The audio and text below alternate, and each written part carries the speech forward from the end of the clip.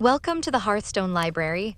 Tonight, we journey to 19th century New England with a story that has captured hearts for generations. First published in 1868, this is Louisa May Alcott's Little Women. Chapter 1, Playing Pilgrims. Christmas won't be Christmas without any presents, grumbled Joe, lying on the rug.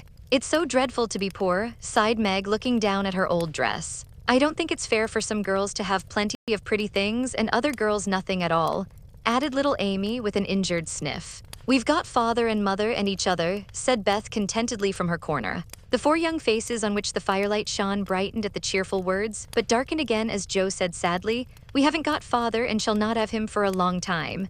She didn't say perhaps never, but each silently added it, thinking of father far away where the fighting was. Nobody spoke for a minute, then Meg said in an altered tone, "You know the reason mother proposed not having any presents this Christmas was because it is going to be a hard winter for everyone, and she thinks we ought not to spend money for pleasure when our men are suffering so in the army. We can't do much, but we can make our little sacrifices and ought to do it gladly. But I am afraid I don't," and Meg shook her head, as she thought regretfully of all the pretty things she wanted. "But I don't think the little we should spend would do any good. We've each got $1, and the army wouldn't be much helped by our giving that. I agree not to expect anything from mother or you, but I do want to buy Undine and Cintran for myself. I've wanted it so long," said Joe, who was a bookworm. "I plan to spend mine in new music," said Beth with a little sigh, which no one heard but the hearth brush and kettle holder. "I shall get a nice box of Faber's drawing pencils. I really need them," said Amy decidedly. "Mother didn't say anything about our money, and she won't wish us to give up everything. Let's each buy what we want and have a little fun. I'm sure we work hard enough to earn it," cried Joe, examining the heels of her shoes in a gentlemanly manner. "I know I do teaching those tiresome children nearly all day when I'm longing to enjoy myself at home," began Meg, in the complaining tone again. "You don't have half such a hard time as I do," said Joe. "How would you like to be shut up for hours with a nervous, fussy old lady who keeps you trotting, is never satisfied, and worries you till you're ready to fly out the window or cry? It's naughty to fret, but I do think washing dishes and keeping things tidy is the worst work in the world. It makes me cross, and my hands get so stiff, I can't practice well at all." And Beth looked at her rough hands with a sigh that anyone could hear that time. "I don't believe any of you suffer as I do," cried Amy. "For you don't have to go to school with impertinent girls who plague you if you don't know your lessons and laugh at your dresses and label your father if he isn't rich and insult you when your nose isn't nice. If you mean libel, I'd say so and not talk about labels as if Papa was a pickle bottle," advised Joe, laughing. "I know what I mean, and you needn't be satirical about it. It's proper to use good words and improve your vocabulary," returned Amy with dignity. "Don't peck at one another, children. Don't you wish we had the money Papa lost when we were little, Joe? Dear me, how happy and good we'd be if we had no worries," said Meg, who could remember better times. "You said the other day you thought we were a deal happier than the king children, for they were fighting and fretting all the time in spite of their money." "So I did, Beth. Well, I think we are. For though we do have to work, we make fun of ourselves and are a pretty jolly set, as Joe would say." "Joe does use such slang words," observed Amy with a reproving look at the long figure stretched on the rug. Joe immediately sat up, put her hands in her pockets, and began to whistle. "Don't, Joe, it's so boyish. That's why I do it. I detest rude, unladylike girls. I hate affected, niminy-piminy chits. Birds in their little nests agree," sang Beth, the peacemaker, with such a funny face that both sharp voices softened to a laugh and the pecking ended for that time. "Really, girls, you are both to be blamed," said Meg, beginning to lecture in her elder sisterly fashion. "You are old enough to leave off boyish tricks and to behave better, Josephine. It didn't matter so much when you were a little girl, but now you are so tall and turn up your hair you should remember that you are a young lady." "I'm not, and if turning up my hair makes me one, I'll wear it in 2 tails till I'm 20, cried Joe, pulling off her net and shaking down a chestnut mane. "I hate to think I've got to grow up and be Miss March and wear long gowns and look as prim as a china aster. It's bad enough to be a girl anyway when I like boys' games and work and manners. I can't get over my disappointment in not being a boy, and it's worse than ever now. For I'm dying to go and fight with Papa, and I can only stay home and knit like a poky old woman." And Joe shook the blue army sock till the needles rattled like castanets, and her ball bounded across the room. "Poor Joe, it's too bad, but it can't be helped. So you must try to be contented with making your name boyish and playing brother to us girls," said Beth, stroking the rough head with a hand that all the dish washing and dusting in the world could not make ungentle in its touch. "As for you, Amy," continued Meg, "you are altogether too particular and prim. Your airs are funny now, but you'll grow up an affected little goose if you don't take care. I like your nice manners and refined ways of speaking when you don't try to be elegant, but your absurd words are as bad as Joe's slang." "If Joe is a tomboy and Amy a goose, what am I, please?" asked Beth, ready to share the lecture. "You're a dear and nothing else," answered Meg warmly, and no one contradicted her, for the mouse was the pet of the family. As young readers like to know how people look, we will take this moment to give them a little sketch of the four sisters, who sat knitting away in the twilight, while the December snow fell quietly without and the fire crackled cheerfully within. It was a comfortable room, though the carpet was faded and the furniture very plain, for a good picture or two hung on the walls, books filled the recesses, chrysanthemums and Christmas roses bloomed in the windows, and a pleasant atmosphere of home peace pervaded it. Margaret, the eldest of the four, was 16 and very pretty, being plump and fair, with large eyes, plenty of soft brown hair, a sweet mouth, and white hands of which she was rather vain. 15-year-old Jo was very tall, thin and brown, and reminded one of a colt, for she never seemed to know what to do with her long limbs, which were very much in her way. She had a decided mouth, a comical nose, and sharp, gray eyes which appeared to see everything, and were by turns fierce, funny, or thoughtful. Her long, thick hair was her one beauty, but it was usually bundled into a net to be out of her way. Round shoulders had Jo, big hands and feet, a flyaway look to her clothes, and the uncomfortable appearance of a girl who was rapidly shooting up into a woman and didn't like it. Elizabeth, or Beth, as everyone called her, was a rosy, smooth-haired, bright-eyed girl of 13, with a shy manner, a timid voice, and a peaceful expression which was seldom disturbed. Her father called her Little Miss Tranquility, and the name suited her excellently, for she seemed to live in a happy world of her own, only venturing out to meet the few whom she trusted and loved. Amy, though the youngest, was a most important person, in her own opinion at least. A regular snow maiden with blue eyes and yellow hair curling on her shoulders, pale and slender, and always carrying herself like a young lady mindful of her manners. What the characters of the four sisters were we will leave to be found out. The clock struck 6, and having swept up the hearth, Beth put a pair of slippers down to warm. Somehow the sight of the old shoes had a good effect upon the girls, for Mother was coming and everyone brightened to welcome her. Meg stopped lecturing and lighted the lamp, Amy got out of the easy chair without being asked, and Jo forgot how tired she was as she sat up to hold the slippers nearer to the blaze. "They are quite worn out. Marmee must have a new pair."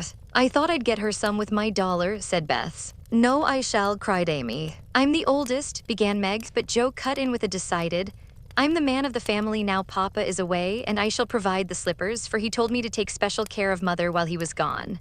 "I'll tell you what we'll do," said Beth. "Let's each get her something for Christmas and not get anything for ourselves." "That's like you, dear. What will we get?" exclaimed Jo. Everyone thought soberly for a minute, then Meg announced, as if the idea was suggested by the sight of her own pretty hands, "I shall give her a nice pair of gloves." "Army shoes best to be had," cried Jo. "Some handkerchiefs all hemmed," said Beth. "I'll get a little bottle of cologne. She likes it and it won't cost much, so I'll have some left to buy my pencils," added Amy. "How will we give the things?" asked Meg. "Put them on the table and bring her in and see her open the bundles. Don't you remember how we used to do on our birthdays?" answered Jo. "I used to be so frightened when it was my turn to sit in the chair with the crown on, and see you all come marching round to give the presents with a kiss. I liked the things and the kisses, but it was dreadful to have you sit looking at me while I opened the bundles," said Beth, who was toasting her face and the bread for tea at the same time. "Let Marmee think we are getting things for ourselves and then surprise her. We must go shopping tomorrow afternoon, Meg. There is so much to do about the play for Christmas night," said Jo, marching up and down with her hands behind her back and her nose in the air. "I don't mean to act any more after this time." "I'm getting too old for such things," observed Meg, who was as much a child as ever about dressing up frolics. "You won't stop, I know, as long as you can trail round in a white gown with your hair down and wear gold-paper jewelry. You are the best actress we've got, and there'll be an end of everything if you quit the boards," said Jo. "We ought to rehearse tonight. Come here, Amy, and do the fainting scene, for you are as stiff as a poker in that." "I can't help it. I never saw anyone faint, and I don't choose to make myself all black and blue, tumbling flat as you do. If I can go down easily, I'll drop. If I can't, I shall fall into a chair and be graceful." "I don't care if Hugo does come at me with a pistol," returned Amy, who was not gifted with dramatic power, but was chosen because she was small enough to be borne out shrieking by the villain of the piece. "Do it this way. Clasp your hands so and stagger across the room, crying frantically, 'Rodrigo, save me, save me.'" And away went Jo with a melodramatic scream which was truly thrilling. Amy followed, but she poked her hands out stiffly before her and jerked herself along as if she went by machinery, and her "oh" was more suggestive of pins being run into her than of fear and anguish. Jo gave a despairing groan and Meg laughed outright, while Beth let her bread burn as she watched the fun with interest. "It's no use. Do the best you can when the time comes, and if the audience laughs, don't blame me. Come on, Meg." Then things went smoothly, for Don Pedro defied the world in a speech of 2 pages without a single break. Hagar the witch chanted an awful incantation over her kettleful of simmering toads with weird effect. Rodrigo rent his chains asunder manfully, and Hugo died in agonies of remorse and arsenic with a wild ha ha. "It's the best we've had yet," said Meg, as the dead villain sat up and rubbed his elbows. "I don't see how you can write and act such splendid things, Jo. You're a regular Shakespeare," exclaimed Beth, who firmly believed that her sisters were gifted with wonderful genius in all things. Not quite, replied Joe modestly. I do think the witch's curse and operatic tragedy is rather a nice thing, but I'd like to try Macbeth if we only had a trapdoor for Banquo. I always wanted to do the killing part. Is that a dagger that I see before me? Muttered Joe, rolling her eyes and clutching at the air as she had seen a famous tragedian do. No, it's the toasting fork with Mother's shoe on it instead of the bread. Beth stage struck, cried Meg, and the rehearsal ended in a general burst of laughter. Glad to find you so merry, my girls, said a cheery voice at the door, and actors and audience turned to welcome a tall, motherly lady with a "Can I help you" look about her, which was truly delightful. She was not elegantly dressed, but a noble-looking woman, and the girls thought the gray cloak and unfashionable bonnet covered the most splendid mother in the world. Well, dearies, how have you got on today? There was so much to do, getting the boxes ready to go tomorrow, that I didn't come home to dinner. Has anyone called Beth? How is your cold, Meg? Joe, you look tired to death. Come and kiss me, baby. While making these maternal inquiries, Mrs. March got her wet things off, her warm slippers on, and sitting down in the easy chair, drew Amy to her lap, preparing to enjoy the happiest hour of her busy day.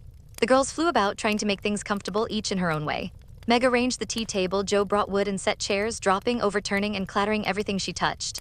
Beth trotted to and fro between parlor kitchen, quiet and busy, while Amy gave directions to everyone as she sat with her hands folded. As they gathered about the table, Mrs. March said, with a particularly happy face, "I've got a treat for you after supper." A quick, bright smile went round like a streak of sunshine. Beth clapped her hands, regardless of the biscuit she held, and Joe tossed up her napkin, crying, a letter, 3 cheers for Father." "Yes, a nice long letter. He is well and thinks he shall get through the cold season better than we feared. He sends all sorts of loving wishes for Christmas and an especial message to you girls," said Mrs. March, patting her pocket as if she had got a treasure there. "Hurry and get done. Don't stop to quirk your little finger and simper over your plate, Amy," cried Joe, choking on her tea and dropping her bread, butter side down, on the carpet in her haste to get at the treat. Beth ate no more, but crept away to sit in her shadowy corner and brood over the delight to come, till the others were ready. "I think it was so splendid in Father to go as chaplain when he was too old to be drafted, and not strong enough for a soldier," said Meg warmly. "Don't I wish I could go as a drummer, a Vivan what's-its-name, or a nurse so I could be near him and help him," exclaimed Joe with a groan.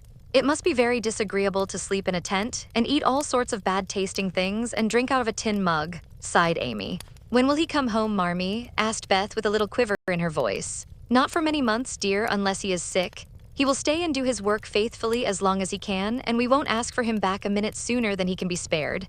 Now come and hear the letter." They all drew to the fire, Mother in the big chair with Beth at her feet, Meg and Amy perched on either arm of the chair, and Joe leaning on the back where no one would see any sign of emotion if the letter should happen to be touching. Very few letters were written in those hard times that were not touching, especially those which fathers sent home. In this one little was said of the hardships endured, the dangers faced, or the homesickness conquered. It was a cheerful, hopeful letter, full of lively descriptions of camp life, marches, and military news. And only at the end did the writer's heart overflow with fatherly love and longing for the little girls at home. "Give them all of my dear love and a kiss. Tell them I think of them by day, pray for them by night, and find my best comfort in their affection at all times. A year seems very long to wait before I see them, but remind them that while we wait we may all work, so that these hard days need not be wasted. I know they will remember all I said to them, that they will be loving children to you, will do their duty faithfully, fight their bosom enemies bravely, and conquer themselves so beautifully that when I come back to them I may be fonder and prouder than ever of my little women." Everybody sniffed when they came to that part. Joe wasn't ashamed of the great tear that dropped off the end of her nose, and Amy never minded the rumpling of her curls as she hid her face on her mother's shoulder and sobbed out, "I am a selfish girl, but I'll truly try to be better so he mayn't be disappointed in me by and by." "We all wills," cried Meg. "I think too much of my looks and hate to work, but won't any more if I can help it. I'll try and be what he loves to call me, a little woman, and not be rough and wild, but do my duty here instead of wanting to be somewhere else," said Joe, thinking that keeping her temper at home was a much harder task than facing a rebel or two down south. Beth said nothing, but wiped away her tears with the blue army sock and began to knit with all her might, losing no time in doing the duty that lay nearest her, while she resolved in her quiet little soul to be all that Father hoped to find her when the year brought round the happy coming home. Mrs. March broke the silence that followed Joe's words by saying in her cheery voice, "Do you remember how you used to play Pilgrim's Progress when you were little things? Nothing delighted you more than to have me tie my piece bags on your backs for burdens, give you hats and sticks and rolls of paper, and let you travel through the house from the cellar, which was the city of destruction, up to the housetop, where you had all the lovely things you could collect to make a celestial city. What fun it was, especially going by the lions, fighting Apollyon, and passing through the valley where the hobgoblins were," said Joe. "I liked the place where the bundles fell off and tumbled downstairs," said Meg. I don't remember much about it, except that I was afraid of the cellar and the dark entry, and always liked the cake and milk we had up at the top. If I wasn't too old for such things, I'd rather like to play it over again, said Amy, who began to talk of renouncing childish things at the mature age of 12. We never are too old for this, my dear, because it is a play we are playing all the time in one way or another. Our burdens are here, our road is before us, and the longing for goodness and happiness is the guide that leads us through many troubles and mistakes to the peace which is a true celestial city. Now, my little pilgrims, suppose you begin again, not in play, but in earnest, and see how far on you can get before father comes home. Really, mother, where are our bundles? Asked Amy, who was a very literal young lady. Each of you told what your burden was just now, except Beth's. I rather think she hasn't got any, said her mother.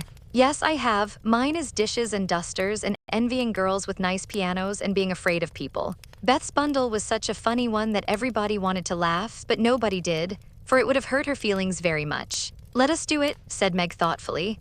It is only another name for trying to be good, and the story may help us, for though we do want to be good, it's hard work and we forget and don't do our best.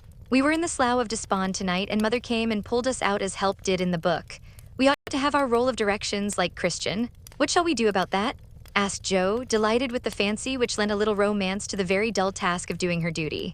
Look under your pillows Christmas morning and you will find your guidebook, replied Mrs. March. They talked over the new plan while old Hannah cleared the table. Then out came the 4 little work baskets and the needles flew as the girls made sheets for Aunt March. It was uninteresting sewing, but tonight no one grumbled. They adopted Jo's plan of dividing the long seams into 4 parts and calling the quarters Europe, Asia, Africa, and America, and in that way got on capitally, especially when they talked about the different countries as they stitched their way through them. At 9 they stopped work and sang, as usual, before they went to bed. No one but Beth could get much music out of the old piano, but she had a way of softly touching the yellow keys and making a pleasant accompaniment to the simple songs they sang. Meg had a voice like a flute, and she and her mother led the little choir. Amy chirped like a cricket, and Jo wandered through the airs at her own sweet will, always coming out at the wrong place with a croak or a quaver that spoiled the most pensive tune. They had always done this from the time they could lisp. Crinkle, crinkle, it'll tar, and it had become a household custom, for the mother was a born singer. The first sound in the morning was her voice as she went about the house singing like a lark, and the last sound at night was the same cheery sound, for the girls never grew too old for that familiar lullaby. Chapter 2. A Merry Christmas. Jo was the first to wake in the gray dawn of Christmas morning. No stockings hung at the fireplace, and for a moment she felt as much disappointed as she did long ago when her little sock fell down because it was crammed so full of goodies. Then she remembered her mother's promise and, slipping her hand under her pillow, drew out a little crimson-covered book. She knew it very well, for it was that beautiful old story of the best life ever lived, and Jo felt that it was a true guidebook for any pilgrim going on a long journey. She woke Meg with a Merry Christmas and bade her see what was under her pillow. A green-covered book appeared with the same picture inside and a few words written by their mother, which made their one present very precious in their eyes. Presently Beth and Amy woke to rummage and find their little books also, one dove-colored, the other blue, and all sat looking at and talking about them, while the east grew rosy with the coming day. In spite of her small vanities, Margaret had a sweet and pious nature, which unconsciously influenced her sisters, especially Jo, who loved her very tenderly and obeyed her because her advice was so gently given. Girls, said Meg seriously, looking from the tumbled head beside her to the 2 little night-capped ones in the room beyond, Mother wants us to read and love and mind these books, and we must begin at once. We used to be faithful about it, but since Father went away and all this war trouble unsettled us, we have neglected many things. You can do as you please, but I shall keep my book on the table here and read a little every morning as soon as I wake, for I know it will do me good and help me through the day. Then she opened her new book and began to read. Jo put her arm round her and, leaning cheek to cheek, read also, with the quiet expression so seldom seen on her restless face. How good Meg is. Come, Amy, let's do as they do. I'll help you with the hard words and they'll explain things if we don't understand, whispered Beth, very much impressed by the pretty books and her sister's example. I'm glad mine is blue, said Amy. And then the rooms were very still while the pages were softly turned, and the winter sunshine crept in to touch the bright heads and serious faces with a Christmas greeting. Where is Mother? Asked Meg, as she and Jo ran down to thank her for their gifts half an hour later. Goodness only knows. Some poor creetur came beggin', and your ma went straight off to see what was needed. There never was such a woman for givin' away victuals and drink, clothes and fearin', replied Hannah, who had lived with the family since Meg was born and was considered by them all more as a friend than a servant. She will be back soon, I think, so fry your cakes and have everything ready, said Meg, looking over the presents which were collected in a basket and kept under the sofa, ready to be produced at the proper time. Why, where is Amy's bottle of cologne? She added, as the little flask did not appear. She took it out a minute ago and went off with it to put a ribbon on it, or some such notion, replied Jo, dancing about the room to take the first stiffness off the new army slippers. How nice my handkerchiefs look, don't they? Hannah washed and ironed them for me and I marked them all myself, said Beth, looking proudly at the somewhat uneven letters which had cost her such labor. Bless the child, she's gone and put mother on them instead of M. March. How funny, cried Joe, taking one up. Isn't that right? I thought it was better to do it so because Meg's initials are MM and I don't want anyone to use these but Marmee, said Beth, looking troubled. It's all right, dear, and a very pretty idea, quite sensible too, for no one can ever mistake now.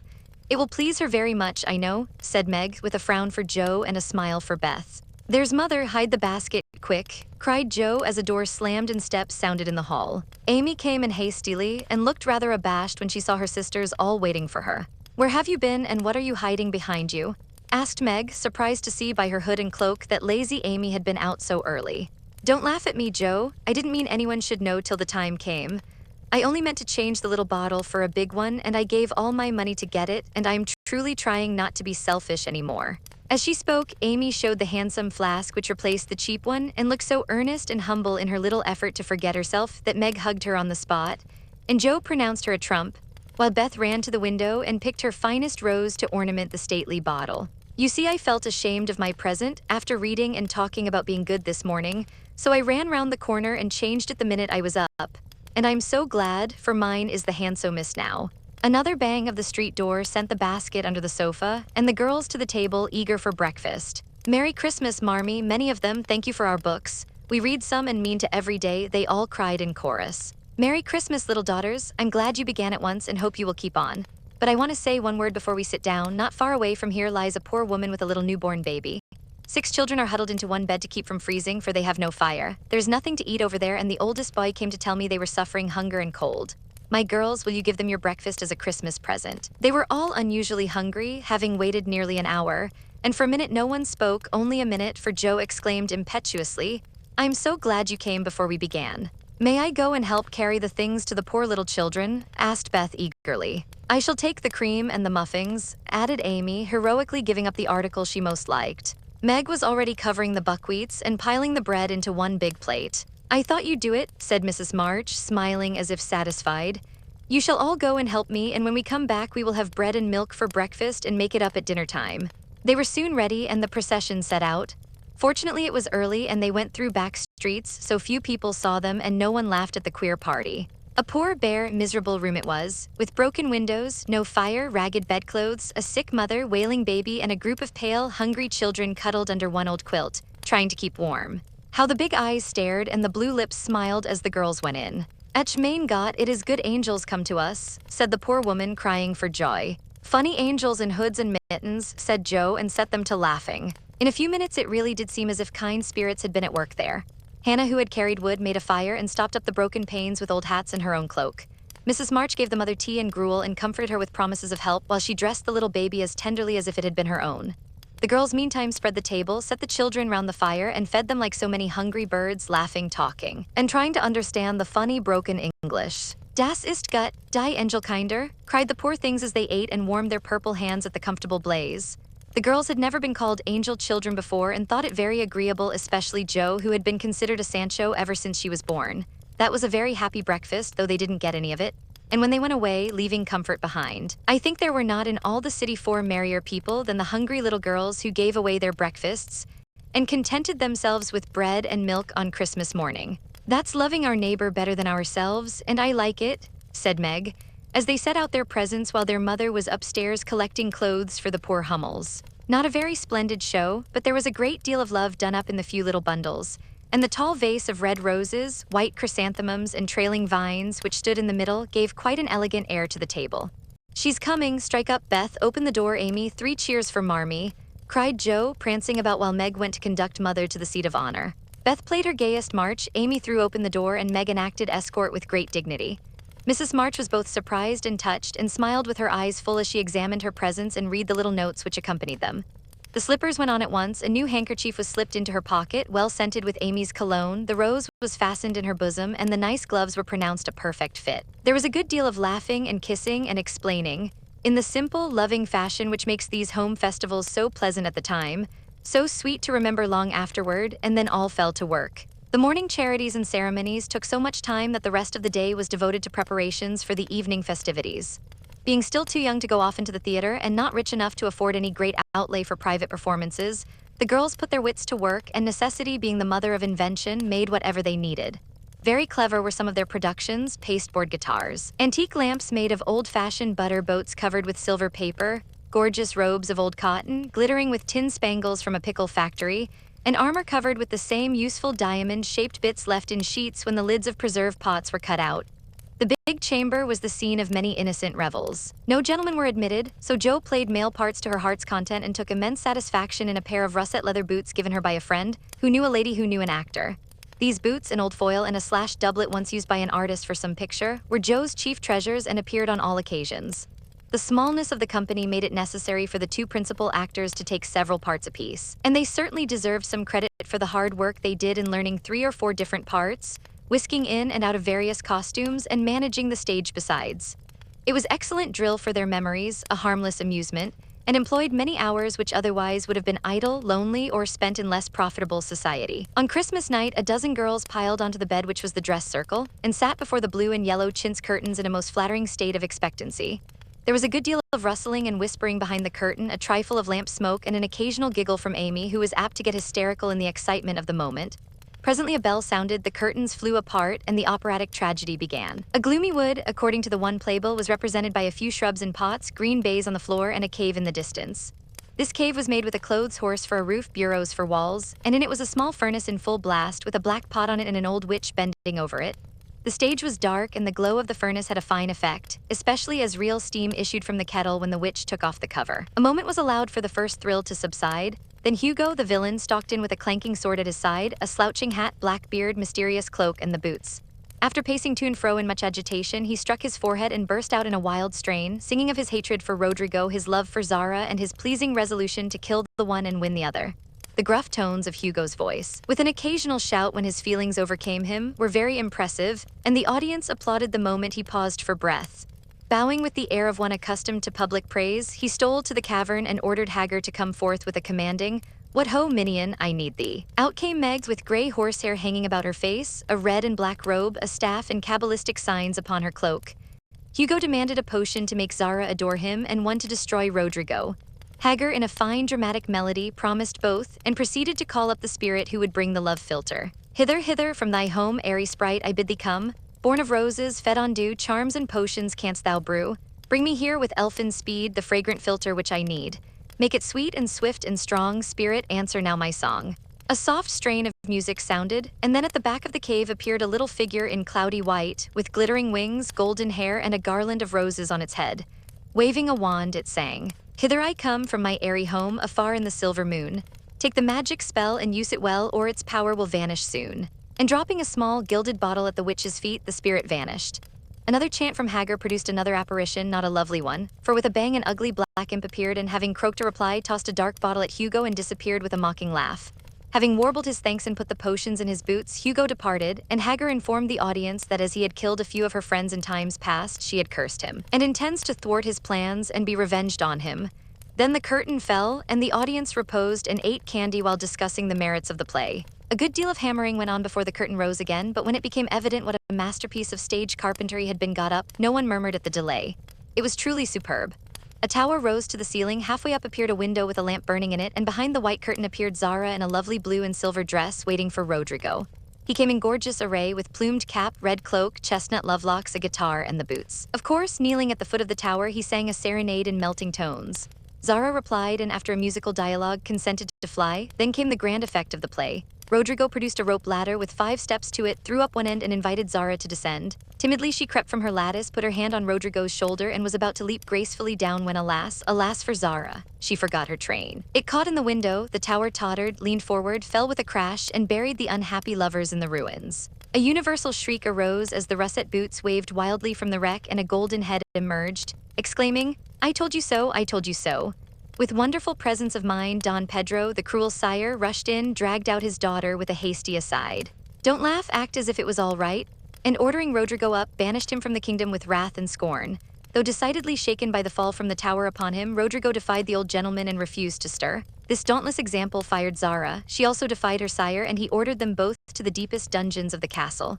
A stout little retainer came in with chains and led them away, looking very much frightened and evidently forgetting the speech he ought to have made. Act third was the castle hall, and here Hagar appeared, having come to free the lovers and finish Hugo. She hears him coming and hides, sees him put the potions into 2 cups of wine and bid the timid little servant bear them to the captives in their cells and tell them I shall come anon.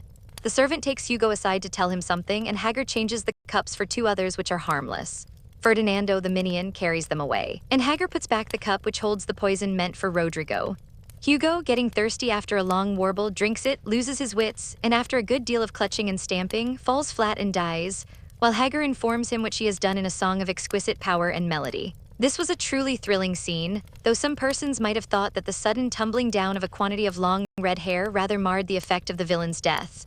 He was called before the curtain, and with great propriety appeared, leading Hagar, whose singing was considered more wonderful than all the rest of the performance put together. Act fourth displayed the despairing Rodrigo on the point of stabbing himself because he has been told that Zara has deserted him. Just as the dagger is at his heart, a lovely song is sung under his window, informing him that Zara is true but in danger and he can save her if he will. A key is thrown in, which unlocks the door, and in a spasm of rapture he tears off his chains and rushes away to find and rescue his lady love. Act fifth opened with a stormy scene between Zara and Don Pedro. He wishes her to go into a convent, but she won't hear of it, and after a touching appeal is about to faint when Rodrigo dashes in and demands her hand. Don Pedro refuses because he is not rich. They shout and gesticulate tremendously but cannot agree, and Rodrigo is about to bear away the exhausted Zara when the timid servant enters with a letter and a bag from Hagar, who has mysteriously disappeared. The latter informs the party that she bequeaths untold wealth to the young pair and an awful doom to Don Pedro if he doesn't make them happy. The bag is opened and several quarts of tin money shower down upon the stage till it is quite glorified with the glitter. This entirely softens the stern sire. He consents without a murmur, all join in a joyful chorus. And the curtain falls upon the lovers kneeling to receive Don Pedro's blessing in attitudes of the most romantic grace. Tumultuous applause followed but received an unexpected check, for the cot bed on which the dress circle was built suddenly shut up and extinguished the enthusiastic audience. Rodrigo and Don Pedro flew to the rescue and all were taken out unhurt, though many were speechless with laughter. The excitement had hardly subsided when Hannah appeared with Mrs. March's compliments and would the ladies walk down to supper. This was a surprise even to the actors, and when they saw the table they looked at one another in rapturous amazement. It was like Marmee to get up a little treat for them, but anything so fine as this was unheard of since the departed days of plenty. There was ice cream, actually 2 dishes of it, pink and white, and cake and fruit and distracting French bonbons, and in the middle of the table 4 great bouquets of hothouse flowers. It quite took their breath away, and they stared first at the table and then at their mother, who looked as if she enjoyed it immensely. "Is it fairies?" asked Amy. "Santa Claus," said Beth. Mother did it, and Meg smiled her sweetest, in spite of her gray beard and white eyebrows. Aunt March had a good fit and sent the supper, cried Joe with a sudden inspiration. "All wrong, old Mr. Lawrence sent it," replied Mrs. March. "The Lawrence boy's grandfather, what in the world put such a thing into his head? We don't know him," exclaimed Meg. "Hannah told one of his servants about your breakfast party. He is an odd old gentleman, but that pleased him. He knew my father years ago, and he sent me a polite note this afternoon saying he hoped I would allow him to express his friendly feeling toward my children by sending them a few trifles in honor of the day. I could not refuse, and so you have a little feast at night to make up for the bread and milk breakfast. That boy put it into his head, I know he did. He's a capital fellow, and I wish we could get acquainted. He looks as if he'd like to know us, but he's bashful, and Meg is so prim she won't let me speak to him when we pass," said Joe as the plates went round and the ice began to melt out of sight with ohs and ahs of satisfaction. "You mean the people who live in the big house next door, don't you?" asked one of the girls. "My mother knows old Mr. Lawrence, but says he's very proud and doesn't like to mix with his neighbors. He keeps his grandson shut up when he isn't riding or walking with his tutor and makes him study very hard. We invited him to our party, but he didn't come. Mother says he's very nice, though he never speaks to us girls. Our cat ran away once, and he brought her back, and we talked over the fence, and were getting on capitally all about cricket and so on when he saw Meg coming and walked off. I mean to know him someday, for he needs fun, I'm sure he does," said Joe decidedly. "I like his manners, and he looks like a little gentleman, so I've no objection to your knowing him if a proper opportunity comes. He brought the flowers himself, and I should have asked him in if I had been sure what was going on upstairs. He looked so wistful as he went away, hearing the frolic and evidently having none of his own." "It's a mercy you didn't, Mother," laughed Joe, looking at her boots. "But we'll have another play sometime that he can see. Perhaps he'll help act. Wouldn't that be jolly? I never had such a fine bouquet before. How pretty it is." And Meg examined her flowers with great interest. "They are lovely, but Beth's roses are sweeter to me," said Mrs. March, smelling the half-dead posy in her belt. Beth nestled up to her and whispered softly, "I wish I could send my bunch to Father. I'm afraid he isn't having such a Merry Christmas as we are." Chapter 3. The Lawrence Boy. Joe, where are you? Cried Meg at the foot of the garret stairs. Here, answered a husky voice from above, and running up, Meg found her sister eating apples and crying over the air of Redcliffe, wrapped up in a comforter on an old three-legged sofa by the sunny window. This was Joe's favorite refuge, and here she loved to retire with half a dozen russets and a nice book, to enjoy the quiet and the society of a pet rat who lived nearby and didn't mind her a particle. As Meg appeared, Scrabble whisked into his hole. Joe shook the tears off her cheeks and waited to hear the news. Such fun, only see. A regular note of invitation from Mrs. Gardiner for tomorrow night, cried Meg, waving the precious paper and then proceeding to read it with girlish delight. Mrs. Gardiner would be happy to see Miss March and Miss Josephine at a little dance on New Year's Eve. Marmee is willing we should go. Now what shall we wear? What's the use of asking that when you know we shall wear our poplins because we haven't got anything else? Answered Joe with her mouth full. If I only had a silk, sighed Meg. Mother says I may when I'm 18 perhaps, but 2 years is an everlasting time to wait. I'm sure our pops look like silk and they are nice enough for us. Yours is as good as new, but I forgot the burn and the tear in mine. Whatever shall I do? The burn shows badly and I can't take any out. You must sit still all you can and keep your back out of sight. The front is all right. I shall have a new ribbon for my hair, and Marmee will lend me her little pearl pin, and my new slippers are lovely, and my gloves will do, though they aren't as nice as I'd like. Mine are spoiled with lemonade, and I can't get any new ones, so I shall have to go without, said Joe, who never troubled herself much about dress. You must have gloves, or I won't go, cried Meg decidedly. Gloves are more important than anything else. You can't dance without them, and if you don't, I should be so mortified. Then I'll stay still. I don't care much for company dancing. It's no fun to go sailing round. I like to fly about and cut capers. You can't ask Mother for new ones. They are so expensive, and you are so careless. She said when you spoiled the others that she shouldn't get you any more this winter. Can't you make them do? I can hold them crumpled up in my hand so no one will know how stained they are. That's all I can do. No, I'll tell you how we can manage. Each wear one good one and carry a bad one, don't you see? Your hands are bigger than mine and you will stretch my glove dreadfully, began Meg, whose gloves were a tender point with her. Then I'll go without. I don't care what people say, cried Joe, taking up her book. You may have it, you may, only don't stain it and do behave nicely. Don't put your hands behind you or stare or say Christopher Columbus, will you? Don't worry about me. I'll be as prim as I can and not get into any scrapes if I can help it. Now go and answer your note and let me finish this splendid story. So Meg went away to accept with thanks, look over her dress, and sing blithely as she did up her one real lace frill, while Joe finished her story, her 4 apples, and had a game of romps with Scrabble. On New Year's Eve the parlor was deserted, for the 2 younger girls played dressing maids and the 2 elder were absorbed in the all-important business of getting ready for the party. Simple as the toilets were, there was a great deal of running up and down, laughing and talking, and at one time a strong smell of burned hair pervaded the house. Meg wanted a few curls about her face, and Joe undertook to pinch the papered locks with a pair of hot tongs. Ought they to smoke like that? Asked Beth from her perch on the bed. It's the dampness drying, replied Joe. What a queer smell. It's like burned feathers, observed Amy, smoothing her own pretty curls with a superior air. There, now I'll take off the papers and you'll see a cloud of little ringlets, said Joe, putting down the tongs. She did take off the papers, but no cloud of ringlets appeared, for the hair came with the papers, and the horrified hairdresser laid a row of little scorched bundles on the bureau before her victim. Oh, what have you done? I'm spoiled. I can't go. My hair, oh my hair, wailed Megs, looking with despair at the uneven frizzle on her forehead. Just my luck. You shouldn't have asked me to do it. I always spoil everything. I'm so sorry, but the tongs were too hot, and so I've made a mess, groaned poor Joe, regarding the little black pancakes with tears of regret. It isn't spoiled. Just frizzle it and tie your ribbon so the ends come on your forehead a bit, and it will look like the last fashion.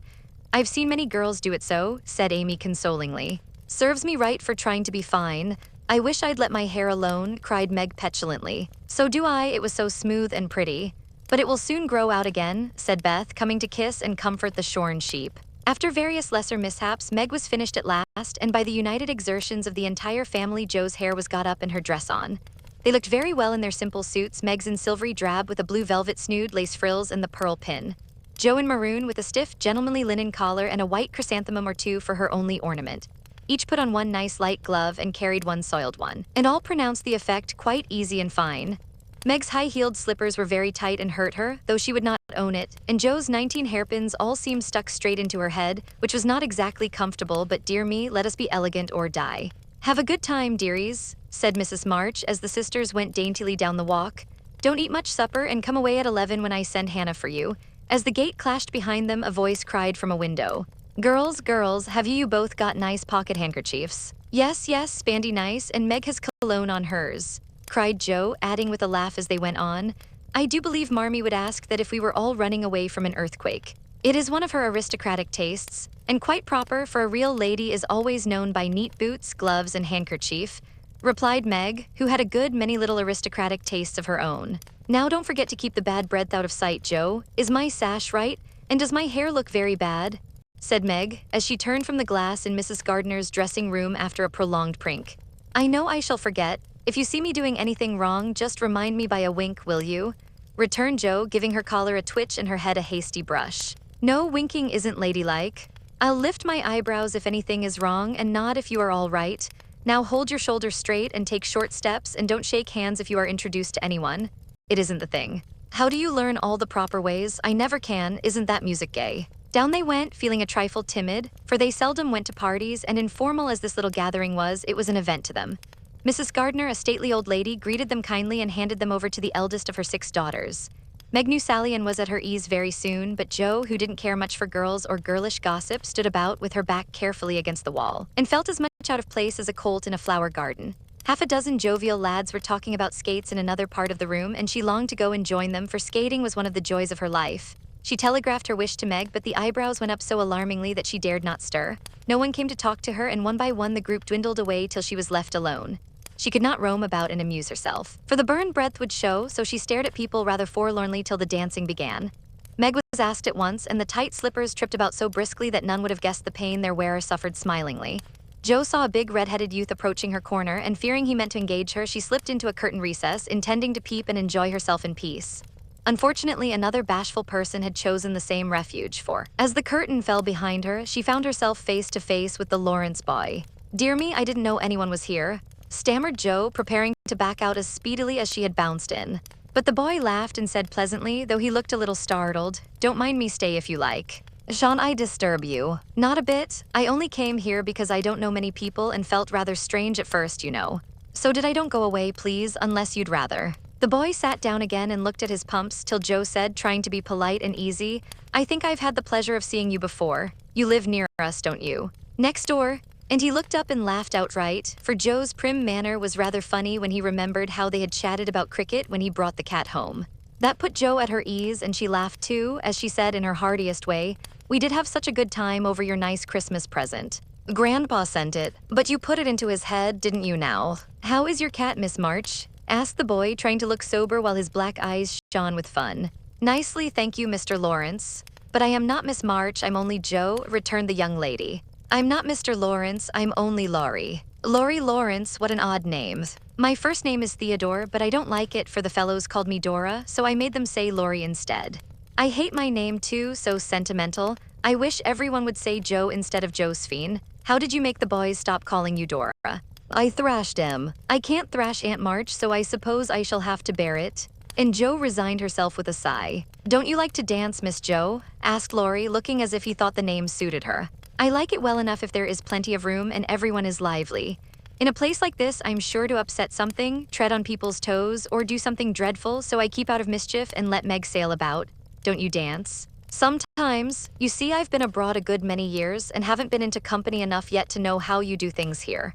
"Abroad?" cried Jo. "Oh, tell me about it. I love dearly to hear people describe their travels." Laurie didn't seem to know where to begin, but Jo's eager questions soon set him going, and he told her how he had been at school in Vevey, where the boys never wore hats and had a fleet of boats on the lake, and for holiday fun went on walking trips about Switzerland with their teachers. "Don't I wish I'd been there?" cried Jo. "Did you go to Paris?" "We spent last winter there." "Can you talk French?" "We were not allowed to speak anything else at Vevey."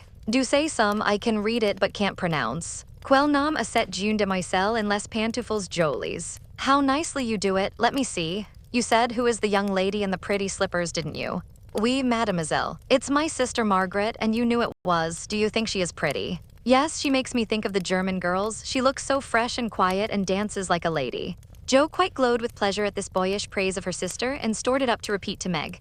Both peeped and criticized and chatted till they felt like old acquaintances. Laurie's bashfulness soon wore off, for Jo's gentlemanly demeanor amused and set him at his ease, and Jo was her merry self again because her dress was forgotten and nobody lifted their eyebrows at her. She liked the Lawrence boy better than ever and took several good looks at him, so that she might describe him to the girls. for they had no brothers, very few male cousins, and boys were almost unknown creatures to them. Curly black hair, brown skin, big black eyes, handsome nose, fine teeth, small hands and feet, taller than I am, very polite for a boy and altogether jolly. Wonder how old he is. It was on the tip of Joe's tongue to ask, but she checked herself in time and with unusual tact tried to find out in a roundabout way. I suppose you are going to college soon? I see you pegging away at your books. No, I mean studying hard. And Joe blushed at the dreadful pegging which had escaped her. Lori smiled but didn't seem shocked and answered with a shrug. Not for a year or two. I won't go before 17 anyway. Aren't you but 15? Asked Joe, looking at the tall lad whom she had imagined 17 already. 16 next month.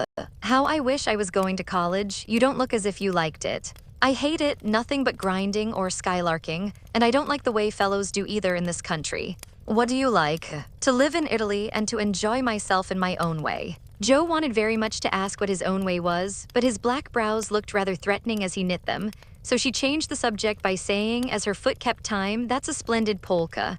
Why don't you go and try it?" "If you will come too," he answered with a gallant little bow. "I can't, for I told Meg I wouldn't because..." There Joe stopped and looked undecided whether to tell or to laugh. Because of what? You won't tell. Never. Well, I have a bad trick of standing before the fire, and so I burned my frocks and I scorched this one, and though it's nicely mended it shows, and Meg told me to keep still so no one would see it. You may laugh if you want to. It is funny, I know. But Laurie didn't laugh. He only looked down a minute and the expression of his face puzzled Joe when he said very gently, "Never mind that. I'll tell you how we can manage. There's a long hall out there and we can dance grandly and no one will see us. Please come." Joe thanked him and gladly went, wishing she had 2 neat gloves when she saw the nice, pearl-colored ones her partner wore. The hall was empty and they had a grand polka, for Laurie danced well and taught her the German step, which delighted Joe, being full of swing and spring. When the music stopped, they sat down on the stairs to get their breath, and Laurie was in the midst of an account of a students' festival at Heidelberg when Meg appeared in search of her sister. She beckoned, and Joe reluctantly followed her into a side room, where she found her on a sofa, holding her foot and looking pale. "I've sprained my ankle. That stupid high heel turned and gave me a sad wrench. It aches so I can hardly stand, and I don't know how I'm ever going to get home," she said, rocking to and fro in pain. "I knew you'd hurt your feet with those silly shoes. I'm sorry, but I don't see what you can do except get a carriage or stay here all night," answered Joe, softly rubbing the poor ankle as she spoke. "I can't have a carriage without its costing ever so much. I dare say I can't get one at all, for most people come in their own, and it's a long way to the stable and no one to send. I'll go." "No, indeed, it's past 9 and dark as Egypt. I can't stop here for the house is full. Sally has some girls staying with her. I'll rest till Hannah comes and then do the best I can."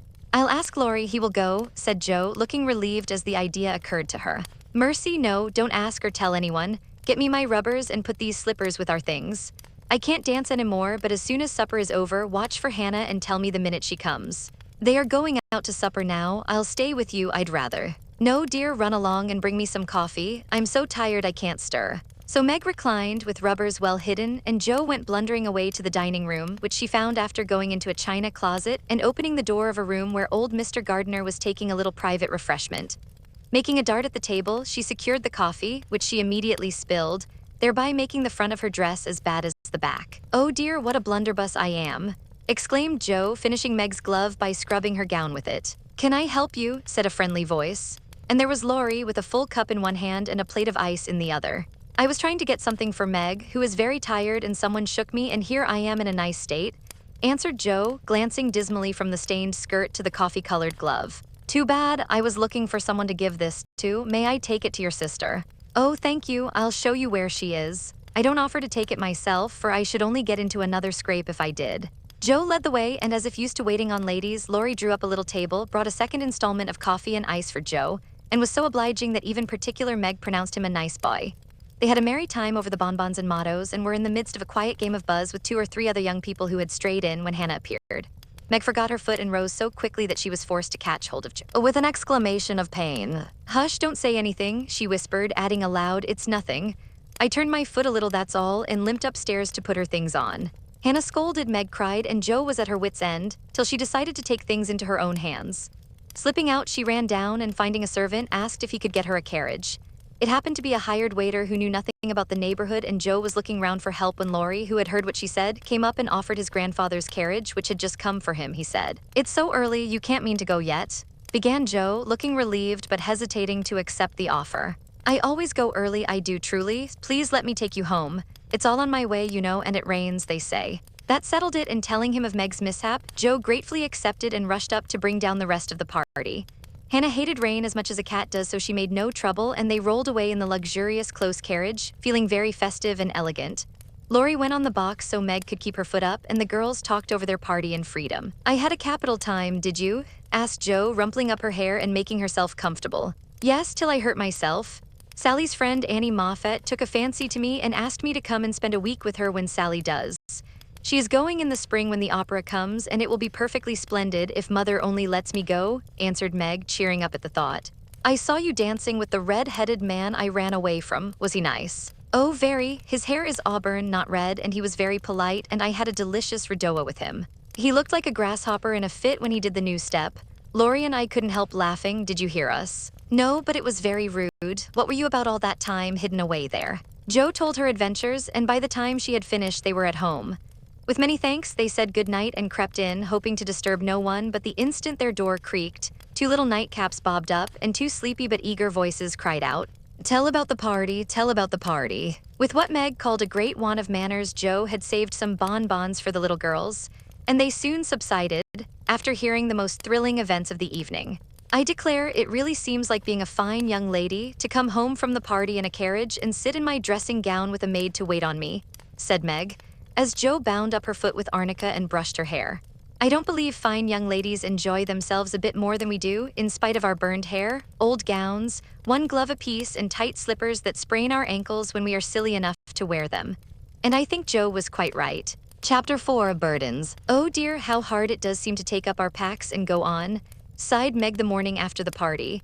For now the holidays were over, the week of merrymaking did not fit her for going on easily with the task she never liked. I wish it was Christmas or New Year's all the time. Wouldn't it be fun? Answered Joe, yawning dismally. We shouldn't enjoy ourselves half so much as we do now. But it does seem so nice to have little suppers and bouquets and go to parties and drive home and read and rest and not work. It's like other people, you know, and I always envy girls who do such things. I'm so fond of luxury, said Meg, trying to decide which of two shabby gowns was the least shabby. Well, we can't have it, so don't let us grumble, but shoulder our bundles and trudge along as cheerfully as Marmee does.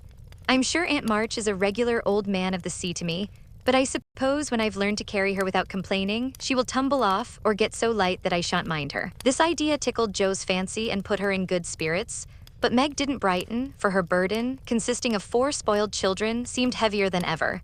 She had not heart enough even to make herself pretty as usual by putting on a blue neck ribbon and dressing her hair in the most becoming way. Where's the use of looking nice when no one sees me but those cross midgets and no one cares whether I'm pretty or not? She muttered, shutting her drawer with a jerk. I shall have to toil and moil all my days with only little bits of fun now and then and get old and ugly and sour because I'm poor and can't enjoy my life as other girls do. It's a shame. So Meg went down, wearing an injured look, and wasn't at all agreeable at breakfast time. Everyone seemed rather out of sorts and inclined to croak. Beth had a headache and lay on the sofa, trying to comfort herself with the cat and 3 kittens. Amy was fretting because her lessons were not learned, and she couldn't find her rubbers. Joe would whistle and make a great racket getting ready. Mrs. March was very busy trying to finish a letter, which must go at once, and Hannah had the grumps, for being up late didn't suit her. There never was such a cross family, cried Joe, losing her temper when she had upset an inkstand, broken both boot-lacings, and sat down upon her hat. You're the crossest person in it, returned Amy, washing out the sum that was all wrong with the tears that had fallen on her slate. Beth, if you don't keep these horrid cats down cellar, I'll have them drowned, exclaimed Meg angrily as she tried to get rid of the kitten which had scrambled up her back and stuck like a bird just out of reach. Joe laughed, Meg scolded, Beth implored, and Amy wailed because she couldn't remember how much 9 times 12 was. Girls, do be quiet 1 minute. I must get this off by the early mail and you drive me distracted with your worry, cried Mrs. March, crossing out the 3rd spoiled sentence in her letter. There was a momentary lull, broken by Hannah, who stalked in, laid 2 hot turnovers on the table, and stalked out again. These turnovers were an institution, and the girls called them muffs, for they had no others and found the hot pies very comforting to their hands on cold mornings. Hannah never forgot to make them, no matter how busy or grumpy she might be, for the walk was long and bleak. The poor things got no other lunch and were seldom home before 2. Cuddle your cats and get over your headache, Bethy. Goodbye, Marmee. We are a set of rascals this morning, but we'll come home regular angels. Now then, Meg. And Joe tramped away, feeling that the pilgrims were not setting out as they ought to do. They always looked back before turning the corner, for their mother was always at the window to nod and smile and wave her hand to them. Somehow it seemed as if they couldn't have got through the day without that, for whatever their mood might be, the last glimpse of that motherly face was sure to affect them like sunshine. If Marmee shook her fist instead of kissing her hand to us, it would serve us right, for more ungrateful wretches than we are were never seen, cried Joe, taking a remorseful satisfaction in the snowy walk and bitter wind. Don't use such dreadful expressions, replied Meg from the depths of the veil in which she had shrouded herself like a nun sick of the world. I like good strong words that mean something, replied Joe, catching her hat as it took a leap off her head preparatory to flying away altogether. Call yourself any names you like, but I am neither a rascal nor a wretch, and I don't choose to be called so. You're a blighted being and decidedly cross today because you can't sit in the lap of luxury all the time. Poor dear, just wait till I make my fortune, and you shall revel in carriages and ice cream and high-heeled slippers and posies and red-headed boys to dance with. How ridiculous you are, Joe, but Meg laughed at the nonsense and felt better in spite of herself. Lucky for you I am, for if I put on crushed airs and tried to be dismal, as you do, we should be in a nice state. Thank goodness, I can always find something funny to keep me up. Don't croak any more, but come home jolly, there's a dear. Joe gave her sister an encouraging pat on the shoulder as they parted for the day, each going a different way, each hugging her little warm turnover, and each trying to be cheerful in spite of wintry weather, hard work, and the unsatisfied desires of pleasure-loving youth. When Mr. March lost his property in trying to help an unfortunate friend, the two oldest girls begged to be allowed to do something toward their own support at least. Believing that they could not begin too early to cultivate energy, industry, and independence, their parents consented, and both fell to work with the hearty goodwill which in spite of all obstacles is sure to succeed at last. Margaret found a place as nursery governess and felt rich with her small salary. As she said, she was fond of luxury and her chief trouble was poverty. She found it harder to bear than the others because she could remember a time when home was beautiful, life full of ease and pleasure, and want of any kind unknown. She tried not to be envious or discontented, but it was very natural that the young girl should long for pretty things, gay friends, accomplishments, and a happy life. At the King's she daily saw all she wanted, for the children's older sisters were just out, and Meg caught frequent glimpses of dainty ball dresses and bouquets, heard lively gossip about theaters, concerts, sleighing parties, and merrymakings of all kinds, and saw money lavished on trifles which would have been so precious to her. Poor Meg seldom complained, but a sense of injustice made her feel bitter toward everyone sometimes, for she had not yet learned to know how rich she was in the blessings which alone can make life happy. Joe happened to suit Aunt March, who was lame and needed an active person to wait upon her. The childless old lady had offered to adopt one of the girls when the troubles came, and was much offended because her offer was declined.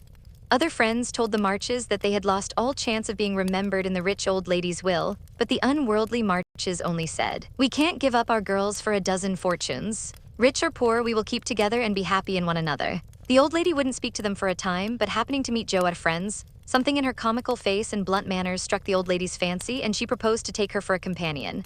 This did not suit Joe at all, but she accepted the place since nothing better appeared, and to everyone's surprise got on remarkably well with her irascible relative. There was an occasional tempest, and once Joe marched home declaring she couldn't bear it longer. But Aunt March always cleared up quickly, and sent for her to come back again with such urgency that she could not refuse, for in her heart she rather liked the peppery old lady. I suspect that the real attraction was a large library of fine books, which was left to dust and spiders since Uncle March died. Joe remembered the kind old gentleman who used to let her build railroads and bridges with his big dictionaries, tell her stories about queer pictures in his Latin books, and buy her cards of gingerbread whenever he met her in the street.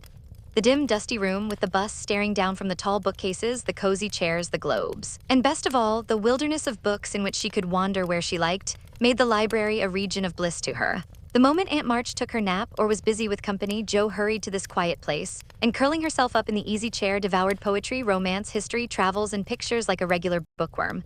But like all happiness, it did not last long, for as sure as she had just reached the heart of the story, the sweetest verse of a song, or the most perilous adventure of her traveler, a shrill voice called Josephine, Josephine. And she had to leave her paradise to wind yarn, wash the poodle, or read Belsham's essays by the hour together. Joe's ambition was to do something very splendid. What it was, she had no idea as yet, but left it for time to tell her, and meanwhile found her greatest affliction in the fact that she couldn't read, run, and ride as much as she liked. A quick temper, sharp tongue, and restless spirit were always getting her into scrapes, and her life was a series of ups and downs which were both comic and pathetic. But the training she received at Aunt March's was just what she needed. And the thought that she was doing something to support herself made her happy in spite of the perpetual Josephine. Beth was too bashful to go to school. It had been tried, but she suffered so much that it was given up, and she did her lessons at home with her father. Even when he went away and her mother was called to devote her skill and energy to soldiers' aid societies, Beth went faithfully on by herself and did the best she could. She was a housewifely little creature and helped Hannah keep home neat and comfortable for the workers, never thinking of any reward but to be loved. Long, quiet days she spent, not lonely nor idle, for her little world was peopled with imaginary friends, and she was by nature a busy bee. There were 6 dolls to be taken up and dressed every morning, for Beth was a child still and loved her pets as well as ever. Not one whole or handsome one among them, all were outcasts till Beth took them in, for when her sisters outgrew these idols, they passed to her because Amy would have nothing old or ugly. Beth cherished them all the more tenderly for that very reason and set up a hospital for infirm dolls. No pins were ever stuck into their cotton vitals, no harsh words or blows were ever given them, no neglect ever saddened the heart of the most repulsive, but all were fed and clothed, nursed and caressed with an affection which never failed. One forlorn fragment of Delanity had belonged to Joe, and having led a tempestuous life, was left a wreck in the rag bag, from which dreary poorhouse it was rescued by Beth and taken to her refuge. Having no top to its head, she tied on a neat little cap, and as both arms and legs were gone, she hid these deficiencies by folding it in a blanket and devoting her best bed to this chronic invalid. If anyone had known the care lavished on that dolly, I think it would have touched their hearts even while they laughed. She brought it bits of bouquets, she read to it, took it out to breathe fresh air. Hidden under her coat, she sang it lullabies and never went to bed without kissing its dirty face and whispering tenderly, "I hope you'll have a good night, my poor dear." Beth had her troubles as well as the others, and not being an angel but a very human little girl, she often wept a little weep, as Joe said, because she couldn't take music lessons and have a fine piano. She loved music so dearly, tried so hard to learn, and practiced away so patiently at the jingling old instrument that it did seem as if someone, not to hint Aunt March, ought to help her. Nobody did, however. And nobody saw Beth wipe the tears off the yellow keys that wouldn't keep in tune when she was all alone. She sang like a little lark about her work, never was too tired for Marmee and the girls, and day after day said hopefully to herself, "I know I'll get my music sometime if I'm good." There are many Beths in the world, shy and quiet, sitting in corners till needed, and living for others so cheerfully that no one sees the sacrifices till the little cricket on the hearth stops chirping, and the sweet, sunshiny presence vanishes, leaving silence and shadow behind. If anybody had asked Amy what the greatest trial of her life was, she would have answered at once, "My nose." When she was a baby, Joe had accidentally dropped her into the coal hod, and Amy insisted that the fall had ruined her nose forever. It was not big nor red like poor Patria's, it was only rather flat, and all the pinching in the world could not give it an aristocratic point. No one minded it but herself, and it was doing its best to grow. But Amy felt deeply the want of a Grecian nose, and drew whole sheets of handsome ones to console herself. Little Raphael, as her sisters called her, had a decided talent for drawing, and was never so happy as when copying flowers, designing fairies, or illustrating stories with queer specimens of art. Her teachers complained that instead of doing her sums, she covered her slate with animals. The blank pages of her atlas were used to copy maps on, and caricatures of the most ludicrous description came fluttering out of all her books at unlucky moments. She got through her lessons as well as she could, and managed to escape reprimands by being a model of deportment. She was a great favorite with her mates, being good-tempered and possessing the happy art of pleasing without effort. Her little airs and graces were much admired, so were her accomplishments, for besides her drawing, she could play 12 tunes, crochet, and read French without mispronouncing more than 2/3 of the words. She had a plaintive way of saying, "When Papa was rich, we did so and so," which was very touching, and her long words were considered perfectly elegant by the girls. Amy was in a fair way to be spoiled, for everyone petted her, and her small vanities and selfishnesses were growing nicely. One thing, however, rather quenched the vanities. She had to wear her cousin's clothes. Now, Florence's mama hadn't a particle of taste, and Amy suffered deeply at having to wear a red instead of a blue bonnet, unbecoming gowns, and fussy aprons that did not fit. Everything was good, well-made, and little worn, but Amy's artistic eyes were much afflicted. Especially this winter, when her school dress was a dull purple with yellow dots and no trimming. "My only comfort," she said to Meg with tears in her eyes, "is that Mother doesn't take tucks in my dresses whenever I'm naughty, as Maria Parks's mother does. My dear, it's really dreadful, for sometimes she is so bad her frock is up to her knees, and she can't come to school. When I think of this degradation, I feel that I can bear even my flat nose and purple gown with yellow skyrockets on it." Meg was Amy's confidant and monitor, and by some strange attraction of opposites, Joe was gentle Beth's. To Joe alone did the shy child tell her thoughts, and over her big harum-scarum sister, Beth unconsciously exercised more influence than anyone in the family. The 2 older girls were a great deal to one another, but each took one of the younger sisters into her keeping and watched over her in her own way, playing mother they called it, and put their sisters in the places of discarded dolls with the maternal instinct of little women. "Has anybody got anything to tell? It's been such a dismal day, I'm really dying for some amusement," said Meg, as they sat sewing together that evening. "I had a queer time with Aunt today, and as I got the best of it, I'll tell you about it," began Joe, who dearly loved to tell stories. "I was reading that everlasting Belsham and droning away as I always do, for Aunt soon drops off, and then I take out some nice book and read like fury till she wakes up. I actually made myself sleepy and before she began to nod. I gave such a gape that she asked me what I meant by opening my mouth wide enough to take the whole book in at once. I wish I could and be done with it, said I, trying not to be saucy. Then she gave me a long lecture on my sins and told me to sit and think them over while she just lost herself for a moment. She never finds herself very soon, so the minute her cap began to bob like a top-heavy dahlia, I whipped the Vicar of Wakefield out of my pocket and read away with one eye on him and one on Aunt. I just got to where they all tumbled into the water when I forgot and laughed out loud. Aunt woke up and, being more good-natured after her nap, told me to read a bit and show what frivolous work I preferred to the worthy and instructive Belsham. I did my very best, and she liked it, though she only said, "I don't understand what it's all about. Go back and begin it, child." Back I went and made the primroses as interesting as ever I could. Once I was wicked enough to stop in a thrilling place and say meekly, "I'm afraid it tires you, ma'am. Shan't I stop now?" She caught up her knitting, which had dropped out of her hands, gave me a sharp look through her specs, and said in her short way, "Finish the chapter and don't be impertinent, miss." "Did she own she liked it?" asked Meg. "Oh, bless you, no, but she let old Belsham rest, and when I ran back after my gloves this afternoon, there she was, so hard at the vicar that she didn't hear me laugh as I danced a jig in the hall because of the good time coming. What a pleasant life she might have if only she chose. I don't envy her much in spite of her money, for after all rich people have about as many worries as poor ones, I think," added Joe. "That reminds me," said Meg, "that I've got something to tell. It isn't funny like Joe's story, but I thought about it a good deal as I came home. At the King's today I found everybody in a flurry, and one of the children said that her oldest brother had done something dreadful and Papa had sent him away. I heard Mrs. King crying and Mr. King talking very loud, and Grace and Ellen turned away their faces when they passed me, so I shouldn't see how red and swollen their eyes were. I didn't ask any questions, of course, but I felt so sorry for them and was rather glad I hadn't any wild brothers to do wicked things and disgrace the family. I think being disgraced in school is a great deal try-and-jure than anything bad boys can do," said Amy, shaking her head as if her experience of life had been a deep one. "Susie Perkins came to school today with a lovely red carnelian ring. I wanted it dreadfully and wished I was her with all my might.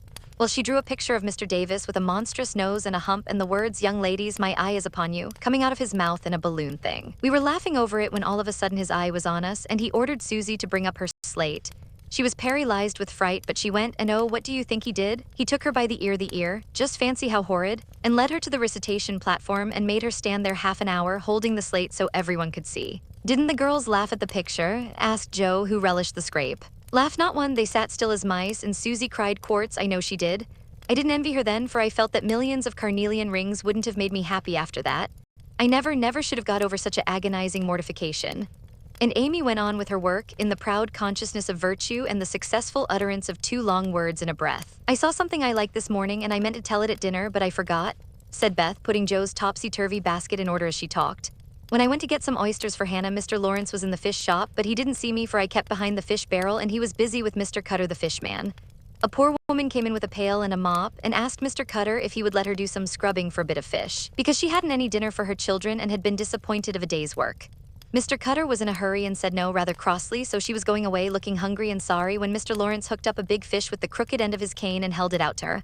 She was so glad and surprised she took it right into her arms and thanked him over and over. He told her to go along and cook it, and she hurried off so happy. Wasn't it good of him? Oh, she did look so funny, hugging the big, slippery fish and hoping Mr. Lawrence's bed in heaven would be aisy." When they had laughed at Beth's story, they asked their mother for one, and after a moment's thought, she said soberly, "As I sat cutting out blue flannel jackets today at the rooms, I felt very anxious about Father and thought how lonely and helpless we should be if anything happened to him. It was not a wise thing to do, but I kept on worrying till an old man came in with an order for some clothes. He sat down near me and I began to talk to him, for he looked poor and tired and anxious. 'Have you sons in the army?' I asked, for the note he brought was not to me. 'Yes, ma'am, I had 4, but 2 were killed, one is a prisoner, and I'm going to the other, who is very sick in a Washington hospital,' he answered quietly. 'You have done a great deal for your country, sir,' I said, feeling respect now instead of pity. 'Not a mite more than I ought, ma'am. I'd go myself if I was any use. As I ain't, I give my boys and give 'em free.' He spoke so cheerfully, looked so sincere, and seemed so glad to give his all that I was ashamed of myself. I'd given 1 man and thought it too much, while he gave 4 without grudging them. I had all my girls to comfort me at home, and his last son was waiting miles away to say goodbye to him, perhaps. I felt so rich, so happy thinking of my blessings, that I made him a nice bundle, gave him some money, and thanked him heartily for the lesson he had taught me. Tell another story, mother, one with a moral to it like this. I like to think about them afterward if they are real and not too preaky," said Joe after a minute's silence. Mrs. March smiled and began at once, for she had told stories to this little audience for many years and knew how to please them. Once upon a time, there were 4 girls who had enough to eat and drink and wear, a good many comforts and pleasures, kind friends and parents who loved them dearly, and yet they were not contented. Here the listeners stole sly looks at one another and began to sew diligently. These girls were anxious to be good and made many excellent resolutions, but they did not keep them very well and were constantly saying, if only we had this, or if we could only do that, quite forgetting how much they already had and how many things they actually could do. So they asked an old woman what spell they could use to make them happy, and she said, when you feel discontented, think over your blessings and be grateful. Here Jo looked up quickly as if about to speak, but changed her mind, seeing that the story was not done yet. Being sensible girls, they decided to try her advice and soon were surprised to see how well off they were. One discovered that money couldn't keep shame and sorrow out of rich people's houses. Another that though she was poor, she was a great deal happier with her youth, health, and good spirits than a certain fretful, feeble old lady who couldn't enjoy her comforts. A third that disagreeable as it was to help get dinner, it was harder still to go begging for it, and the fourth, that even carnelian rings were not so valuable as good behavior. So they agreed to stop complaining, to enjoy the blessings already possessed and try to deserve them, lest they should be taken away entirely instead of increased, and I believe they were never disappointed or sorry that they took the old woman's advice. Now, Marmee, that is very cunning of you to turn our own stories against us and give us a sermon instead of a romance, cried Meg. I like that kind of sermon. It's the sort Father used to tell us, said Beth thoughtfully, putting the needles straight on Jo's cushion. I don't complain near as much as the others do, and I shall be more careful than ever now, for I've had warning from Susie's downfall, said Amy morally. We needed that lesson and we won't forget it. If we do so, you just say to us, as old Chloe did in Uncle Tom, tink ob your marcies, chillin', tink ob your marcies, added Jo, who could not, for the life of her, help getting a morsel of fun out of the little sermon, though she took it to heart as much as any of them. Chapter 5, Being Neighborly. What in the world are you going to do now, Jo? Asked Meg one snowy afternoon as her sister came tramping through the hall in rubber boots, old sack and hood, with a broom in one hand and a shovel in the other.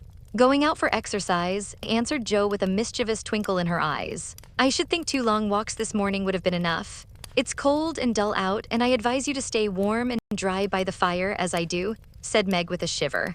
Never take advice. Can't keep still all day, and not being a pussycat, I don't like to doze by the fire.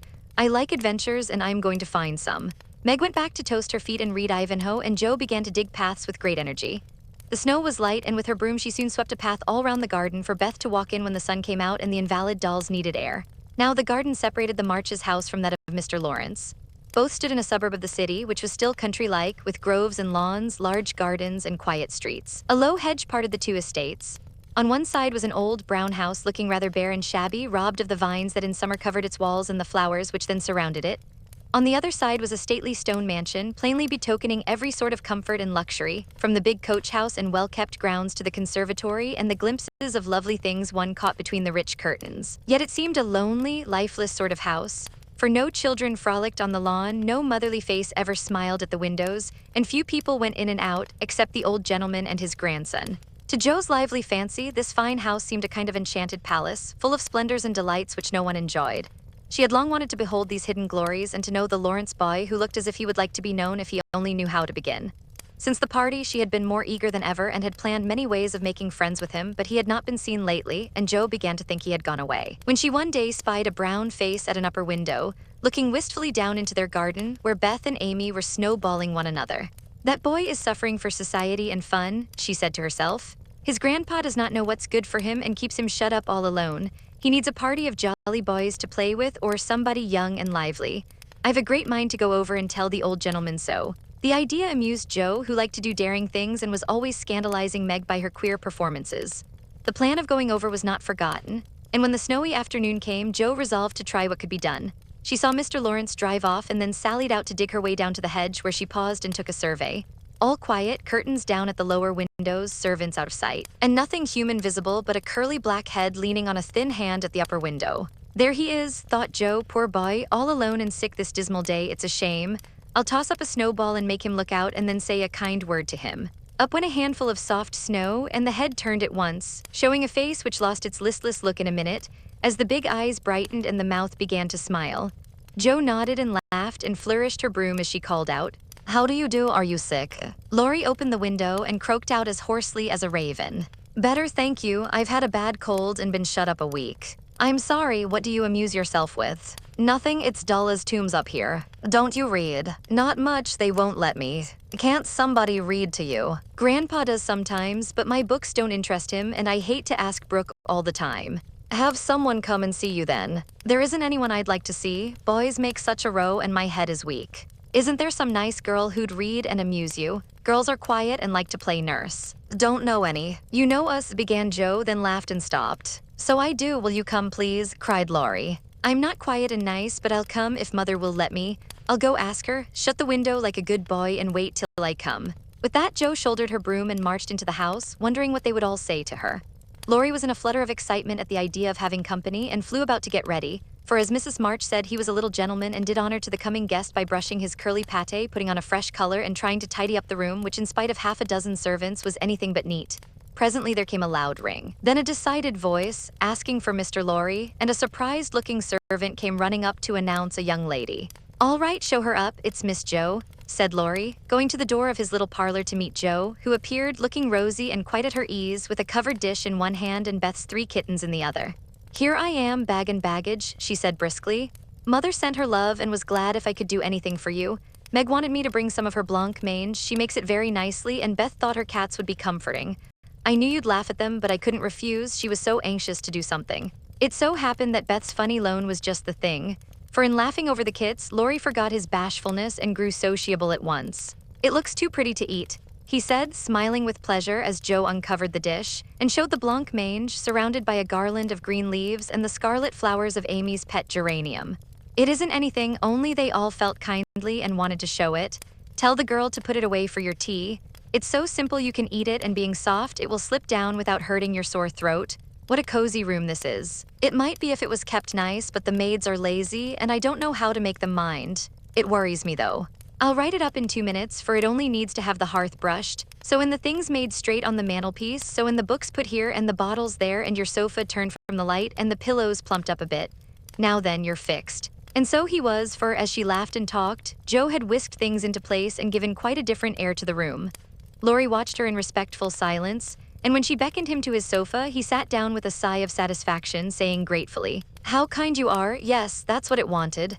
Now please take the big chair and let me do something to amuse my company." "No, I came to amuse you. Shall I read aloud?" And Joe looked affectionately toward some inviting books nearby. "Thank you, I've read all those, and if you don't mind, I'd rather talk," answered Laurie. "Not a bit, I'll talk all day if you'll only set me going. Beth says I never know when to stop." "Is Beth the rosy one who stays at home good deal and sometimes goes out with a little basket?" asked Laurie with interest. "Yes, that's Beth, she's my girl and a regular good one she is too. The pretty one is Meg, and the curly-haired one is Amy, I believe." "How did you find that out?" Laurie colored up but answered frankly, "Why, you see, I often hear you calling to one another, and when I'm alone up here I can't help looking over at your house. You always seem to be having such good times. I beg your pardon for being so rude, but sometimes you forget to put down the curtain at the window where the flowers are. And when the lamps are lighted, it's like looking at a picture to see the fire and you all around the table with your mother. Her face is right opposite. And it looks so sweet behind the flowers, I can't help watching it. I haven't got any mother, you know." And Laurie poked the fire to hide a little twitching of the lips that he could not control. The solitary, hungry look in his eyes went straight to Joe's warm heart. She had been so simply taught that there was no nonsense in her head, and at 15 she was as innocent and frank as any child. Laurie was sick and lonely, and feeling how rich she was in home and happiness, she gladly tried to share it with him. Her face was very friendly and her sharp voice unusually gentle as she said, "We'll never draw that curtain anymore, and I give you leave to look as much as you like. I just wish, though, instead of peeping, you'd come over and see us. Mother is so splendid, she'd do you heaps of good, and Beth would sing to you if I begged her to, and Amy would dance. Meg and I would make you laugh over our funny stage properties, and we'd have jolly times. Wouldn't your grandpa let you?" "I think he would if your mother asked him. He's very kind, though he does not look so, and he lets me do what I like pretty much, only he's afraid I might be a bother to strangers," began Laurie, brightening more and more. "We are not strangers, we are neighbors, and you needn't think you'd be a bother. We want to know you, and I've been trying to do it this ever so long. We haven't been here a great whiles, you know, but we have got acquainted with all our neighbors but you. You see, Grandpa lives among his books and doesn't mind much what happens outside. Mr. Brooke, my tutor, doesn't stay here, you know, and I have no one to go about with me, so I just stop at home and get on as I can. That's bad. You ought to make an effort and go visiting everywhere you are asked. Then you'll have plenty of friends and pleasant places to go to. Never mind being bashful. It won't last long if you keep going." Laurie turned red again, but wasn't offended at being accused of bashfulness. For there was so much goodwill in Joe, it was impossible not to take her blunt speeches as kindly as they were meant. "Do you like your school?" asked the boy, changing the subject after a little pause, during which he stared at the fire and Joe looked about her, well pleased. "Don't go to school, I'm a businessman girl, I mean. I go to wait on my great-aunt, and a dear, cross old soul she is, too," answered Joe. Laurie opened his mouth to ask another question, but remembering just in time that it wasn't manners to make too many inquiries into people's affairs, he shut it again and looked uncomfortable. Joe liked his good breeding and didn't mind having a laugh at Aunt March, so she gave him a lively description of the fidgety old lady, her fat poodle, the parrot that talked Spanish, and the library where she reveled. Laurie enjoyed that immensely, and when she told about the prim old gentleman who came once to woo Aunt March, and in the middle of a fine speech, how Pole had tweaked his wig off to his great dismay, the boy lay back and laughed till the tears ran down his cheeks, and a maid popped her head in to see what was the matter. "Oh, that does me no end of good. Tell on, please," he said, taking his face out of the sofa cushion, red and shining with merriment. Much elated with her success, Joe did tell on all about their plays and plans, their hopes and fears for father, and the most interesting events of the little world in which the sisters lived. Then they got to talking about books, and to Joe's delight, she found that Laurie loved them as well as she did, and had read even more than herself. "If you like them so much, come down and see ours. Grandfather is out, so you needn't be afraid," said Laurie, getting up. "I'm not afraid of anything," returned Joe with a toss of the head. "I don't believe you are," exclaimed the boy, looking at her with much admiration, though he privately thought she would have good reason to be a trifle afraid of the old gentleman if she met him in some of his moods. The atmosphere of the whole house being summer-like, Laurie led the way from room to room, letting Joe stop to examine whatever struck her fancy. And so at last they came to the library, where she clapped her hands and pranced, as she always did when especially delighted. It was lined with books, and there were pictures and statues and distracting little cabinets full of coins and curiosities and sleepy hollow chairs and queer tables and bronzes, and best of all, a great open fireplace with quaint tiles all round it. "What richness!" sighed Joe, sinking into the depth of a velour chair and gazing about her with an air of intense satisfaction. "Theodore Lawrence, you ought to be the happiest boy in the world," she added impressively. "A fellow can't live on books," said Laurie, shaking his head as he perched on a table opposite. Before he could say more, a bell rang and Joe flew up, exclaiming with alarm, "Mercy me, it's your grandpa." "Well, what if it is? You are not afraid of anything, you know," returned the boy, looking wicked. "I think I am a little bit afraid of him, but I don't know why I should be. Marmee said I might come, and I don't think you're any the worse for it," said Joe, composing herself, though she kept her eyes on the door. "I'm a great deal better for it, and ever so much obliged. I'm only afraid you are very tired of talking to me. It was so pleasant I couldn't bear to stop," said Laurie gratefully. "The doctor to see you, sir," and the maid beckoned as she spoke.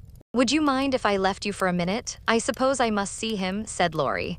"Don't mind me, I'm happy as a cricket here," answered Joe. Laurie went away, and his guest amused herself in her own way.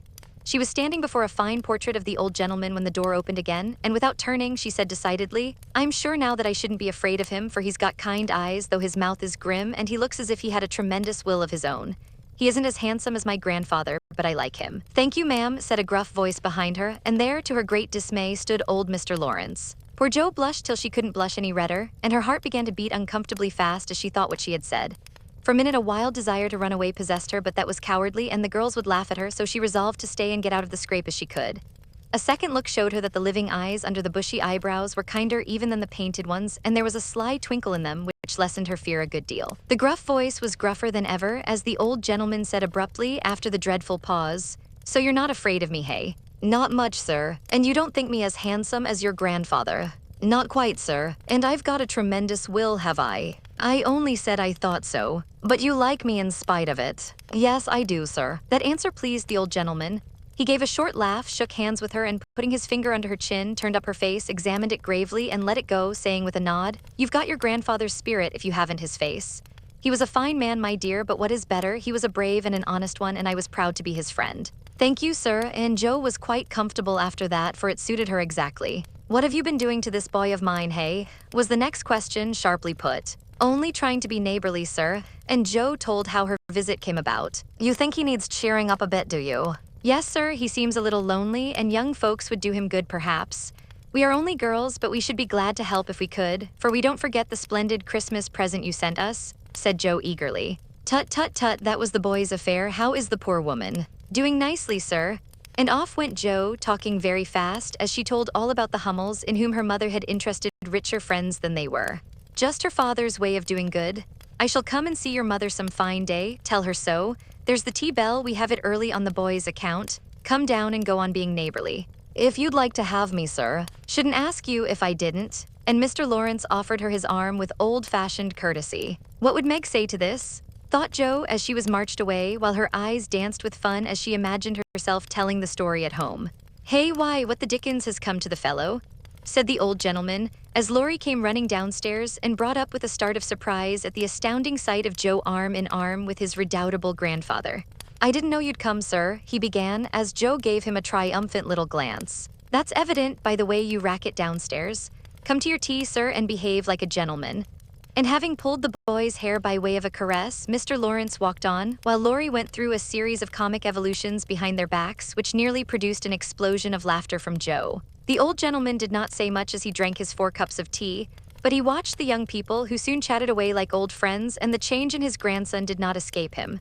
There was color, light, and life in the boy's face now, vivacity in his manner, and genuine merriment in his laugh. She's right, the lad is lonely. I'll see what these little girls can do for him, thought Mr. Lawrence as he looked and listened.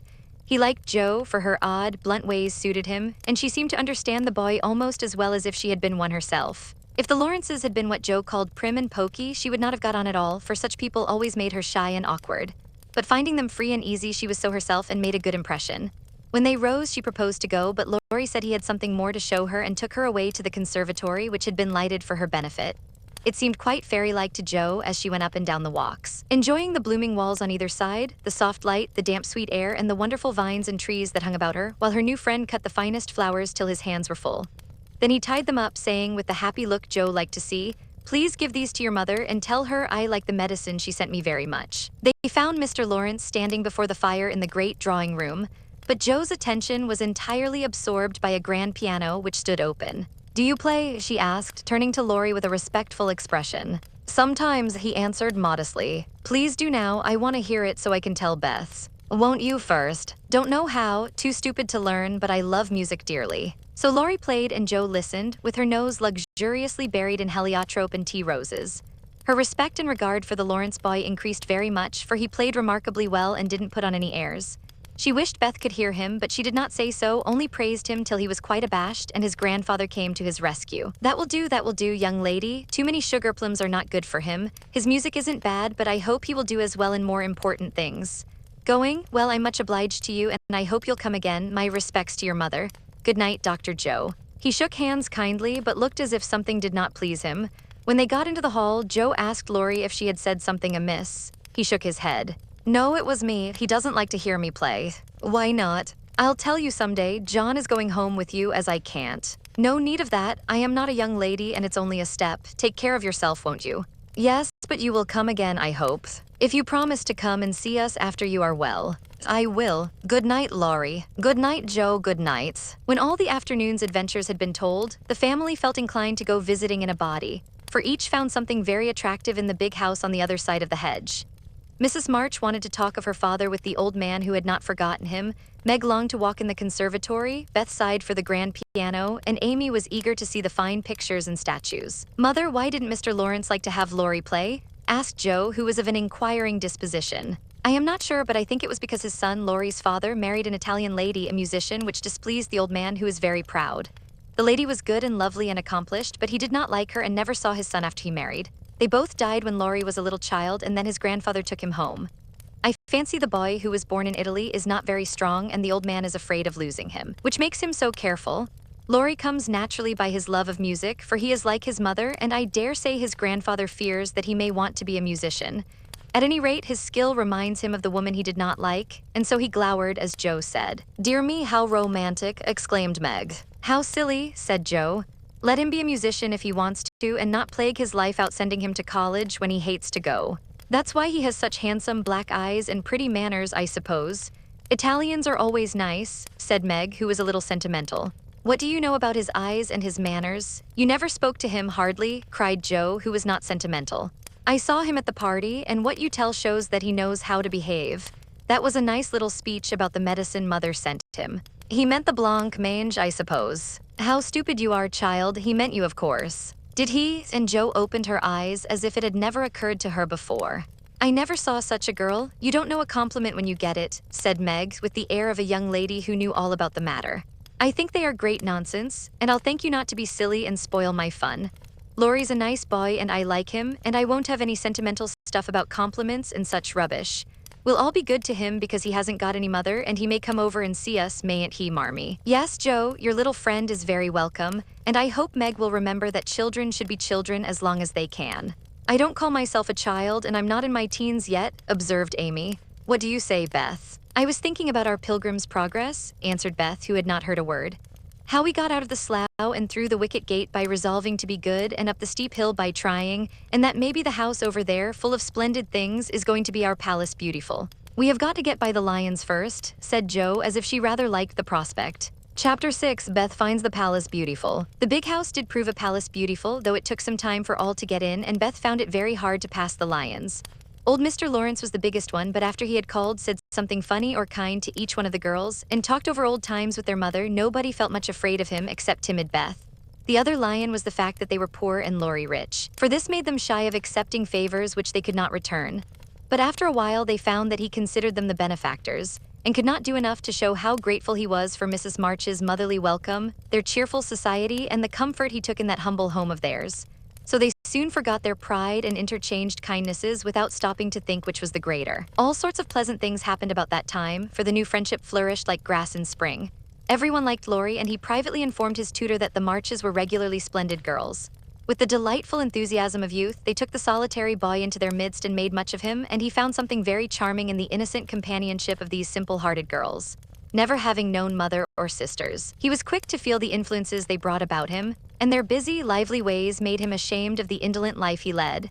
He was tired of books, and found people so interesting now that Mr. Brooke was obliged to make very unsatisfactory reports, for Laurie was always playing truant and running over to the Marches. Never mind, let him take a holiday and make it up afterward, said the old gentleman. The good lady next door says he is studying too hard and needs young society, amusement, and exercise. I suspect she is right, and that I've been coddling the fellow as if I'd been his grandmother. Let him do what he likes as long as he is happy. He can't get into mischief in that little nunnery over there, and Mrs. March is doing more for him than we can. What good times they had, to be sure. Such plays and tableaux, such sleigh rides and skating frolics, such pleasant evenings in the old parlor, and now and then such gay little parties at the great house. Meg could walk in the conservatory whenever she liked and revel in bouquets. Jo browsed over the new library voraciously and convulsed the old gentleman with her criticisms. Amy copied pictures and enjoyed beauty to her heart's content. And Laurie played Lord of the Manor in the most delightful style. But Beth, though yearning for the grand piano, could not pluck up courage to go to the Mansion of Bliss, as Meg called it. She went once with Jo, but the old gentleman, not being aware of her infirmity, stared at her so hard from under his heavy eyebrows and said, "Hey," so loud that he frightened her so much her feet chattered on the floor. She never told her mother, and she ran away, declaring she would never go there any more, not even for the dear piano. No persuasions or enticements could overcome her fear, till the fact coming to Mr. Lawrence's ear in some mysterious way, he set about mending matters. During one of the brief calls he made, he artfully led the conversation to music and talked away about great singers whom he had seen, fine organs he had heard, and told such charming anecdotes that Beth found it impossible to stay in her distant corner, but crept nearer and nearer as if fascinated. At the back of his chair, she stopped and stood listening, with her great eyes wide open and her cheeks red with excitement of this unusual performance. Taking no more notice of her than if she had been a fly, Mr. Lawrence talked on about Laurie's lessons and teachers. And presently, as if the idea had just occurred to him, he said to Mrs. March, "The boy neglects his music now, and I'm glad of it, for he was getting too fond of it. But the piano suffers for want of use. Wouldn't some of your girls like to run over and practice on it now and then, just to keep it in tune, you know, ma'am?" Beth took a step forward and pressed her hands tightly together to keep from clapping them, for this was an irresistible temptation, and the thought of practicing on that splendid instrument quite took her breath away. Before Mrs. March could reply, Mr. Lawrence went on with an odd little nod and smile. "They needn't see or speak to anyone, but run in at any time. For I am shut up in my study at the other end of the house. Laurie is out a great deal, and the servants are never near the drawing room after 9 o'clock. Here he rose, as if going, and Beth made up her mind to speak, for that last arrangement left nothing to be desired. "Please tell the young ladies what I say, and if they don't care to come, why, never mind." Here a little hand slipped into his, and Beth looked up at him with a face full of gratitude as she said in her earnest yet timid way, "Oh, sir, they do care very, very much." "Are you the musical girl?" he asked without any startling hey, as he looked down at her very kindly. "I'm Beth. I love it dearly, and I'll come if you are quite sure nobody will hear me and be disturbed," she added, fearing to be rude and trembling at her own boldness as she spoke. "Not a soul, my dear. The house is empty half the day, so come and drum away as much as you like, and I shall be obliged to you." "How kind you are, sir." Beth blushed like a rose under the friendly look he wore, but she was not frightened now and gave the hand a grateful squeeze because she had no words to thank him for the precious gift he had given her. The old gentleman softly stroked the hair off her forehead, and stooping down, he kissed her, saying in a tone few people ever heard, "I had a little girl once with eyes like these. God bless you, my dear. Good day, madam," and away he went in a great hurry. Beth had a rapture with her mother and then rushed up to impart the glorious news to her family of invalids, as the girls were not home. How blithely she sang that evening and how they all laughed at her because she woke Amy in the night by playing the piano on her face in her sleep. Next day, having seen both the old and young gentlemen out of the house, Beth, after 2 or 3 retreats, fairly got in at the side door, and made her way as noiselessly as any mouse to the drawing room where her idol stood. Quite by accident, of course, some pretty easy music lay on the piano, and with trembling fingers and frequent stops to listen and look about, Beth at last touched the great instrument, and straightway forgot her fear, herself, and everything else but the unspeakable delight which the music gave her, for it was like the voice of a beloved friend. She stayed till Hannah came to take her home to dinner, but she had no appetite, and could only sit and smile upon everyone in a general state of beatitude. After that, the little brown hood slipped through the hedge nearly every day, and the great drawing room was haunted by a tuneful spirit that came and went unseen. She never knew that Mr. Lawrence opened his study door to hear the old-fashioned airs he liked. She never saw Laurie mount guard in the hall to warn the servants away. She never suspected that the exercise books and new songs which she found in the rack were put there for her especial benefit. And when he talked to her about music at home, she only thought how kind he was to tell things that helped her so much. So she enjoyed herself heartily and found, what isn't always the case, that her granted wish was all she had hoped. Perhaps it was because she was so grateful for this blessing that a greater was given her. At any rate, she deserved both. "Mother, I'm going to work Mr. Lawrence a pair of slippers. He is so kind to me, I must thank him, and I don't know any other way." "Can I do it?" asked Beth, a few weeks after that eventful call of his. "Yes, dear, it will please him very much and be a nice way of thanking him. The girls will help you about them, and I will pay for the making up," replied Mrs. March, who took peculiar pleasure in granting Beth's requests because she so seldom asked anything for herself. After many serious discussions with Meg and Joe, the pattern was chosen, the materials bought, and the slippers begun. A cluster of grave yet cheerful pansies on a deeper purple ground was pronounced very appropriate and pretty, and Beth worked away early and late with occasional lifts over hard parts. She was a nimble little needlewoman, and they were finished before anyone got tired of them. Then she wrote a short, simple note, and with Laurie's help, got them smuggled onto the study table one morning before the old gentleman was up. When this excitement was over, Beth waited to see what would happen. All day passed and a part of the next before any acknowledgement arrived, and she was beginning to fear she had offended her crotchety friend. On the afternoon of the second day, she went out to do an errand and give poor Joanna, the invalid doll, her daily exercise. As she came up the street on her return, she saw 4 heads popping in and out of the parlor windows, and the moment they saw her, several hands were waved and several joyful voices screamed, "Here's a letter from the old gentleman, come quick and read it." "Oh, Beth, he sent you," began Amy, gesticulating with unseemly energy, but she got no further, for Joe quenched her by slamming down the window. Beth hurried on in a flutter of suspense. At the door, her sisters seized and bore her to the parlor in a triumphal procession, all pointing and all saying at once, "Look there, look there." Beth did look and turned pale with delight and surprise, for there stood a little cabinet piano with a letter lying on the glossy lid, directed like a signboard to Miss Elizabeth March. "For me?" gasped Beth, holding onto Joe and feeling as if she should tumble down. It was such an overwhelming thing altogether. "Yes, all for you, my precious. Isn't it splendid of him? Don't you think he's the dearest old man in the world? Here's the key in the letter. We didn't open it, but we are dying to know what he says," cried Joe, hugging her sister and offering the note. "You read it? I can't, I feel so queer. Oh, it is too lovely." And Beth hid her face in Joe's apron, quite upset by her present. Joe opened the paper and began to laugh, for the first words she saw were, "Miss March, dear madam." "How nice it sounds. I wish someone would write to me so," said Amy, who thought the old-fashioned address very elegant. "I have had many pairs of slippers in my life, but I never had any that suited me so well as yours," continues Joe. "Heartsease is my favorite flower, and these will always remind me of the gentle giver. I like to pay my debts, so I know you will allow the old gentleman to send you something which once belonged to the little granddaughter he lost. With hearty thanks and best wishes, I remain your grateful friend and humble servant, James Lawrence." There, Beth, that's an honor to be proud of, I'm sure. Laurie told me how fond Mr. Lawrence used to be of the child who died and how he kept all her little things carefully. "Just think, he's given you her piano. That comes of having big blue eyes and loving music," said Joe, trying to soothe Beth, who trembled and looked more excited than she had ever been before. "See the cunning brackets to hold candles, and the nice green silk puckered up with a gold rose in the middle, and the pretty rack and stool all complete," added Meg, opening the instrument and displaying its beauties. Your humble servant, James Lawrence. Only think of his writing that to you. I'll tell the girls, they'll think it's splendid, said Amy, much impressed by the note. Try it, honey. Let's hear the sound of the baby peony, said Hannah, who always took a share in the family joys and sorrows. So Beth tried it, and everyone pronounced it the most remarkable piano ever heard. It had evidently been newly tuned and put in apple pie order, but perfect as it was, I think the real charm lay in the happiest of all happy faces which leaned over it, as Beth lovingly touched the beautiful black and white keys and pressed the bright pedals. You'll have to go and thank him, said Jo by way of a joke, for the idea of the child's really going never entered her head. Yes, I mean to. I guess I'll go now before I get frightened thinking about it. And to the utter amazement of the assembled family, Beth walked deliberately down the garden, through the hedge, and in at the Lawrences' door. Well, I wish I may die if it ain't the queerest thing I ever see. The peony has turned her head. She'd never have gone in her right mind, cried Hannah, staring after her, while the girls were rendered quite speechless by the miracle. They would have been still more amazed if they had seen what Beth did afterward. If you will believe me, she went and knocked at the study door before she gave herself time to think, and when a gruff voice called out, "Come in," she did go in right up to Mr. Lawrence, who looked quite taken aback and held out her hand, saying with only a small quaver in her voice, "I came to thank you, sir, for—" But she didn't finish, for he looked so friendly that she forgot her speech, and only remembering that he had lost the little girl he loved, she put both arms round his neck and kissed him. If the roof of the house had suddenly flown off, the old gentleman wouldn't have been more astonished. But he liked it. Oh dear, yes, he liked it amazingly, and was so touched and pleased by that confiding little kiss that all his crustiness vanished, and he just set her on his knee and laid his wrinkled cheek against her rosy one, feeling as if he had got his own little granddaughter back again.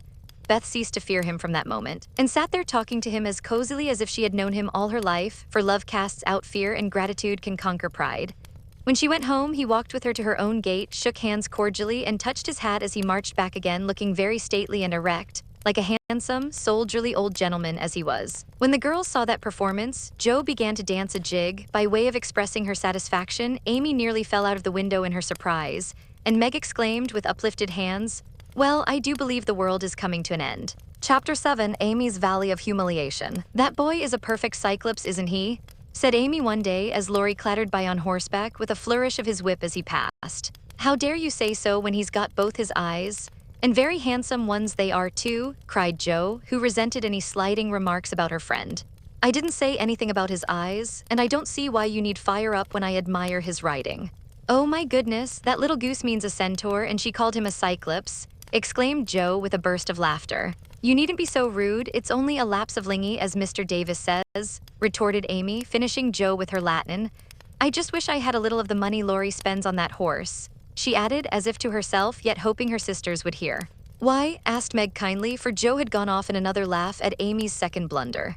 "I need it so much. I'm dreadfully in debt, and it won't be my turn to have the rag money for a month." "In debt, Amy? What do you mean?" And Meg looked sober. "Why, I owe at least a dozen pickled limes, and I can't pay them, you know, till I have money, for Marmee forbade my having anything charged at the shop." "Tell me all about it. Are limes the fashion now? It used to be pricking bits of rubber to make balls." And Meg tried to keep her countenance. Amy looked so grave and important. "Why, you see, the girls are always buying them, and unless you want to be thought mean, you must do it too. It's nothing but limes now, for everyone is sucking them in their desks in school time and trading them off for pencils, bead rings, paper dolls, or something else at recess. If one girl likes another, she gives her a lime. If she's mad with her, she eats one before her face and doesn't offer even a suck. They treat by turns. And I've had ever so many but haven't returned them, and I ought, for they are debts of honor, you know." "How much will pay them off and restore your credit?" asked Meg, taking out her purse. "A quarter would more than do it, and leave a few cents over for a treat for you. Don't you like limes?" "Not much. You may have my share. Here's the money. Make it last as long as you can, for it isn't very plenty, you know." "Oh, thank you. It must be so nice to have pocket money. I'll have a grand feast, for I haven't tasted a lime this week. I felt delicate about taking any, as I couldn't return them, and I'm actually suffering for one." Next day, Amy was rather late at school, but could not resist the temptation of displaying with pardonable pride a moist brown paper parcel before she consigned it to the inmost recesses of her desk. During the next few minutes, the rumor that Amy March had got 24 delicious limes, she ate one on the way, and was going to treat circulated through her set, and the attentions of her friends became quite overwhelming. Katie Brown invited her to her next party on the spot. Mary Kingsley insisted on lending her watch till recess, and Jenny Snow, a satirical young lady who had basely twitted Amy upon her limeless state, promptly buried the hatchet and offered to furnish answers to certain appalling sums. But Amy had not forgotten Miss Snow's cutting remarks about some persons whose noses were not too flat to smell other people's limes, and stuck-up people who were not too proud to ask for them, and she instantly crushed that Snow girl's hopes by the withering telegram, "You needn't be so polite all of a sudden, for you won't get any." A distinguished personage happened to visit the school that morning, and Amy's beautifully drawn maps received praise, which honor to her foe rankled in the soul of Miss Snow and caused Miss March to assume the airs of a studious young peacock. But alas, alas, pride goes before a fall, and the revengeful Snow turned the tables with disastrous success. No sooner had the guest paid the usual stale compliments and bowed himself out than Jenny, under pretense of asking an important question, informed Mr. Davis, the teacher, that Amy March had pickled limes in her desk. Now Mr. Davis had declared limes a contraband article and solemnly vowed to publicly ferule the first person who was found breaking the law. This much-enduring man had succeeded in banishing chewing gum after a long and stormy war, had made a bonfire of the confiscated novels and newspapers, had suppressed a private post office, had forbidden distortions of the face, nicknames, and caricatures, and done all that one man could do to keep 100 rebellious girls in order. Boys are trying enough to human patience, goodness knows, but girls are infinitely more so, especially to nervous gentlemen with tyrannical tempers and no more talent for teaching than Dr. Blimber. Mr. Davis knew any quantity of Greek, Latin, algebra, and ologies of all sorts, so he was called a fine teacher. And manners, morals, feelings, and examples were not considered of any particular importance. It was a most unfortunate moment for denouncing Amy, and Jenny knew it.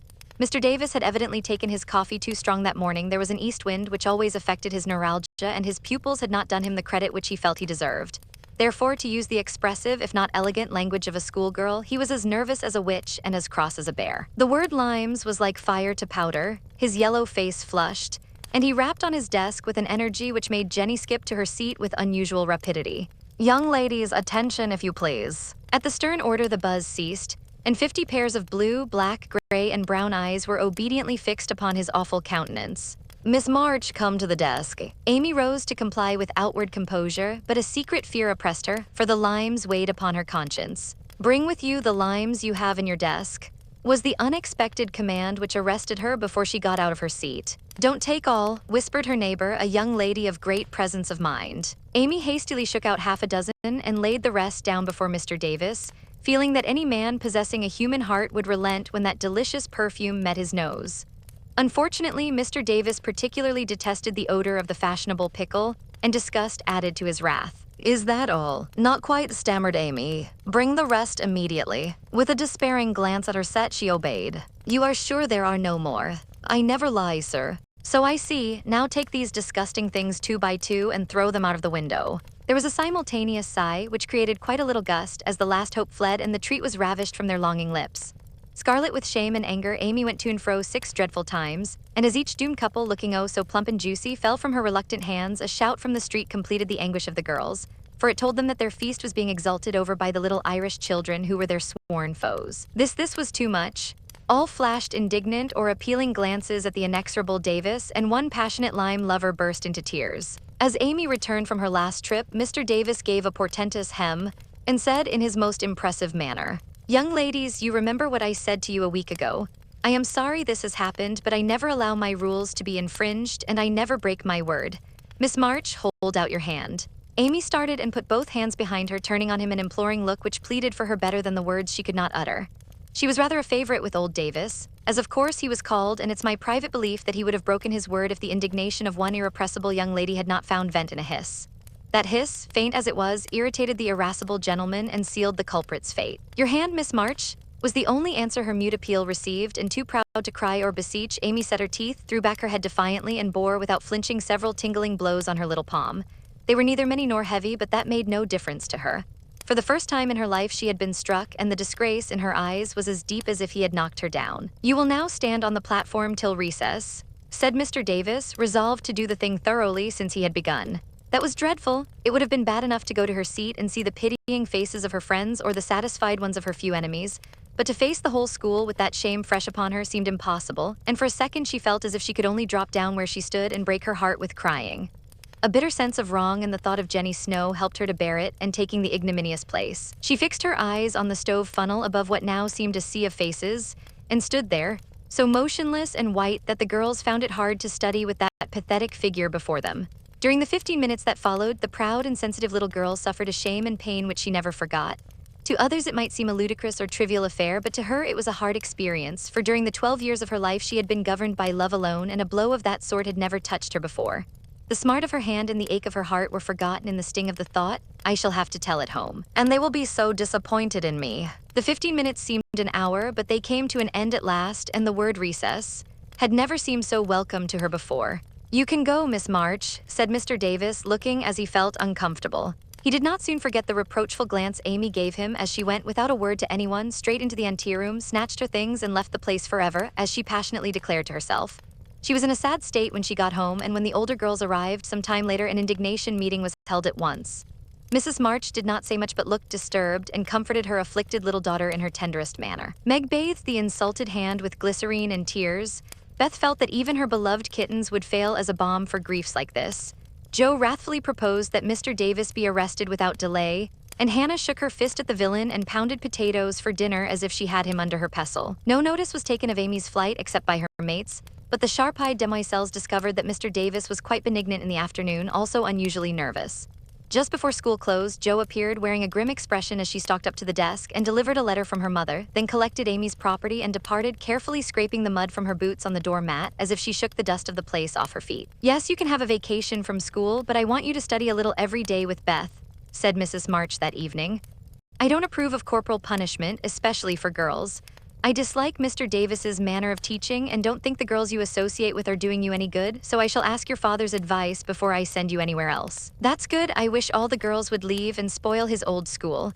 It's perfectly maddening to think of those lovely limes, sighed Amy with the air of a martyr. I am not sorry you lost them, for you broke the rules and deserved some punishment for disobedience, was the severe reply, which rather disappointed the young lady, who expected nothing but sympathy. Do you mean you are glad I was disgraced before the whole school? Cried Amy. I should not have chosen that way of mending a fault, replied her mother, but I'm not sure that it won't do you more good than a bolder method. You are getting to be rather conceited, my dear, and it is quite time you set about correcting it. You have a good many little gifts and virtues, but there is no need of parading them, for conceit spoils the finest genius.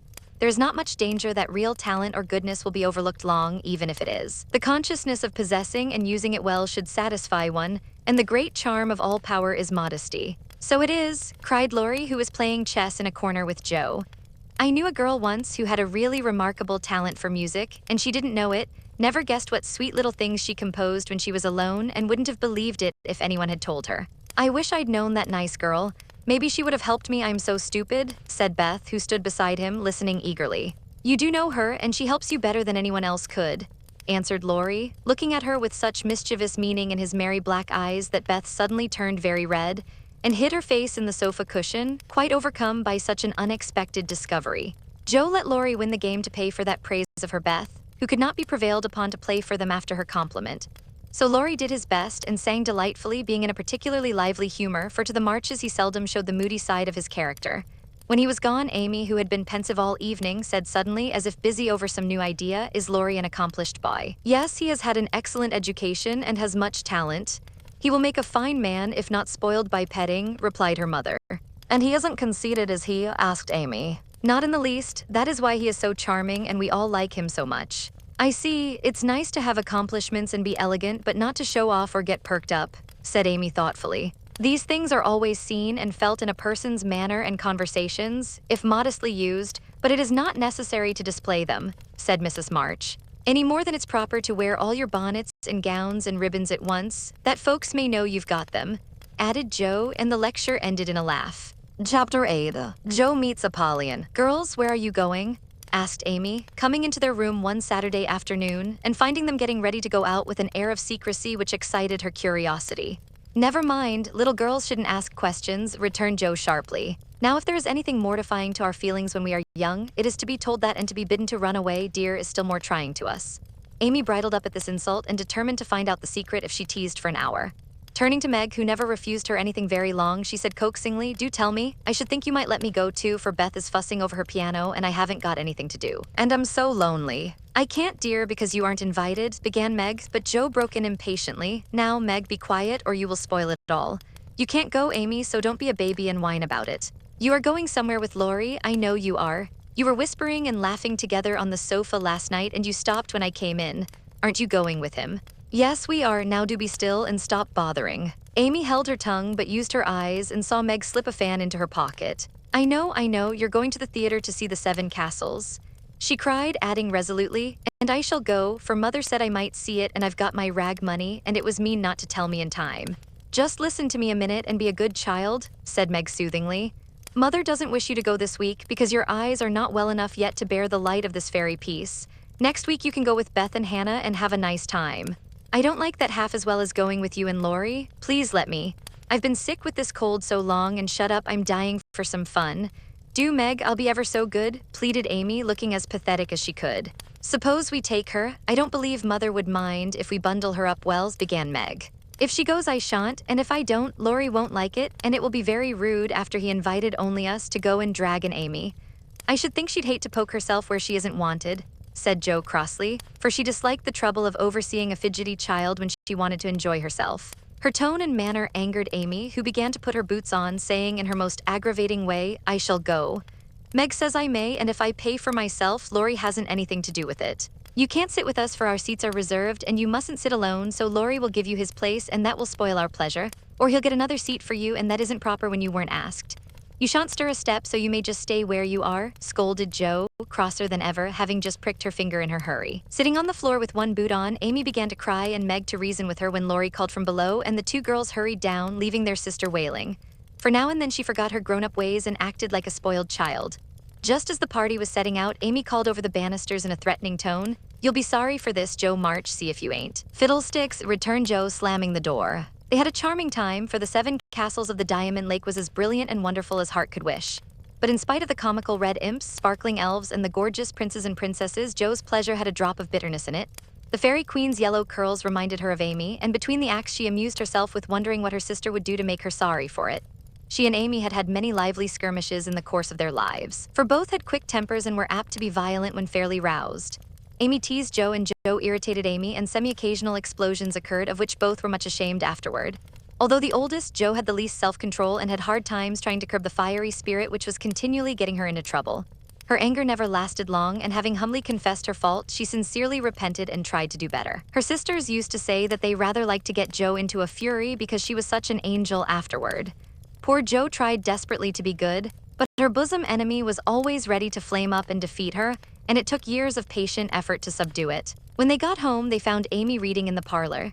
She assumed an injured air as they came in, never lifted her eyes from her book or asked a single question. Perhaps curiosity might have conquered resentment if Beth had not been there to inquire and receive a glowing description of the play. On going up to put away her best hat, Jo's first look was toward the bureau. For in their last quarrel, Amy had soothed her feelings by turning Jo's top drawer upside down on the floor. Everything was in its place, however, and after a hasty glance into her various closets, bags, and boxes, Jo decided that Amy had forgiven and forgotten her wrongs. Their Jo was mistaken, for next day she made a discovery which produced a tempest. Meg, Beth, and Amy were sitting together late in the afternoon when Jo burst into the room, looking excited and demanding breathlessly, "Has anyone taken my book?" Meg and Beth said no at once and looked surprised. Amy poked the fire and said nothing. Jo saw her color rise and was down upon her in a minute. "Amy, you've got it." "No, I haven't." "You know where it is then." "No, I don't." "That's a fib," cried Jo, taking her by the shoulders and looking fierce enough to frighten a much braver child than Amy. "It isn't. I haven't got it, don't know where it is now, and don't care. You know something about it, and you'd better tell it once, or I'll make you." And Jo gave her a slight shake. "Scold as much as you like, you'll never see your silly old book again," cried Amy, getting excited in her turn. "Why not? I burned it up." "What, my little book one was so fond of and worked over and meant to finish before Father got home? Have you really burned it?" said Jo, turning very pale, while her eyes kindled and her hands clutched Amy nervously. "Yes, I did. I told you I'd make you pay for being so cross yesterday, and I have so." Amy got no farther, for Jo's hot temper mastered her, and she shook Amy till her teeth chattered in her head, crying in a passion of grief and anger. "You wicked, wicked girl, I never can write it again, and I'll never forgive you as long as I live." Meg flew to rescue Amy and Beth to pacify Jo, but Jo was quite beside herself, and with a parting box on her sister's ear, she rushed out of the room up to the old sofa in the garret and finished her fight alone. The storm cleared up below, for Mrs. March came home and, having heard the story, soon brought Amy to a sense of the wrong she had done her sister. Jo's book was the pride of her heart and was regarded by her family as a literary sprout of great promise. It was only half a dozen little fairy tales, but Jo had worked over them patiently, putting her whole heart into her work, hoping to make something good enough to print. She had just copied them with great care, and had destroyed the old manuscript so that Amy's bonfire had consumed the loving work of several years. It seemed a small loss to others, but to Jo it was a dreadful calamity, and she felt that it never could be made up to her. Beth mourned as for a departed kitten, and Meg refused to defend her pet.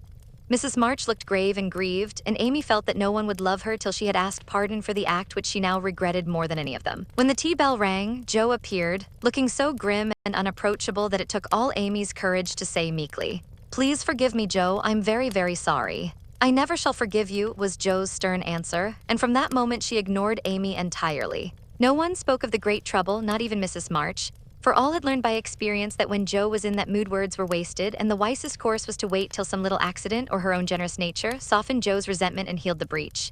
It was not a happy evening, for though they sewed as usual while their mother read aloud from Bremer, Scott, or Edgeworth, something was wanting and the sweet home peace was disturbed. They felt this most when singing time came, for Beth could only play, Jo stood dumb as a stone, and Amy broke down, so Meg and mother sang alone. But in spite of their efforts to be as cheery as larks, the flute-like voices did not seem to chord as well as usual, and all felt out of tune. As Jo received her good-night kiss, Mrs. March whispered gently, "My dear, don't let the sun go down upon your anger. Forgive each other, help each other, and begin again tomorrow." Jo wanted to lay her head down on that motherly bosom and cry her grief and anger all away, but tears were an unmanly weakness, and she felt so deeply injured that she really couldn't quite forgive yet. So she winked hard, shook her head, and said gruffly, because Amy was listening, "It was an abominable thing, and she doesn't deserve to be forgiven." With that, she marched off to bed, and there was no merry or confidential gossip that night. Amy was much offended that her overtures of peace had been repulsed, and began to wish she had not humbled herself, to feel more injured than ever, and to plume herself on her superior virtue in a way which was particularly exasperating. Jo still looked like a thundercloud, and nothing went well all day. It was bitter cold in the morning. She dropped her precious turnover in the gutter. Aunt March had an attack of the fidgets. Meg was sensitive. Beth would look grieved and wistful when she got home, and Amy kept making remarks about people who were always talking about being good, and yet wouldn't even try when other people set them a virtuous example. "Everybody is so hateful, I'll ask Laurie to go skating. He is always kind and jolly and will put me to rights, I know," said Jo to herself, and off she went. Amy heard the clash of skates and looked out with an impatient exclamation. "There," she promised, "I should go next time, for this is the last ice we shall have. But it's no use to ask such a crossbatch to take me." "Don't say that, you were very naughty, and it is hard to forgive the loss of her precious little book, but I think she might do it now, and I guess she will if you try her at the right minute," said Meg. "Go after them. Don't say anything till Jo has got good-natured with Laurie, then take a quiet minute and just kiss her or do some kind thing, and I'm sure she'll be friends again with all her heart." "I'll try," said Amy, for the advice suited her, and after a flurry to get ready, she ran after the friends, who were just disappearing over the hill. It was not far to the river, but both were ready before Amy reached them. Jo saw her coming and turned her back. Laurie did not see, for he was carefully skating along the shore, sounding the ice, for a warm spell had preceded the cold snap. "I'll go on to the first bend and see if it's all right before we begin to race," Amy heard him say as he shot away, looking like a young Russian in his fur-trimmed coat and cap. Jo heard Amy panting after her run, stamping her feet and blowing on her fingers as she tried to put her skates on, but Jo never turned and went slowly zigzagging down the river, taking a bitter, unhappy sort of satisfaction in her sister's troubles. She had cherished her anger till it grew strong and took possession of her, as evil thoughts and feelings always do unless cast out at once. As Laurie turned the bend, he shouted back, "Keep near the shore, it isn't safe in the middle." Jo heard, but Amy was struggling to her feet and did not catch a word. Jo glanced over her shoulder, and the little demon she was harboring said in her ear, "No matter whether she heard or not, let her take care of herself." Laurie had vanished round the bend. Jo was just at the turn, and Amy far behind, striking out toward the smoother ice in the middle of the river. For a minute Jo stood still with a strange feeling in her heart. Then she resolved to go on, but something held and turned her round, just in time to see Amy throw up her hands and go down with a sudden crash of rotten ice, the splash of water, and a cry that made Jo's heart stand still with fear. She tried to call Laurie, but her voice was gone. She tried to rush forward, but her feet seemed to have no strength in them, and for a second she could only stand motionless, staring with a terror-stricken face at the little blue hood above the black water. Something rushed swiftly by her, and Laurie's voice cried out, "Bring a rail, quick, quick." How she did it, she never knew, but for the next few minutes she worked as if possessed, blindly obeying Laurie, who was quite self-possessed and lying flat, held Amy up by his arm and hockey stick till Jo dragged a rail from the fence, and together they got the child out, more frightened than hurt. "Now then, we must walk her home as fast as we can. Pile our things on her while I get off these confounded skates," cried Laurie, wrapping his coat round Amy and tugging away at the straps which never seemed so intricate before. Shivering, dripping, and crying, they got Amy home, and after an exciting time of it, she fell asleep, rolled in blankets before a hot fire. During the bustle, Jo had scarcely spoken but flown about, looking pale and wild, with her things half off, her dress torn, and her hands cut and bruised by ice and rails and refractory buckles. When Amy was comfortably asleep, the house quiet, and Mrs. March sitting by the bed, she called Jo to her and began to bind up the hurt hands. "Are you sure she is safe?" whispered Jo, looking remorsefully at the golden head, which might have been swept away from her sight forever under the treacherous ice. "Quite safe, dear. She is not hurt and won't even take cold. I think you were so sensible in covering and getting her home quickly," replied her mother cheerfully. "Laurie did it all. I only let her go. Mother, if she should die, it would be my fault." And Jo dropped down beside the bed in a passion of penitent tears, telling all that had happened, bitterly condemning her hardness of heart, and sobbing out her gratitude for being spared the heavy punishment which might have come upon her. "It's my dreadful temper. I try to cure it, I think I have, and then it breaks out worse than ever. Oh, Mother, what shall I do? What shall I do?" cried poor Jo in despair. "Watch and pray, dear. Never get tired of trying, and never think it is impossible to conquer your fault," said Mrs. March, drawing the blowsy head to her shoulder and kissing the wet cheek so tenderly that Jo cried even harder. "You don't know, you can't guess how bad it is. It seems as if I could do anything when I'm in a passion. I get so savage, I could hurt anyone and enjoy it. I'm afraid I shall do something dreadful someday and spoil my life and make everybody hate me. Oh, Mother, help me, do help me." "I will, my child, I will. Don't cry so bitterly, but remember this day and resolve with all your soul that you will never know another like it. Jo, dear, we all have our temptations, some far greater than yours, and it often takes us all our lives to conquer them. You think your temper is the worst in the world, but mine used to be just like it. Yours, Mother, why, you are never angry." And for the moment, Jo forgot remorse in surprise. "I've been trying to cure it for 40 years and have only succeeded in controlling it. I am angry nearly every day of my life, Jo, but I have learned not to show it, and I still hope to learn not to feel it, though it may take me another 40 years to do so." The patience and the humility of the face she loved so well was a better lesson to Jo than the wisest lecture, the sharpest reproof. She felt comfort at once by the sympathy and confidence given her. The knowledge that her mother had a fault like hers and tried to mend it made her own easier to bear and strengthened her resolution to cure it, though 40 years seemed rather a long time to watch and pray to a girl of 15. "Mother, are you angry when you fold your lips tight together and go out of the room sometimes, when Aunt March scolds or people worry you?" asked Jo, feeling nearer and dearer to her mother than ever before. "Yes, I've learned to check the hasty words that rise to my lips, and when I feel that they mean to break out against my will, I just go away for a minute and give myself a little shake for being so weak and wicked," answered Mrs. March with a sigh and a smile, as she smoothed and fastened up Jo's disheveled hair. "How did you learn to keep still? That is what troubles me, for the sharp words fly out before I know what I'm about, and the more I say the worse I get, till it's a pleasure to hurt people's feelings and say dreadful things. Tell me how you do it, Marmee dear." "My good mother used to help me, as you do us," interrupted Jo with a grateful kiss. "But I lost her when I was a little older than you are, and for years had to struggle on alone, for I was too proud to confess my weakness to anyone else. I had a hard time, Jo, and shed a good many bitter tears over my failures, for in spite of my efforts I never seemed to get on. Then your father came, and I was so happy that I found it easy to be good. But by and by, when I had 4 little daughters round me and we were poor, then the old trouble began again. For I am not patient by nature, and it tried me very much to see my children wanting anything. Poor mother, what helped you then? Your father, Jo, he never loses patience, never doubts or complains, but always hopes and works and waits so cheerfully that one is ashamed to do otherwise before him. He helped and comforted me and showed me that I must try to practice all the virtues I would have my little girls possess, for I was their example. It was easier to try for your sakes than for my own. A startled or surprised look from one of you when I spoke sharply rebuked me more than any words could have done. And the love, respect, and confidence of my children was the sweetest reward I could receive for my efforts to be the woman I would have them copy. Oh, mother, if I'm ever half as good as you, I shall be satisfied," cried Jo, much touched. "I hope you will be a great deal better, dear, but you must keep watch over your bosom enemy, as father calls it, or it may sadden if not spoil your life.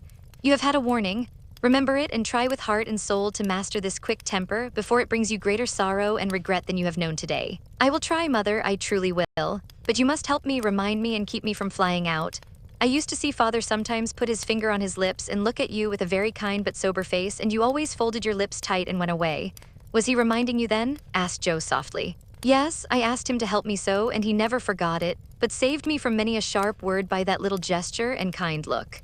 Jo saw that her mother's eyes filled and her lips trembled as she spoke, and fearing that she had said too much, she whispered anxiously, "Was it wrong to watch you and to speak of it? I didn't mean to be rude, but it's so comfortable to say all I think to you and feel so safe and happy here." "My Jo, you may say anything to your mother. for it is my greatest happiness and pride to feel that my girls confide in me and know how much I love them. I thought I'd grieved you. No, dear, but speaking of father reminded me how much I miss him, how much I owe him, and how faithfully I should watch and work to keep his little daughters safe and good for him. Yet you told him to go, mother, and didn't cry when he went, and never complain now or seem as if you needed any help, said Joe, wondering. I gave my best to the country I love and kept my tears till he was gone. Why should I complain when we both have merely done our duty and will surely be the happier for it in the end? If I don't seem to need help, it is because I have a better friend even than father to comfort and sustain me. My child, the troubles and temptations of your life are beginning and may be many, but you can overcome and outlive them all if you learn to feel the strength and tenderness of your heavenly Father as you do that of your earthly one. The more you love and trust him, the nearer you will feel to him and the less you will depend on human power and wisdom. His love and care never tire or change, can never be taken from you, but may become the source of lifelong peace, happiness, and strength. Believe this heartily and go to God with all your little cares and hopes, and sins and sorrows as freely and confidingly as you come to your mother. Joe's only answer was to hold her mother close, and in the silence which followed the sincerest prayer she had ever prayed left her heart without words. For in that sad yet happy hour she had learned not only the bitterness of remorse and despair, but the sweetness of self-denial and self-control, and led by her mother's hand, she had drawn nearer to the friend who always welcomes every child with a love stronger than that of any father, tenderer than that of any mother. Amy stirred and sighed in her sleep, and as if eager to begin at once to mend her fault, Joe looked up with an expression on her face which it had never worn before. I let the sun go down on my anger. I wouldn't forgive her, and today, if it hadn't been for Laurie, it might have been too late. How could I be so wicked? Said Joe, half aloud, as she leaned over her sister, softly stroking the wet hair scattered on the pillow. As if she heard, Amy opened her eyes and held out her arms with a smile that went straight to Joe's heart. Neither said a word, but they hugged one another close in spite of the blankets, and everything was forgiven and forgotten in one hearty kiss. Chapter 9. I do think it was the most fortunate thing in the world that those children should have the measles just now, said Meg, one April day, as she stood packing the go-abroady trunk in her room, surrounded by her sisters. And so nice of Annie Moffat not to forget her promise. A whole fortnight of fun will be regularly splendid, replied Joe, looking like a windmill as she folded skirts with her long arms. In such lovely weather, I'm so glad of that, added Beth, tidily sorting neck and hair ribbons in her best box, lent for the great occasion. I wish I was going to have a fine time and wear all these nice things, said Amy with her mouth full of pins, as she artistically replenished her sister's cushion. I wish you were all going, but as you can't, I shall keep my adventures to tell you when I come back.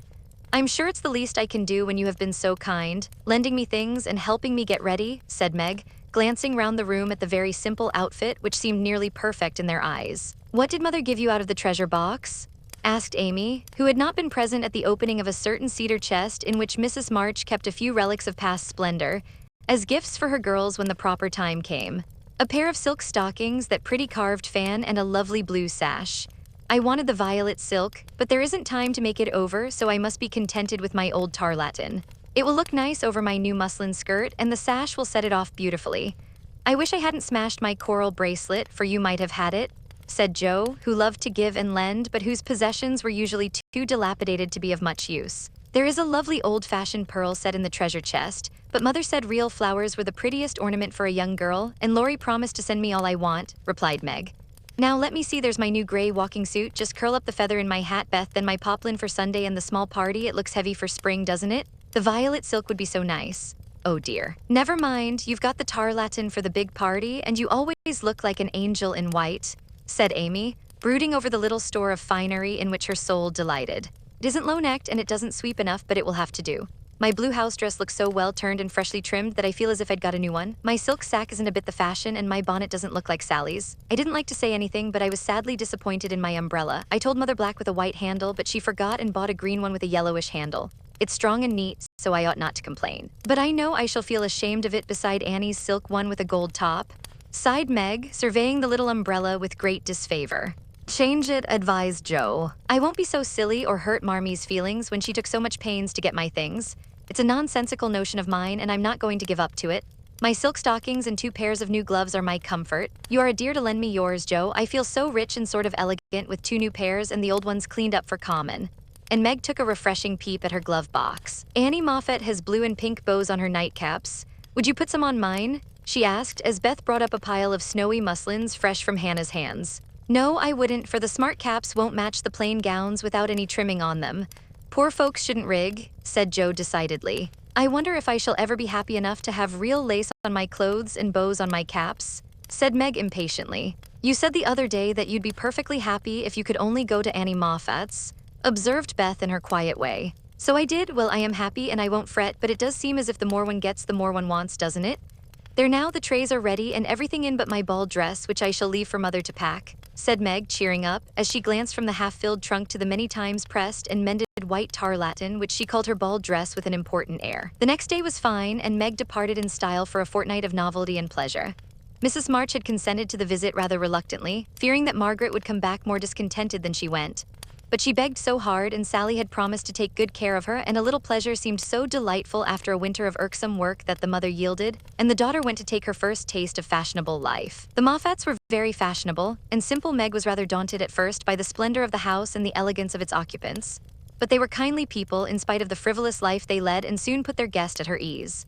Perhaps Meg felt, without understanding why, that they were not particularly cultivated or intelligent people, and that all their gilding could not quite conceal the ordinary material of which they were made. It certainly was agreeable to fare sumptuously, drive in a fine carriage, wear her best frock every day, and do nothing but enjoy herself. It suited her exactly, and soon she began to imitate the manners and conversation of those about her, to put on little airs and graces, use French phrases, crimp her hair, take in her dresses, and talk about the fashions as well as she could. The more she saw of Annie Moffat's pretty things, the more she envied her and sighed to be rich. Home now looked bare and dismal as she thought of it. Work grew harder than ever, and she felt that she was a very destitute and much injured girl, in spite of the new gloves and silk stockings. She had not much time for repining, however, for the three young girls were busily employed in having a good time. They shopped, walked, rode, and called all day, went to theaters and operas, or frolicked at home in the evening, for Annie had many friends and knew how to entertain them. Her older sisters were very fine young ladies, and one was engaged, which was extremely interesting and romantic, Meg thought. Mr. Moffat was a fat, jolly old gentleman who knew her father, and Mrs. Moffat, a fat, jolly old lady who took as great a fancy to Meg as her daughter had done. Everyone petted her, and Daisy, as they called her, was in a fair way to have her head turned. When the evening for the small party came, she found that the poplin wouldn't do at all, for the other girls were putting on thin dresses and making themselves very fine indeed. So out came the tarlatan, looking older, limper, and shabbier than ever beside Sally's crisp new one. Meg saw the girls glance at it and then at one another, and her cheeks began to burn, for with all her gentleness she was very proud. No one said a word about it, but Sally offered to dress her hair, and Annie to tie her sash, and Belle, the engaged sister, praised her white arms. But in their kindness Meg saw only pity for her poverty, and her heart felt very heavy as she stood by herself, while the others laughed, chattered, and flew about like gauzy butterflies. The hard, bitter feeling was getting pretty bad when the maid brought in a box of flowers. Before she could speak, Annie had the cover off, and all were exclaiming at the lovely roses, heath, and fern within. It's for Belle, of course. George always sends her some, but these are altogether ravishing, cried Annie with a great sniff. They are for Miss March, the man said, and here's a note, put in the maid, holding it to Meg. What fun! Who are they from? Didn't know you had a lover, cried the girls, fluttering about Meg in a high state of curiosity and surprise. The note is from Mother, and the flowers from Laurie, said Meg simply, yet much gratified that he had not forgotten her. Oh, indeed, said Annie with a funny look, as Meg slipped the note into her pocket as a sort of talisman against envy, vanity, and false pride, for the few loving words had done her good, and the flowers cheered her up by their beauty. Feeling almost happy again, she laid by a few ferns and roses for herself, and quickly made up the rest in dainty bouquets for the breasts, hair, or skirts of her friends, offering them so prettily that Clara, the elder sister, told her she was the sweetest little thing she ever saw, and they looked quite charmed with her small attention. Somehow the kind act finished her despondency, and when all the rest went to show themselves to Mrs. Moffat, she saw a happy, bright-eyed face in the mirror. As she laid her ferns against her rippling hair and fastened the roses in the dress that didn't strike her as so very shabby now. She enjoyed herself very much that evening, for she danced to her heart's content. Everyone was very kind, and she had 3 compliments. Annie made her sing, and someone said she had a remarkably fine voice. Major Lincoln asked who the fresh little girl with the beautiful eyes was, and Mr. Moffat insisted on dancing with her because she didn't dawdle but had some spring in her, as he gracefully expressed it. So altogether she had a very nice time, till she overheard a bit of conversation which disturbed her extremely. She was sitting just inside the conservatory, waiting for her partner to bring her an ice, when she heard a voice ask on the other side of the flowery wall. "How old is he?" 16 or 17, I should say, replied another voice. "It would be a grand thing for one of those girls, wouldn't it? Sally says they are very intimate now, and the old man quite dotes on them. Mrs. M has made her plans, I dare say, and will play her cards well early as it is. The girl evidently doesn't think of it yet," said Mrs. Moffat. She told that fib about her mamma as if she did know, and colored up when the flowers came quite prettily. Poor thing, she'd be so nice if she was only got up in style. Do you think she'd be offended if we offered to lend her a dress for Thursday? asked another voice. She's proud, but I don't believe she'd mind, for that dowdy tarlatan is all she has got. She may tear it tonight, and that will be a good excuse for offering a decent one. Here Meg's partner appeared to find her looking much flushed and rather agitated. She was proud, and her pride was useful just then, for it helped her hide her mortification, anger, and disgust at what she had just heard. For innocent and unsuspicious as she was, she could not help understanding the gossip of her friends. She tried to forget it but could not, and kept repeating to herself, Mrs. M has made her plans, that fib about her mamma and dowdy tarlatan, till she was ready to cry and rush home to tell her troubles and ask for advice. As that was impossible, she did her best to seem gay, and being rather excited, she succeeded so well that no one dreamed what an effort she was making. She was very glad when it was all over and she was quiet in her bed, where she could think and wonder and fume till her head ached and her hot cheeks were cooled by a few natural tears. Those foolish yet well-meant words had opened a new world to Meg, and much disturbed the peace of the old one in which till now she had lived as happily as a child. Her innocent friendship with Laurie was spoiled by the silly speeches she had overheard. Her faith in her mother was a little shaken by the worldly plans attributed to her by Mrs. Moffat, who judged others by herself, and the sensible resolution to be contented with the simple wardrobe which suited a poor man's daughter was weakened by the unnecessary pity of girls who thought a shabby dress one of the greatest calamities under heaven. Poor Meg had a restless night and got up heavy-eyed, unhappy, half resentful toward her friends and half ashamed of herself for not speaking out frankly and setting everything right. Everybody dawdled that morning, and it was noon before the girls found energy enough even to take up their worsted work. Something in the manner of her friends struck Meg at once. They treated her with more respect, she thought, took quite a tender interest in what she said, and looked at her with eyes that plainly betrayed curiosity. All this surprised and flattered her, though she did not understand it till Miss Bell looked up from her writing and said, with a sentimental air, "Daisy, dear, I've sent an invitation to your friend Mr. Lawrence for Thursday. We should like to know him, and it's only a proper compliment to you." Meg colored, but a mischievous fancy to tease the girls made her reply demurely, "You are very kind, but I'm afraid he won't come." "Why not, chérie?" asked Miss Bell. "He's too old." "My child, what do you mean? What is his age, I beg to know?" cried Miss Clara. "Nearly 70, I believe," answered Meg, counting stitches to hide the merriment in her eyes. "You sly creature, of course we meant the young man," exclaimed Miss Bell, laughing. "There isn't any, Laurie is only a little boy." And Meg laughed also at the queer look which the sisters exchanged as she thus described her supposed lover.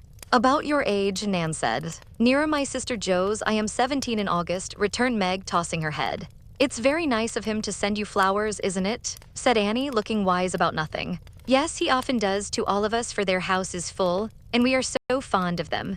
My mother and old Mr. Lawrence are friends, you know, so it is quite natural that we children should play together," and Meg hoped they would say no more. "It's evident Daisy isn't out yet," said Miss Clara to Belle with a nod. "Quite a pastoral state of innocence all round," returned Miss Bell with a shrug. "I'm going out to get some little matters for my girls. Can I do anything for you, young ladies?" asked Mrs. Moffat, lumbering in like an elephant in silk and lace. "No, thank you, ma'am," replied Sally. "I've got my new pink silk for Thursday and don't want a thing." "Nor I," began Meg, but stopped because it occurred to her that she did want several things and could not have them. "What shall you wear?" asked Sally. "My old white one again, if I can mend it fit to be seen. It got sadly torn last night," said Meg, trying to speak quite easily but feeling very uncomfortable. "Why don't you send home for another?" said Sally, who was not an observing young lady. "I haven't got any other." It cost Meg an effort to say that, but Sally did not see it and exclaimed in amiable surprise, "Only that, how funny." She did not finish her speech, for Belle shook her head at her and broke in, saying kindly, "Not at all. Where's the use of having a lot of dresses when she isn't out yet? There's no need of sending home, Daisy, even if you had a dozen, for I've got a sweet blue silk laid away, which I've outgrown, and you shall wear it to please me, won't you, dear?" "You are very kind, but I don't mind my old dress if you don't. It does well enough for a little girl like me," said Meg. "Now do let me please myself by dressing you up in style. I admire to do it, and you'd be a regular little beauty with a touch here and there. I shan't let anyone see you till you are done, and then we'll burst upon them like Cinderella and her godmother going to the ball," said Belle in her persuasive tone. Meg couldn't refuse the offer so kindly made, for a desire to see if she would be a little beauty after touching up caused her to accept and forget all her former uncomfortable feelings toward the Moffats. On the Thursday evening, Belle shut herself up with her maid, and between them they turned Meg into a fine lady. They crimped and curled her hair, they polished her neck and arms with some fragrant powder, touched her lips with coralline salve to make them redder, and Hortense would have added a soupçon of rouge if Meg had not rebelled. They laced her into a sky-blue dress, which was so tight she could hardly breathe and so low in the neck that modest Meg blushed at herself in the mirror. A set of silver filigree was added, bracelets, necklace, brooch, and even earrings, for Hortense tied them on with a bit of pink silk which did not show. A cluster of tea rose buds at the bosom and a ruch reconciled Meg to the display of her pretty white shoulders, and a pair of high-heeled silk boots satisfied the last wish of her heart. A lace handkerchief, a plummy fan, and a bouquet in a shoulder holder finished her off. And Miss Bell surveyed her with the satisfaction of a little girl with a newly dressed doll. "Mademoiselle is charmante, très jolie, is she not?" cried Hortense, clasping her hands in an affected rapture. "Come and show yourself," said Miss Bell, leading the way to the room where the others were waiting. As Meg went rustling after, with her long skirts trailing, her earrings tinkling, her curls waving, and her heart beating, she felt as if her fun had really begun at last, for the mirror had plainly told her that she was a little beauty. Her friends repeated the pleasing phrase enthusiastically, and for several minutes she stood, like a jackdaw in the fable, enjoying her borrowed plumes, while the rest chattered like a party of magpies. "While I dress, do you drill her Nan in the management of her skirt and those French heels, or she will trip herself up? Take your silver butterfly and catch up that long curl on the left side of her head, Clara, and don't any of you disturb the charming work of my hands," said Belle as she hurried away, looking well pleased with her success. "You don't look a bit like yourself, but you are very nice. I'm nowhere beside you, for Belle has heaps of taste, and you're quite French, I assure you. Let your flowers hang, don't be so careful of them, and be sure you don't trip," returned Sally, trying not to care that Meg was prettier than herself. Keeping that warning carefully in mind, Margaret got safely downstairs and sailed into the drawing rooms where the Moffats and a few early guests were assembled. She very soon discovered that there is a charm about fine clothes which attracts a certain class of people and secures their respect. Several young ladies who had taken no notice of her before were very affectionate all of a sudden. Several young gentlemen who had only stared at her at the other party now not only stared but asked to be introduced and said all manner of foolish but agreeable things to her, and several old ladies who sat on the sofas and criticized the rest of the party inquired who she was with an air of interest. She heard Mrs. Moffat reply to one of them, "Daisy March, father a colonel in the army, one of our first families, but reverses of fortune, you know, intimate friends of the Lawrences. Sweet creature, I assure you, my Ned is quite wild about her." "Dear me," said the old lady, putting up her glass for another observation of Meg, who tried to look as if she had not heard and been rather shocked at Mrs. Moffat's fibs. The queer feeling did not pass away, but she imagined herself acting the new part of a fine lady and so got on pretty well, though the tight dress gave her a side ache. The train kept getting under her feet, and she was in constant fear lest her earrings should fly off and get lost or broken. She was flirting her fan and laughing at the feeble jokes of a young gentleman who tried to be witty, when she suddenly stopped laughing and looked confused, for just opposite she saw Laurie. He was staring at her with undisguised surprise and disapproval also, she thought, for though he bowed and smiled, yet something in his honest eyes made her blush and wish she had her old dress on. To complete her confusion, she saw Belle nudge Annie and both glance from her to Laurie, who, she was happy to see, looked unusually boyish and shy. "Silly creatures, to put such thoughts into my head. I won't care for it or let it change me a bit," thought Meg, and rustled across the room to shake hands with her friend. "I'm glad you came, I was afraid you wouldn't," she said with her most grown-up air. "Joe wanted me to come and tell her how you looked, so I did," answered Laurie, without turning his eyes upon her, though he half smiled at her maternal tone. "What shall you tell her?" asked Meg, full of curiosity to know his opinion of her, yet feeling ill at ease with him for the first time. "I shall say I didn't know you, for you look so grown-up and unlike yourself, I'm quite afraid of you," he said, fumbling at his glove button. "How absurd of you, the girls dressed me up for fun and I rather like it. Wouldn't Joe stare if she saw me?"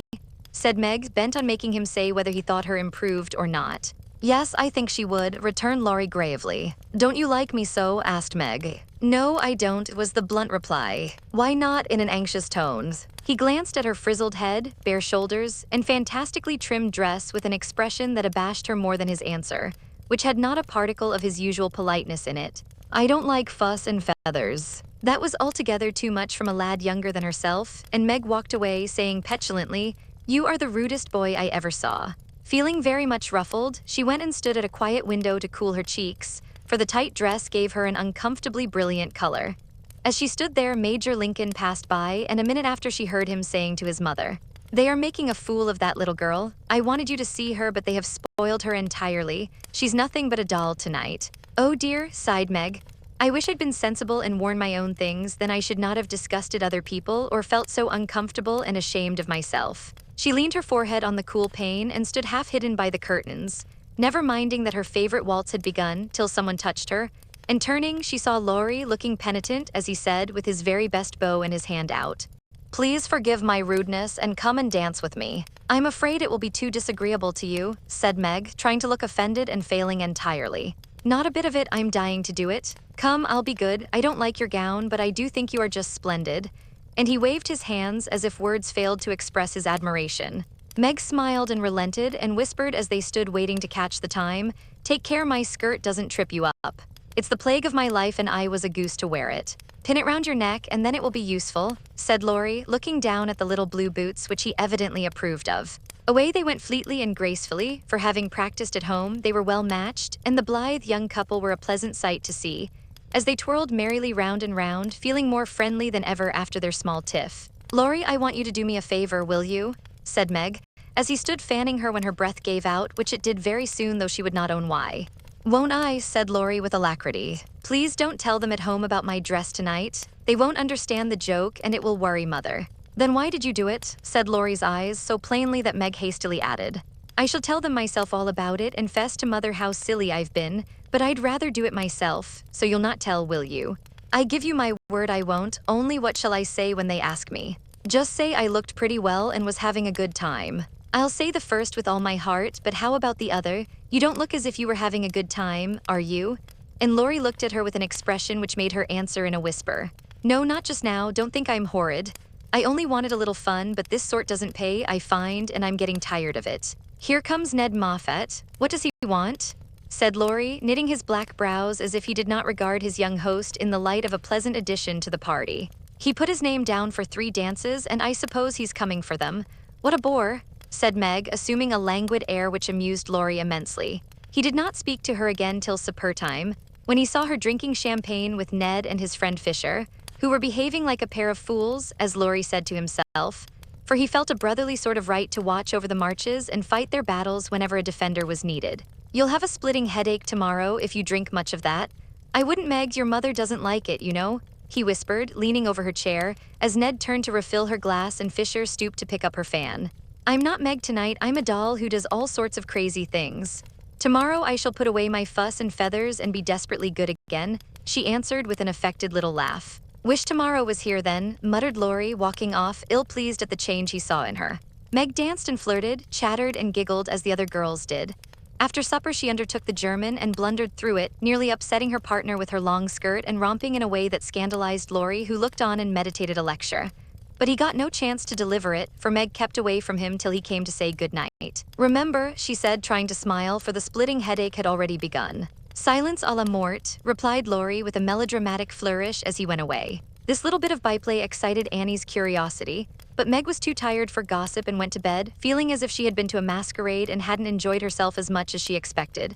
She was sick all the next day and on Saturday went home, quite used up with her fortnight's fun and feeling that she had sat in the lap of luxury long enough. It does seem pleasant to be quiet and not have company manners on all the time. "Home is a nice place, though it isn't splendid," said Meg, looking about her with a restful expression as she sat with her mother and Joe on the Sunday evening. "I'm glad to hear you say so, dear, for I was afraid home would seem dull and poor to you after your fine quarters," replied her mother, who had given her many anxious looks that day. For motherly eyes are quick to see any change in children's faces. Meg had told her adventures gaily and said over and over what a charming time she had had, but something still seemed to weigh upon her spirits, and when the younger girls were gone to bed, she sat thoughtfully staring at the fire, saying little and looking worried. As the clock struck 9 and Joe proposed bed, Meg suddenly left her chair and taking Beth's stool, leaned her elbows on her mother's knee, saying bravely, "Marmee, I want to fess." "I thought so. What is it, dear?" "Shall I go away?" asked Joe discreetly. "Of course not. Don't I always tell you everything? I was ashamed to speak of it before the younger children, but I want you to know all the dreadful things I did at the Moffats." "We are prepared," said Mrs. March, smiling but looking a little anxious. "I told you they dressed me up, but I didn't tell you that they powdered and squeezed and frizzled and made me look like a fashion plate. Laurie thought I wasn't proper. I know he did, though he didn't say so, and one man called me a doll. I knew it was silly, but they flattered me and said I was a beauty and quantities of nonsense, so I let them make a fool of me." "Is that all?" asked Joe, as Mrs. March looked silently at the downcast face of her pretty daughter and could not find it in her heart to blame her little follies. "No, I drank champagne and romped and tried to flirt and was altogether abominable," said Meg self-reproachfully. "There is something more, I think." And Mrs. March smoothed the soft cheek, which suddenly grew rosy as Meg answered slowly, "Yes, it's very silly, but I want to tell it, because I hate to have people say and think such things about us and Laurie." Then she told the various bits of gossip she had heard at the Moffats, and as she spoke, Joe saw her mother fold her lips tightly, as if ill-pleased that such ideas should be put into Meg's innocent mind. "Well, if that isn't the greatest rubbish I ever heard," cried Joe indignantly. Why didn't you pop out and tell them so on the spot? I couldn't, it was so embarrassing for me.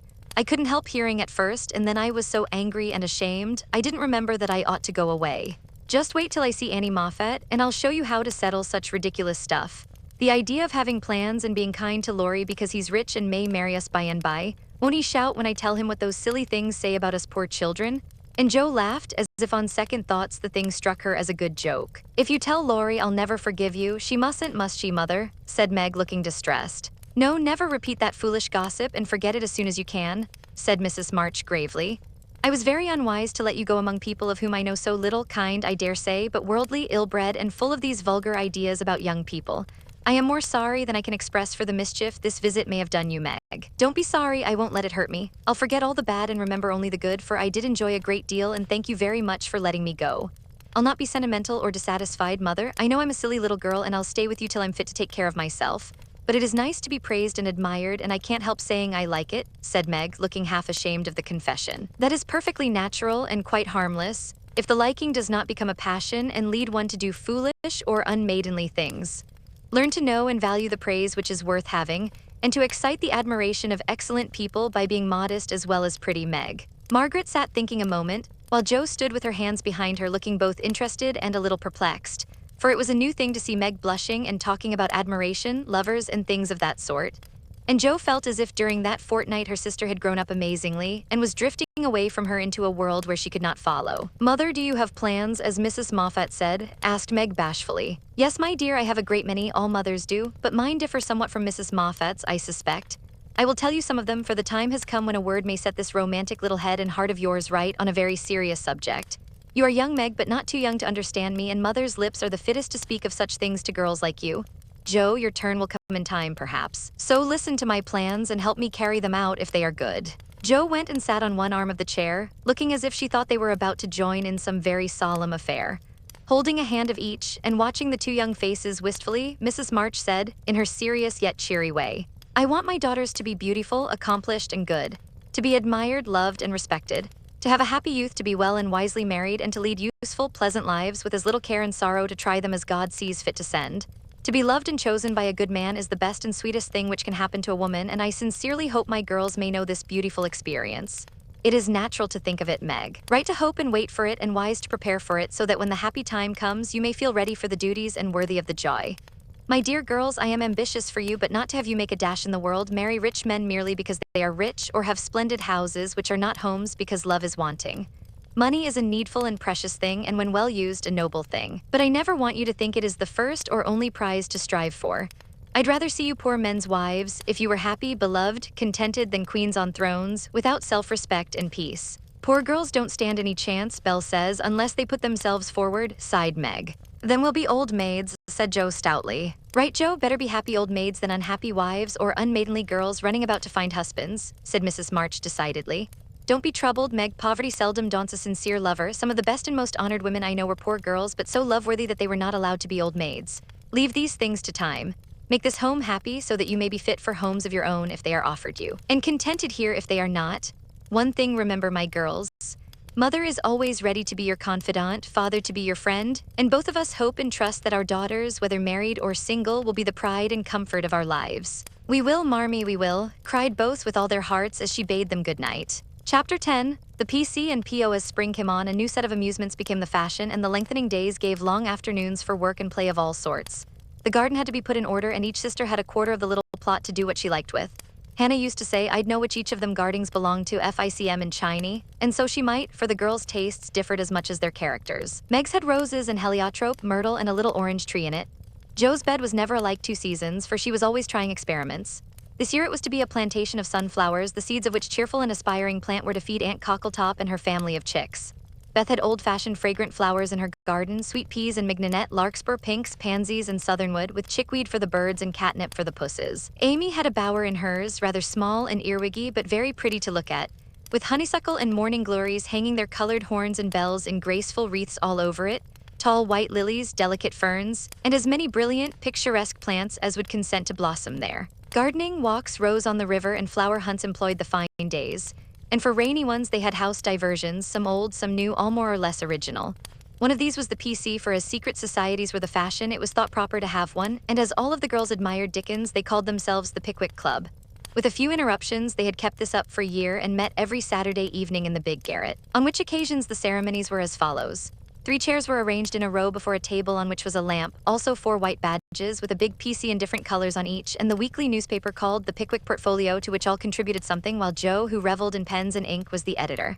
At 7 o'clock, the 4 members ascended to the clubroom, tied their badges round their heads, and took their seats with great solemnity. Meg, as the eldest, was Samuel Pickwick, Joe being of a literary turn, Augustus Snodgrass, Beth, because she was round and rosy, Tracy Tupman, and Amy, who was always trying to do what she couldn't, was Nathaniel Winkle.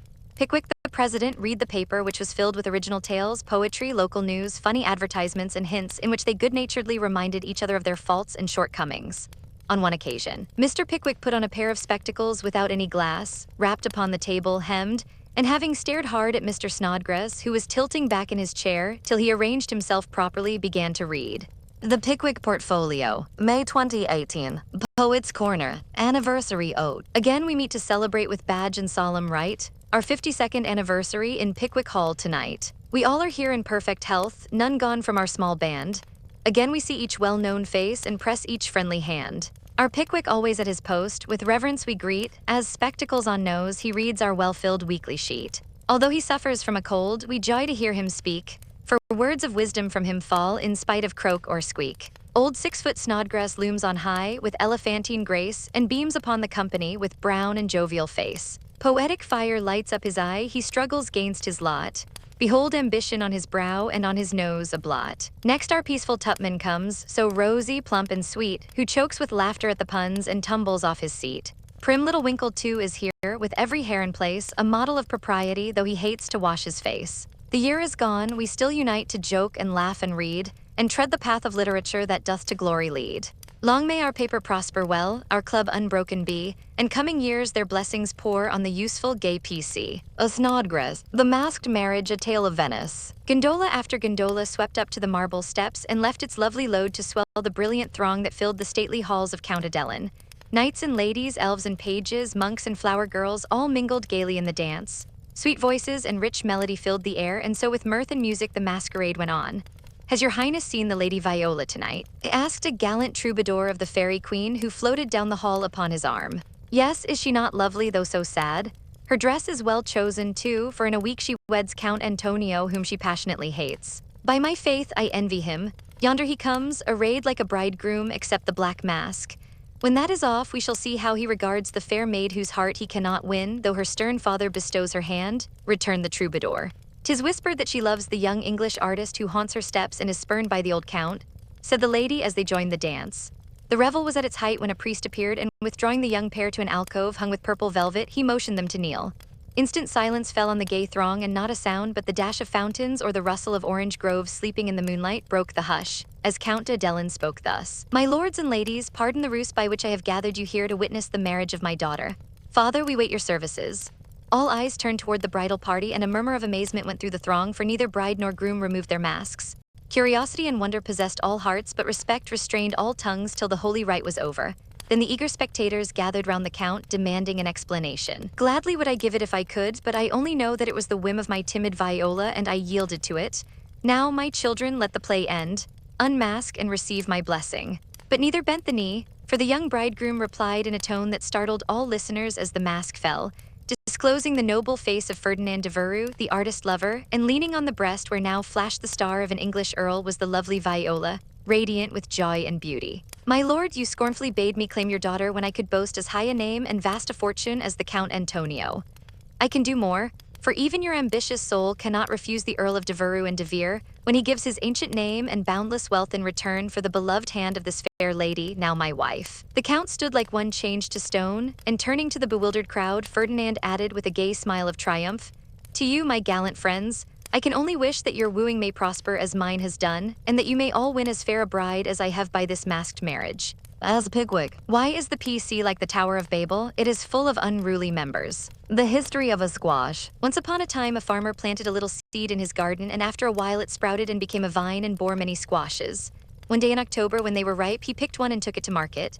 A grocerman bought and put it in his shop. That same morning, a little girl in a brown hat and blue dress with a round face and snub nose went and bought it for her mother. She lugged it home, cut it up, and boiled it in the big pot. Mashed some of it with salt and butter for dinner. And to the rest, she added a pint of milk, 2 eggs, 4 spoons of sugar, nutmeg, and some crackers, put it in a deep dish, and baked it till it was brown and nice, and next day it was eaten by a family named March. T. Tupman. Mr. Pickwick, sir. I address you upon the subject of sin. The sinner, I mean, is a man named Winkle who makes trouble in his club by laughing and sometimes won't write his piece in this fine paper.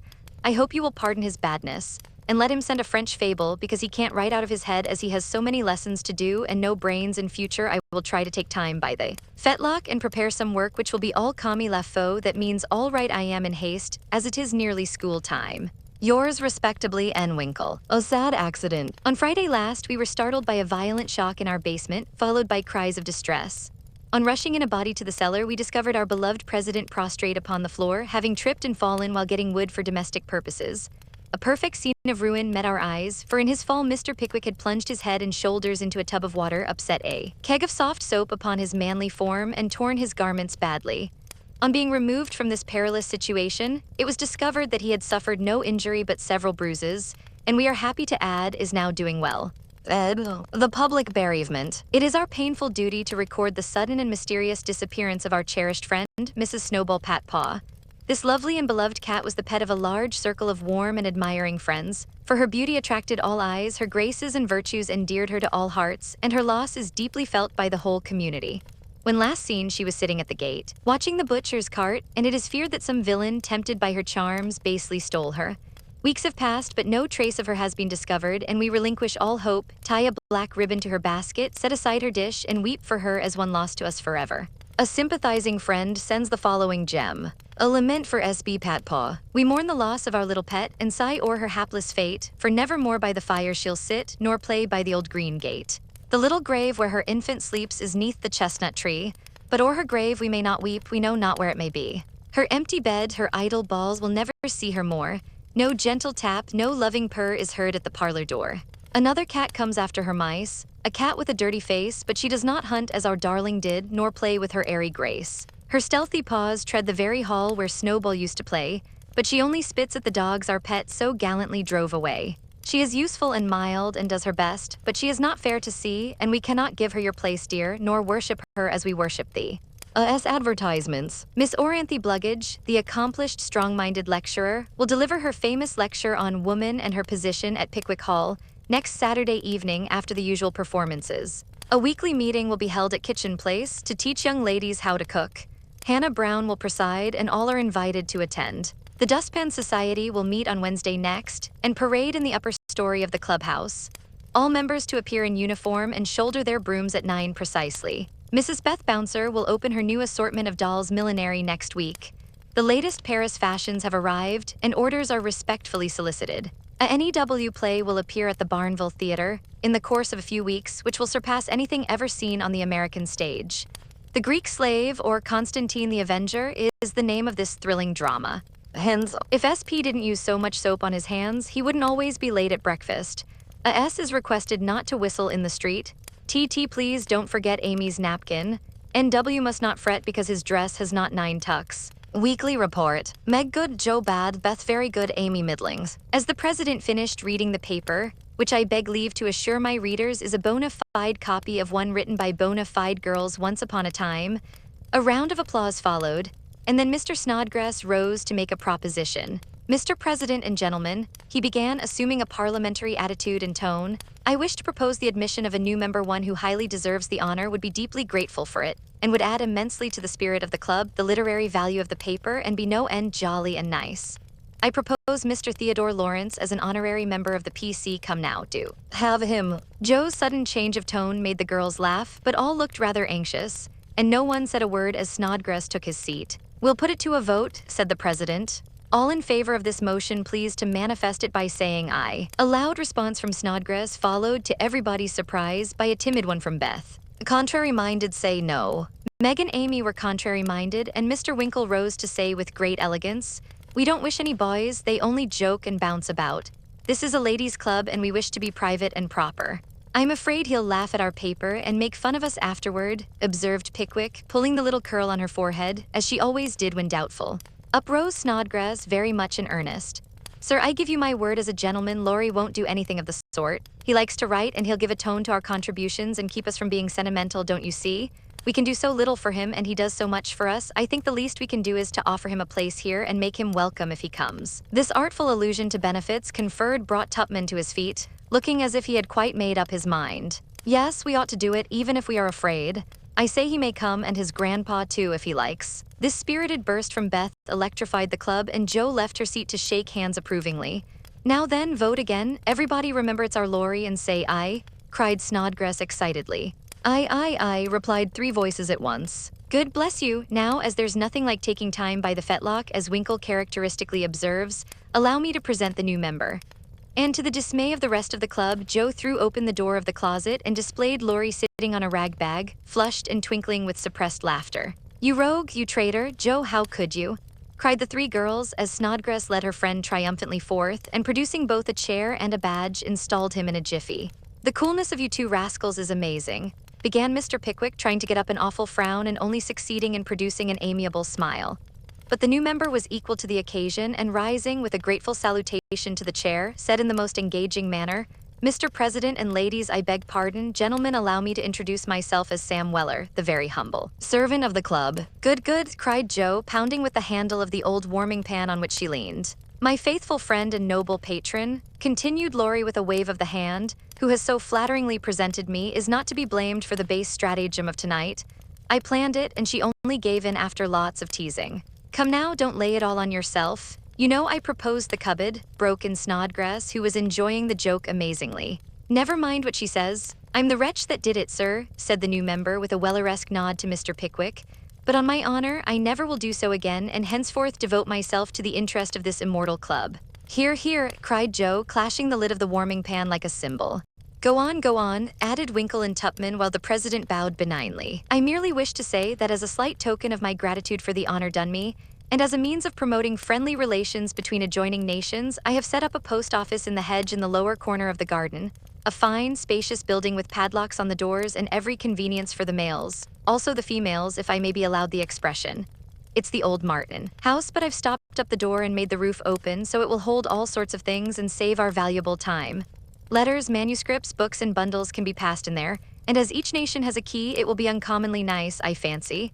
Allow me to present the club key, and with many thanks for your favor, take my seat." Great applause as Mr. Weller deposited a little key on the table and subsided. The warming pan clashed and waved wildly, and it was some time before order could be restored. A long discussion followed, and everyone came out surprising, for everyone did her best. So it was an unusually lively meeting and did not adjourn till a late hour, when it broke up with 3 shrill cheers for the new member. No one ever regretted the admittance of Sam Weller, for a more devoted, well-behaved, and jovial member no club could have. He certainly did add spirit to the meetings and a tone to the paper, for his orations convulsed his hearers and his contributions were excellent, being patriotic, classical, comical, or dramatic, but never sentimental. Joe regarded them as worthy of Bacon, Milton, or Shakespeare, and remodeled her own works with good effect, she thought. The P.O. was a capital little institution and flourished wonderfully, for nearly as many queer things passed through it as through the real post office. Tragedies and cravats, poetry and pickles, garden seeds and long letters, music and gingerbread, rubbers, invitations, scoldings, and puppies. The old gentleman liked the fun and amused himself by sending odd bundles, mysterious messages, and funny telegrams, and his gardener, who was smitten with Hannah's charms, actually sent a love letter to Joe's care. How they laughed when the secret came out, never dreaming how many love letters that little post office would hold in the years to come. Chapter 11. Experiment. The 1st of June, the Kings are off to the seashore tomorrow and I'm free.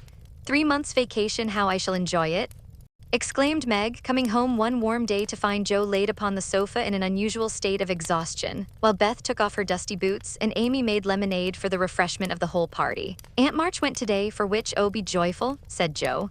"I was mortally afraid she'd ask me to go with her. If she had, I should have felt as if I ought to do it, but Plumfield is about as gay as a churchyard, you know, and I'd rather be excused.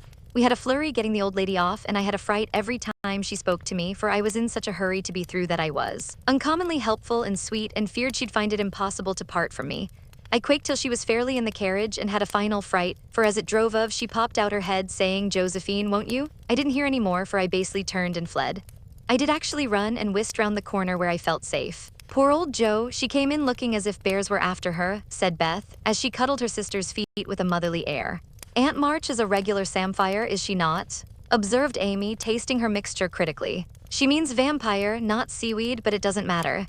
It's too warm to be particular about one's parts of speech, murmured Joe. What shall you do all your vacation? Asked Amy, changing the subject with tact. I shall lie abed late and do nothing, replied Meg from the depths of the rocking chair. I've been routed up early all winter and had to spend my days working for other people, so now I'm going to rest and revel to my heart's content. No, said Joe, that dozy way wouldn't suit me. I've laid in a heap of books, and I'm going to improve my shining hours reading on my perch in the old apple tree when I'm not having L. Don't say larks, implored Amy as a return snub for the samphire correction. I'll say nightingales then with Laurie. That's proper and appropriate since he's a warbler. Don't let us do any lessons, Beth, for a while, but play all the time and rest, as the girls mean to, proposed Amy. Well, I will if Mother doesn't mind. I want to learn some new songs, and my children need fitting up for the summer. They are dreadfully out of order and really suffering for clothes. May we, Mother? Asked Meg, turning to Mrs. March, who sat sewing in what they called Marmee's corner. You may try your experiment for a week and see how you like it. I think by Saturday night you will find that all play and no work is as bad as all work and no play. Oh dear no, it will be delicious, I'm sure, said Meg complacently. I now propose a toast, as my friend and partner Sari Gamp says, fun forever and no grubbing, cried Joe, rising, glass in hand, as the lemonade went round. They all drank it merrily and began the experiment by lounging for the rest of the day. Next morning, Meg did not appear till 10 o'clock. Her solitary breakfast did not taste good, and the room seemed lonely and untidy, for Joe had not filled the vases, Beth had not dusted, and Amy's books lay scattered about. Nothing was neat and pleasant but Marmee's corner, which looked as usual. And there, Meg sat to rest and read, which meant to yawn and imagine what pretty summer dresses she would get with her salary. Joe spent the morning on the river with Laurie and the afternoon reading and crying over the wide, wide world up in the apple tree. Beth began by rummaging everything out of the big closet where her family resided, but getting tired before half done, she left her establishment, topsy-turvy, and went to her music, rejoicing that she had no dishes to wash. Amy arranged her bower, put on her best white frock, smoothed her curls, and sat down to draw under the honeysuckle, hoping someone would see and inquire who the young artist was. As no one appeared but an inquisitive daddy longlegs who examined her work with interest, she went to walk, got caught in a shower, and came home dripping. At tea time they compared notes, and all agreed that it had been a delightful, though unusually long day. Meg, who went shopping in the afternoon and got a sweet blue muslin, had discovered after she had cut the bread soft that it wouldn't wash, which mishap made her slightly cross. Joe had burned the skin off her nose boating and got a raging headache by reading too long. Beth was worried by the confusion of her closet and the difficulty of learning 3 or 4 songs at once, and Amy deeply regretted the damage done her frock. For Katie Brown's party was to be the next day, and now, like Flora McFlimsy, she had nothing to wear. But these were mere trifles, and they assured their mother that the experiment was working finely. She smiled, said nothing, and with Hannah's help did their neglected work, keeping home pleasant and the domestic machinery running smoothly. It was astonishing what a peculiar and uncomfortable state of things was produced by the resting and reveling process. The days kept getting longer and longer, the weather was unusually variable, and so were tempers. An unsettled feeling possessed everyone, and Satan found plenty of mischief for the idle hands to do. As the height of luxury, Meg put out some of her sewing and then found time hang so heavily that she fell to snipping and spoiling her clothes in her attempts to furbish them up a la Moffat. Joe read till her eyes gave out and she was sick of books, got so fidgety that even good-natured Laurie had a quarrel with her, and so reduced in spirits that she desperately wished she had gone with it. March, Beth got on pretty well, for she was constantly forgetting that it was to be all play and no work, and fell back into her old ways now and then. But something in the air affected her, and more than once her tranquility was much disturbed, so much so that on one occasion she actually shook poor dear Joanna and told her she was a fright. Amy fared worst of all, for her resources were small, and when her sisters left her to amuse herself, she soon found that accomplished and important little self a great burden. She didn't like dolls, fairy tales were childish, and one couldn't draw all the time. Tea parties didn't amount to much, neither did picnics unless very well conducted. If one could have a fine house full of nice girls or go traveling, the summer would be delightful, but to stay at home with 3 selfish sisters and a grown-up boy was enough to try the patience of a Bose, complained Miss Malaprop, after several days devoted to pleasure, fretting, and ennui. No one would own that they were tired of the experiment, but by Friday night each acknowledged to herself that she was glad the week was nearly done. Hoping to impress the lesson more deeply, Mrs. March, who had a good deal of humor, resolved to finish off the trial in an appropriate manner, so she gave Hannah a holiday and let the girls enjoy the full effect of the play system. When they got up on Saturday morning, there was no fire in the kitchen, no breakfast in the dining room, and no mother anywhere to be seen. "Mercy on us, what has happened?" cried Joe, staring about her in dismay. Meg ran upstairs and soon came back again, looking relieved but rather bewildered and a little ashamed. "Mother isn't sick, only very tired, and she says she is going to stay quietly in her room all day and let us do the best we can. It's a very queer thing for her to do. She doesn't act a bit like herself. But she says it has been a hard week for her, so we mustn't grumble but take care of ourselves. That's easy enough, and I like the idea. I'm aching for something to do, that is, some new amusement, you know, added Joe quickly. In fact, it was an immense relief to them all to have a little work, and they took hold with a will, but soon realized the truth of Hannah's saying, housekeeping ain't no joke. There was plenty of food in the larder, and while Beth and Amy set the table, Meg and Joe got breakfast, wondering as they did why servants ever talked about hard work. I shall take some up to Mother, though she said we were not to think of her, for she'd take care of herself, said Meg, who presided and felt quite matronly behind the teapot. So a tray was fitted out before anyone began and taken up with the cook's compliments. The boiled tea was very bitter, the omelet scorched, and the biscuits speckled with saleratus, but Mrs. March received her repast with thanks and laughed heartily over it after Joe was gone. Poor little souls, they will have a hard time, I'm afraid, but they won't suffer, and it will do them good, she said, producing the more palatable viands with which she had provided herself and disposing of the bad breakfast so that their feelings might not be hurt, a motherly little deception for which they were grateful. Many were the complaints below, and great the chagrin of the head cook at her failures.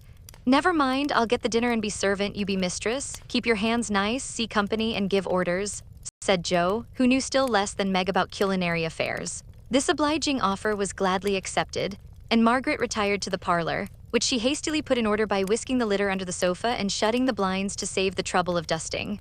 Joe, with perfect faith in her own powers and a friendly desire to make up the quarrel, immediately put a note in the office inviting Laurie to dinner. You'd better see what you have got before you think of having company, said Meg, when informed of the hospitable but rash act. Oh, there's corned beef and plenty of potatoes, and I shall get some asparagus and a lobster for a relish, as Hannah says. We'll have lettuce and make a salad. I don't know how, but the book tells. I'll have blanc mange and strawberries for dessert and coffee too if you want to be elegant. Don't try too many messes, Joe, for you can't make anything but gingerbread and molasses candy fit to eat. I wash my hands of the dinner party, and since you have asked Laurie on your own responsibility, you may just take care of him. I don't want you to do anything but be civil to him and help to the pudding. You'll give me your advice if I get in a muddle, won't you? Asked Joe, rather hurt. Yes, but I don't know much, except about bread and a few trifles. You had better ask Mother's leave before you order anything, returned Meg prudently. Of course I shall, I'm not a fool. And Joe went off in a huff at the doubts expressed of her powers. Get what you like and don't disturb me. I'm going out to dinner and can't worry about things at home, said Mrs. March when Joe spoke to her. I never enjoyed housekeeping, and I'm going to take a vacation today and read, write, go visiting, and amuse myself. The unusual spectacle of her busy mother rocking comfortably and reading early in the morning made Joe feel as if some unnatural phenomenon had occurred, for an eclipse, an earthquake, or a volcanic eruption would hardly have seemed stranger. Everything is out of sorts somehow, she said to herself going downstairs. There's Beth crying, that's a sure sign that something is wrong in this family. If Amy is bothering, I'll shake her. Feeling very much out of sorts herself, Joe hurried into the parlor to find Beth sobbing over Pip, the canary, who lay dead in the cage with his little claws pathetically extended, as if imploring the food for want of which he had died. It's all my fault, I forgot him, there isn't a seed or a drop left. Oh Pip, how could I be so cruel to you? Cried Beth, taking the poor thing in her hands and trying to restore him. Joe peeped into his half-open eye, felt his little heart, and finding him stiff and cold, shook her head and offered her domino box for a coffin. Put him in the oven and maybe he will get warm and revive, said Amy hopefully. He's been starved, and he shan't be baked now he's dead. I'll make him a shroud, and he shall be buried in the garden, and I'll never have another bird, never, my Pip.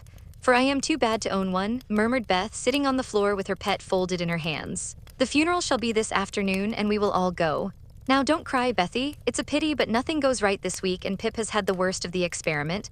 Make the shroud and lay him in my box, and after the dinner party we'll have a nice little funeral, said Joe, beginning to feel as if she had undertaken a good deal. Leaving the others to console Beth, she departed to the kitchen, which was in a most discouraging state of confusion.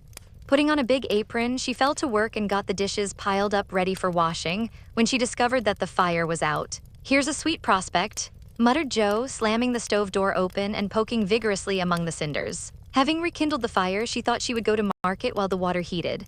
The walk revived her spirits, and flattering herself that she had made good bargains, she trudged home again after buying a very young lobster, some very old asparagus, and 2 boxes of acid strawberries. By the time she got cleared up, the dinner arrived and the stove was red hot. Hannah had left a pan of bread. To rise, Meg had worked it up early, set it on the hearth for a second rising, and forgotten it. Meg was entertaining Sally Gardner in the parlor, when the door flew open and a flowery, crocky, flushed, and disheveled figure appeared, demanding tartly, "I say, isn't bread riz enough when it runs over the pans?" Sally began to laugh, but Meg nodded and lifted her eyebrows as high as they would go, which caused the apparition to vanish and put the sour bread into the oven without further delay. Mrs. March went out after peeping here and there to see how matters went, also saying a word of comfort to Beth, who sat making a winding sheet while the dear departed lay in state in the domino box. A strange sense of helplessness fell upon the girls as the gray bonnet vanished round the corner, and despair seized them when a few minutes later Miss Crocker appeared and said she'd come to dinner. Now this lady was a thin, yellow spinster with a sharp nose and inquisitive eyes who saw everything and gossiped about all she saw. They disliked her but had been taught to be kind to her simply because she was old and poor and had few friends.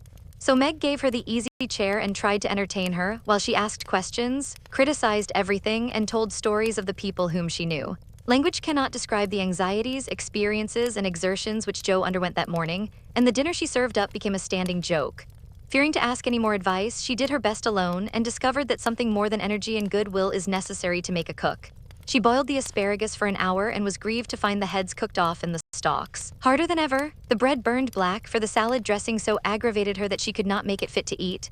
The lobster was a scarlet mystery to her, but she hammered and poked till it was unshelled and its meager proportions concealed in a grove of lettuce leaves. The potatoes had to be hurried, not to keep the asparagus waiting, and were not done at the last. The blancmange was lumpy, and the strawberries not as ripe as they looked, having been skillfully deaconed. Well, they can eat beef and bread and butter if they are hungry, only it's mortifying to have to spend your whole morning for nothing, thought Jo, as she rang the bell half an hour later than usual and stood hot, tired, and dispirited, surveying the feast spread before Laurie, accustomed to all sorts of elegance, and Miss Crocker, whose tattling tongue would report them far and wide. Poor Jo would gladly have gone under the table, as one thing after another was tasted and left. While Amy giggled, Meg looked distressed, Miss Crocker pursed her lips, and Laurie talked and laughed with all his might to give a cheerful tone to the festive scene. Jo's one strong point was the fruit, for she had sugared it well and had a pitcher of rich cream to eat with it. Her hot cheeks cooled a trifle, and she drew a long breath as the pretty glass plates went round, and everyone looked graciously at the little rosy islands floating in a sea of cream. Miss Crocker tasted first, made a wry face, and drank some water hastily. Jo, who refused, thinking there might not be enough, for they dwindled sadly after the picking over, glanced at Laurie, but he was eating away manfully, though there was a slight pucker about his mouth, and he kept his eye fixed on his plate. Amy, who was fond of delicate fare, took a heaping spoonful, choked, hid her face in her napkin, and left the table precipitately. "Oh, what is it?" exclaimed Jo, trembling. "Salt instead of sugar, and the cream is sour," replied Meg with a tragic gesture. Jo uttered a groan and fell back in her chair, remembering that she had given a last hasty powdering to the berries out of one of the 2 boxes on the kitchen table, and had neglected to put the milk in the refrigerator. She turned scarlet and was on the verge of crying when she met Laurie's eyes, which would look merry in spite of his heroic efforts. The comical side of the affair suddenly struck her, and she laughed till the tears ran down her cheeks. So did everyone else, even Croker, as the girls called the old lady, and the unfortunate dinner ended gaily with bread and butter, olives, and fun. "I haven't strength of mind enough to clear up now, so we will sober ourselves with a funeral," said Jo as they rose, and Miss Crocker made ready to go, being eager to tell the new story at another friend's dinner table. They did sober themselves for Beth's sake. Laurie dug a grave under the ferns in the grove little Pip was laid in, with many tears by his tender-hearted mistress, and covered with moss, while a wreath of violets and chickweed was hung on the stone which bore his epitaph, composed by Jo while she struggled with the dinner. "Here lies Pip March, who died the 7th of June, loved and lamented sore, and not forgotten soon." At the conclusion of the ceremonies, Beth retired to her room, overcome with emotion and lobster, but there was no place of repose, for the beds were not made, and she found her grief much assuaged by beating up the pillows and putting things in order. Meg helped Jo clear away the remains of the feast, which took half the afternoon and left them so tired that they agreed to be contented with tea and toast for supper. Laurie took Amy to drive, which was a deed of charity, for the sour cream seemed to have had a bad effect upon her temper. Mrs. March came home to find the 3 older girls hard at work in the middle of the afternoon, and a glance at the closet gave her an idea of the success of one part of the experiment. Before the housewives could rest, several people called, and there was a scramble to get ready to see them. Then tea must be got, errands done, and 1 or 2 necessary bits of sewing neglected until the last minute.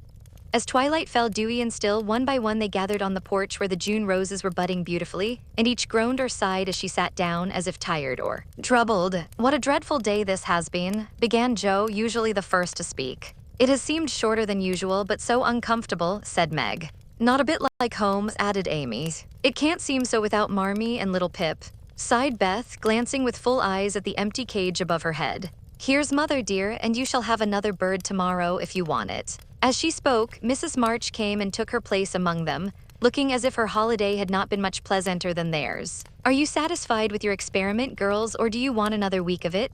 she asked, as Beth nestled up to her and the rest turned toward her with brightening faces as flowers turned toward the sun.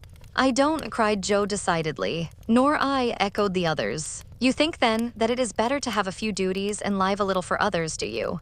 "Lounging and larking doesn't pay," observed Joe, shaking her head. "I'm tired of it and mean to go to work at something right off. Suppose you learn plain cooking. That's a useful accomplishment which no woman should be without," said Mrs. March, laughing inaudibly at the recollection of Joe's dinner party, for she had met Miss Crocker and heard her account of it. "Mother, did you go away and let everything be just to see how we'd get on?" cried Meg, who had had suspicions all day. "Yes, I wanted you to see how the comfort of all depends on each doing her share faithfully. While Hannah and I did your work, you got on pretty well, though I don't think you were very happy or amiable. So I thought, as a little lesson, I would show you what happens when everyone thinks only of herself. Don't you feel that it is pleasanter to help one another, to have daily duties which make leisure sweet when it comes, and to bear and forbear that home may be comfortable and lovely to us all?" "We do, mother, we do," cried the girls. "Then let me advise you to take up your little burdens again, for though they seem heavy sometimes, they are good for us and lighten as we learn to carry them. Work is wholesome, and there is plenty for everyone. It keeps us from ennui and mischief, is good for health and spirits, and gives us a sense of power and independence better than money or fashion. We'll work like bees and love it too, see if we don't," said Joe. "I'll learn plain cooking for my holiday task, and the next dinner party I have shall be a success. I'll make the set of shirts for father instead of letting you do it, Marmee. I can and I will, though I'm not fond of sewing. That will be better than fussing over my own things, which are plenty nice enough as they are," said Meg. "I'll do my lessons every day and not spend so much time with my music and dolls. I am a stupid thing and ought to be studying, not playing," was Beth's resolution, while Amy followed their example by heroically declaring, "I shall learn to make buttonholes and attend to my parts of speech." "Very good, then I am quite satisfied with the experiment and fancy that we shall not have to repeat it, only don't go to the other extreme and delve like slaves. Have regular hours for work and play, make each day both useful and pleasant, and prove that you understand the worth of time by employing it well.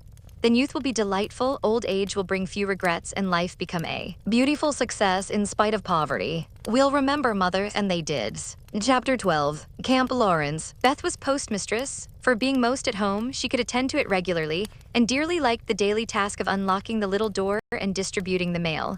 One July day she came in with her hands full and went about the house leaving letters and parcels like the penny post. "Here's your posy, mother. Laurie never forgets that," she said, putting the fresh nosegay in the vase that stood in Marmee's corner and was kept supplied by the affectionate boy.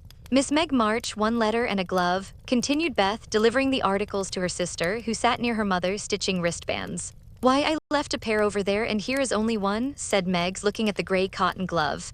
"Didn't you drop the other in the garden?" "No, I'm sure I didn't, for there was only one in the office. I hate to have odd gloves. Never mind, the other may be found. My letter is only a translation of the German song I wanted. I think Mr. Brooke did it, for this isn't Laurie's writing." Mrs. March glanced at Meg, who was looking very pretty in her gingham morning gown with the little curls blowing about her forehead, and very womanly as she sat sewing at her little work table full of tidy white rolls, so unconscious of the thought in her mother's mind as she sewed and sang, while her fingers flew and her thoughts were busied with girlish fancies as innocent and fresh as the pansies in her belt, that Mrs. March smiled and was satisfied. "2 letters for Dr. Joe, a book, and a funny old hat which covered the whole post office and stuck outside," said Beth, laughing as she went into the study where Joe sat writing. "What a sly fellow Laurie is. I said I wished bigger hats were the fashion because I burn my face every hot day. He said, 'Why mind the fashion? Wear a big hat and be comfortable.' I said I would if I had one, and he has sent me this to try me. I'll wear it for fun and show him I don't care for the fashion." And hanging the antique broad brim on a bust of Plotto, Joe read her letters. One from her mother made her cheeks glow and her eyes fill, for it said to her, "My dear, I write a little word to tell you with how much satisfaction I watch your efforts to control your temper. You say nothing about your trials, failures, or successes, and think perhaps that no one sees them but the friend whose help you daily ask, if I may trust the well-worn cover of your guidebook. I too have seen them all and heartily believe in the sincerity of your resolution since it begins to bear fruit. Go on, dear, patiently and bravely, and always believe that no one sympathizes more tenderly with you than your loving mother." "That does me good. That's worth millions of money and pecks of praise. Oh, Marmee, I do try. I will keep on trying and not get tired since I have you to help me." Laying her head on her arms, Joe wet her little romance with a few happy tears, for she had thought that no one saw and appreciated her efforts to be good, And this assurance was doubly precious, doubly encouraging because unexpected and from the person whose commendation she most valued. Feeling stronger than ever to meet and subdue her Apollyon, she pinned the note inside her frock as a shield, and a reminder lest she be taken unaware, and proceeded to open her other letter, quite ready for either good or bad news. In a big, dashing hand, Laurie wrote, "Dear Joe, what ho! Some English girls and boys are coming to see me tomorrow, and I want to have a jolly time. If it's fine, I'm going to pitch my tent in Longmeadow and row up the whole crew to lunch and croquet, have a fire, make messes, gypsy fashion, and all sorts of larks. They are nice people and like such things. Brooke will go to keep us boys steady, and Kate Vaughn will play propriety for the girls. I want you all to come, can't let Beth off at any price, and nobody shall worry her. Don't bother about rations, I'll see to that, and everything else, only do come, there's a good fellow. In a tearing hurry, yours ever, Laurie." "Here's richness," cried Joe, flying in to tell the news to Meg. "Of course we can go, Mother. It will be such a help to Laurie, for I can row and Meg see to the lunch, and the children be useful in some way." "I hope the Vaughns are not fine grown-up peoples. Do you know anything about them, Joe?" asked Meg. "Only that there are 4 of them. Kate is older than you, Fred and Frank twins about my age, and a little girl, Grace, who is 9 or 10. Laurie knew them abroad and liked the boys. I fancied from the way he primed up his mouth in speaking of her that he didn't admire Kate much. I'm so glad my French print is clean, it's just the thing and so becoming," observed Meg complacently. "Have you anything decent, Joe? Scarlet and gray boating suit, good enough for me. I shall row and tramp about, so I don't want any starch to think of. You'll come, Betty. If you won't let any boys talk to me." "Not a boy. I like to please Laurie, and I'm not afraid of Mr. Brooke, he is so kind. But I don't want to play or sing or say anything. I'll work hard and not trouble anyone, and you'll take care of me, Joe, so I'll go." "That's my good girl. You do try to fight off your shyness, and I love you for it. Fighting faults isn't easy, as I know, and a cheery word kind of gives a lift." "Thank you, Mother," and Joe gave the thin cheek a grateful kiss, more precious to Mrs. March than if it had given back the rosy roundness of her youth. "I had a box of chocolate drops and the picture I wanted to copy," said Amy, showing her mail. "And I got a note from Mr. Lawrence, asking me to come over and play to him tonight, before the lamps are lighted, and I shall go," added Beth, whose friendship with the old gentleman prospered finely. "Now let's fly round and do double duty today so that we can play tomorrow with free minds," said Joe, preparing to replace her pen with a broom. When the sun peeped into the girls' room early next morning to promise them a fine day, he saw a comical sight. Each had made such preparation for the fate as seemed necessary and proper. Meg had an extra row of little curl papers across her forehead. Joe had copiously anointed her afflicted face with cold cream. Beth had taken Joanna to bed with her to atone for the approaching separation, and Amy had capped the climax by putting a clothespin on her nose to uplift the offending feature. It was one of the kind artists used to hold the paper on their drawing boards, therefore quite appropriate and effective for the purpose it was now being put. This funny spectacle appeared to amuse the son, for he burst out with such radiance that Joe woke up and roused her sisters by a hearty laugh at Amy's ornament. Sunshine and laughter were good omens for a pleasure party, and soon a lively bustle began in both houses. Beth, who was ready first, kept reporting what went on next door and enlivened her sisters' toilets by frequent telegrams from the window. "There goes the man with the tent. I see Mrs. Barker doing up the lunch in a hamper and a great basket. Now Mr. Lawrence is looking up at the sky and the weathercock. I wish he would go too. There's Laurie looking like a sailor, nice boy. Oh, mercy me. Here's a carriage full of people, a tall lady, a little girl, and 2 dreadful boys. One is lame, poor thing, he's got a crutch. Laurie didn't tell us that. Be quick, girls, it's getting late. Why, there is Ned Moffat, I do declare. Meg, isn't that the man who bowed to you one day when we were shopping? So it is. How queer that he should come. I thought he was at the mountains. There is Sally. I'm glad she got back in time. Am I all right, Joe?" cried Meg in a flutter. "A regular daisy. Hold up your dress and put your hat on straight. It looks sentimental tipped that way and will fly off at the first puff. Now then, come on." "Oh, Joe, you are not going to wear that awful hat? It's too absurd. You shall not make a guy of yourself," remonstrated Meg, as Joe tied down with a red ribbon the broad-brimmed, old-fashioned leghorn Laurie had sent for a joke. "I just will, though, for it's capital, so shady, light, and big. It will make fun, and I don't mind being a guy if I'm comfortable." With that, Joe marched straight away, and the rest followed, a bright little band of sisters, all looking their best in summer suits, with happy faces under the jaunty hat brims. Laurie ran to meet and present them to his friends in the most cordial manner. The lawn was the reception room, and for several minutes a lively scene was enacted there. Meg was grateful to see that Miss Kate, though 20, was dressed with a simplicity which American girls would do well to imitate, and who was much flattered by Mr. Ned's assurances that he came especially to see her. Joe understood why Laurie primed up his mouth when speaking of Kate, for that young lady had a standoff don't-touch-me air which contrasted strongly with the free and easy demeanor of the other girls. Beth took an observation of the new boys and decided that the lame one was not dreadful but gentle and feeble, and she would be kind to him on that account. Amy found Grace a well-mannered, merry little person, and after staring dumbly at one another for a few minutes, they suddenly became very good friends. Tents, lunch, and croquet utensils having been sent on beforehand, the party was soon embarked, and the two boats pushed off together, leaving Mr. Lawrence waving his hat on the shore. Laurie and Joe rowed one boat, Mr. Brooke and Ned the other, while Fred Vaughn, the riotous twin, did his best to upset both by paddling about in a wherry like a disturbed water bug. Joe's funny hat deserved vote of thanks, for it was of general utility. It broke the ice in the beginning by producing a laugh. It created quite a refreshing breeze, flapping to and fro as she rowed, and would make an excellent umbrella for the whole party if a shower came up, she said. Miss Kate decided that she was odd but rather clever and smiled upon her from afar. Meg in the other boat was delightfully situated, face to face with the rowers, who both admired the prospect and feathered their oars with uncommon skill and dexterity. Mr. Brooke was a grave, silent young man with handsome brown eyes and a pleasant voice. Meg liked his quiet manners and considered him a walking encyclopedia of useful knowledge. He never talked to her much, but he looked at her a good deal, and she felt sure that he did not regard her with aversion.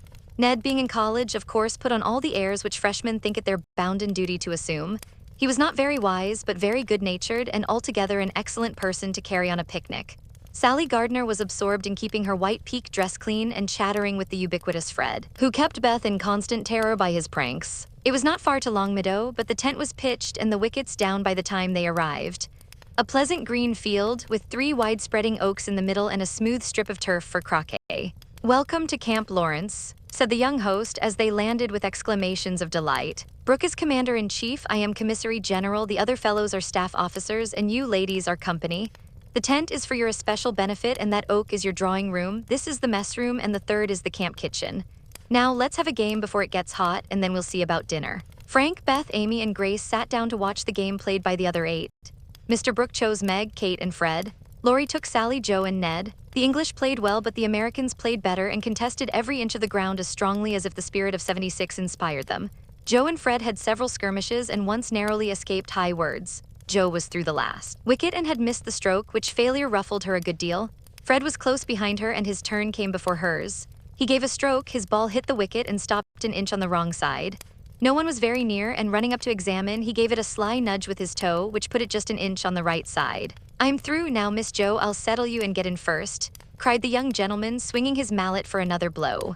"You pushed it, I saw you, it's my turn now," said Joe sharply. "Upon my word, I didn't move it. It rolled a bit perhaps, but that is allowed. So stand off please and let me have a go at the stake." "We don't cheat in America, but you can if you choose," said Joe angrily. "Yankees are a deal the most tricky, everybody knows. There you go," returned Fred, croqueting her ball far away. Joe opened her lips to say something rude, but checked herself in time, colored up to her forehead, and stood a minute, hammering down a wicket with all her might, while Fred hit the stake and declared himself out with much exultation. She went off to get her ball and was a long time finding it among the bushes, but she came back looking cool and quiet and waited her turn patiently. It took several strokes to regain the place she had lost, and when she got there, the other side had nearly won, for Kate's ball was the last but one and lay near the stake. "By George, it's all up with us. Goodbye, Kate, Miss Joe owes me one, so you are finished," cried Fred excitedly as they all drew near to see the finish. "Yankees have a trick of being generous to their enemies," said Joe with a look that made the lad redden, especially when they beat them. She added, as leaving Kate's ball untouched, she won the game by a clever stroke. Laurie threw up his hat, then remembered that it wouldn't do to exult over the defeat of his guests, and stopped in the middle of the cheer to whisper to his friend, "Good for you, Joe, he did cheat, I saw him. We can't tell him so, but he won't do it again, take my word for it." Meg drew her aside under pretense of pinning up a loose braid and said approvingly, "It was dreadfully provoking, but you kept your temper, and I'm so glad, Joe. Don't praise me, Meg, for I could box his ears this minute. I should certainly have boiled over if I hadn't stayed among the nettles till I got my rage under control enough to hold my tongue. It's simmering now, so I hope he'll keep out of my way," returned Joe, biting her lips as she glowered at Fred from under her big hat. "Time for lunch," said Mr. Brooke, looking at his watch. "Commissary General, will you make the fire and get water, while Miss March, Miss Sally, and I spread the table? Who can make good coffee?" "Joe can," said Meg, glad to recommend her sister. So Joe, feeling that her late lessons in cookery were to do her honor, went to preside over the coffee pot, while the children collected dry sticks and the boys made a fire and got water from a spring nearby. Miss Kate sketched and Frank talked to Beth, who was making little mats of braided rushes to serve as plates. The commander-in-chief and his aides soon spread the tablecloth with an inviting array of eatables and drinkables, prettily decorated with green leaves. Joe announced that the coffee was ready and everyone settled themselves to a hearty meal, for youth is seldom dyspeptic and exercise develops wholesome appetites. A very merry lunch it was, for everything seemed fresh and funny and frequent. Peals of laughter startled a venerable horse who fed nearby. There was a pleasing inequality in the table which produced many mishaps to cups and plates. Acorns dropped in the milk, little black ants partook of the refreshments without being invited, and fuzzy caterpillars swung down from the tree to see what was going on. 3 white-headed children peeped over the fence, and an objectionable dog barked at them from the other side of the river with all his might and main. "There's salt here," said Laurie as he handed Joe a saucer of berries. "Thank you, I prefer spiders," she replied, fishing up 2 unwary little ones who had gone to a creamy death. "How dare you remind me of that horrid dinner party when yours is so nice in every way?" added Joe as they both laughed and ate out of one plate, the china having run short. "I had an uncommonly good time that day and haven't got over it yet. This is no credit to me, you know, I don't do anything. It's you and Meg and Brooke who make it all go, and I'm no end obliged to you. What shall we do when we can't eat anymore?" asked Laurie, feeling that his trump card had been played when lunch was over.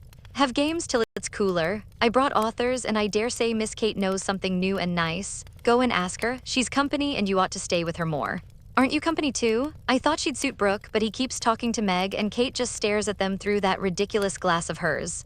I'm going, so you needn't try to preach propriety, for you can't do it, Joe." Miss Kate did know several new games, and as the girls would not and the boys could not eat any more, they all adjourned to the drawing room to play rigmarole. One person begins a story, any nonsense you like, and tells as long as he pleases, only taking care to stop short at some exciting point when the next takes it up and does the same. It's very funny when well done and makes a perfect jumble of tragical comical stuff to laugh over.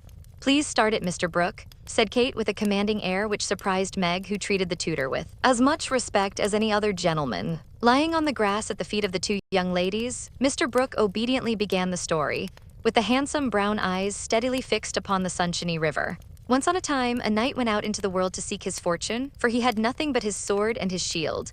He traveled a long while, nearly 20 years, and had a hard time of it, till he came to the palace of a good old king who had offered a reward to anyone who could tame and train a fine but unbroken colt, of which he was very fond.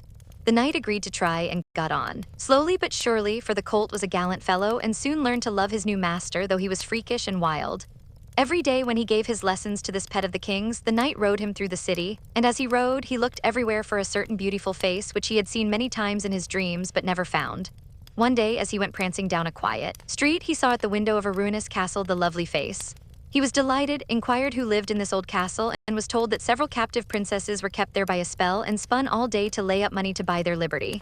The knight wished intensely that he could free them, but he was poor and could only go by each day, watching for the sweet face and longing to see it out in the sunshine. At last he resolved to get into the castle and ask how he could help them. He went and knocked. The great door flew open, and he beheld a ravishingly lovely lady, who exclaimed with a cry of rapture, "At last, at last," continued Kate, who had read French novels and admired the style. "'Tis she," cried Count Gustave, and fell at her feet in an ecstasy of joy. "Oh, rise," she said, extending a hand of marble fairness. "Never, till you tell me how I may rescue you," swore the knight, still kneeling. "Alas, my cruel fate condemns me to remain here till my tyrant is destroyed. Where is the villain? In the mauve salon. Go, brave heart, and save me from despair. I obey and return victorious or dead." With these thrilling words he rushed away, and flinging open the door of the mauve salon, was about to enter when he received a stunning blow from the big Greek lexicon which an old fellow in a black gown fired at him, said Ned. Instantly Sir What's-His-Name recovered himself, pitched the tyrant out of the window, and turned to join the lady, victorious, but with a bump on his brow, found the door locked, tore up the curtains, made a rope ladder, got halfway down when the ladder broke, and he went headfirst into the moat 60 feet below. Could swim like a duck, paddled round the castle till he came to a little door guarded by 2 stout fellows, knocked their heads together till they cracked like a couple of nuts. Then by a trifling exertion of his prodigious strength he smashed in the door, went up a pair of stone steps covered with dust a foot thick, toads as big as your fist, and spiders that would frighten you into hysterics, Miss March. At the top of these steps he came plump upon a sight that took his breath away and chilled his blood. A tall figure, all in white with a veil over its face and a lamp in its wasted hand, went on Meg. It beckoned, gliding noiselessly before him down a corridor as dark and cold as any tomb. Shadowy effigies in armor stood on either side, a dead silence reigned, the lamp burned blue, and the ghostly figure ever and anon turned its face toward him, showing the glitter of awful eyes through its white veil. They reached a curtained door, behind which sounded lovely music. He sprang forward to enter, but the spectre plucked him back and waved threateningly before him. "A snuff-box," said Joe in a sepulchral tone which convulsed the audience.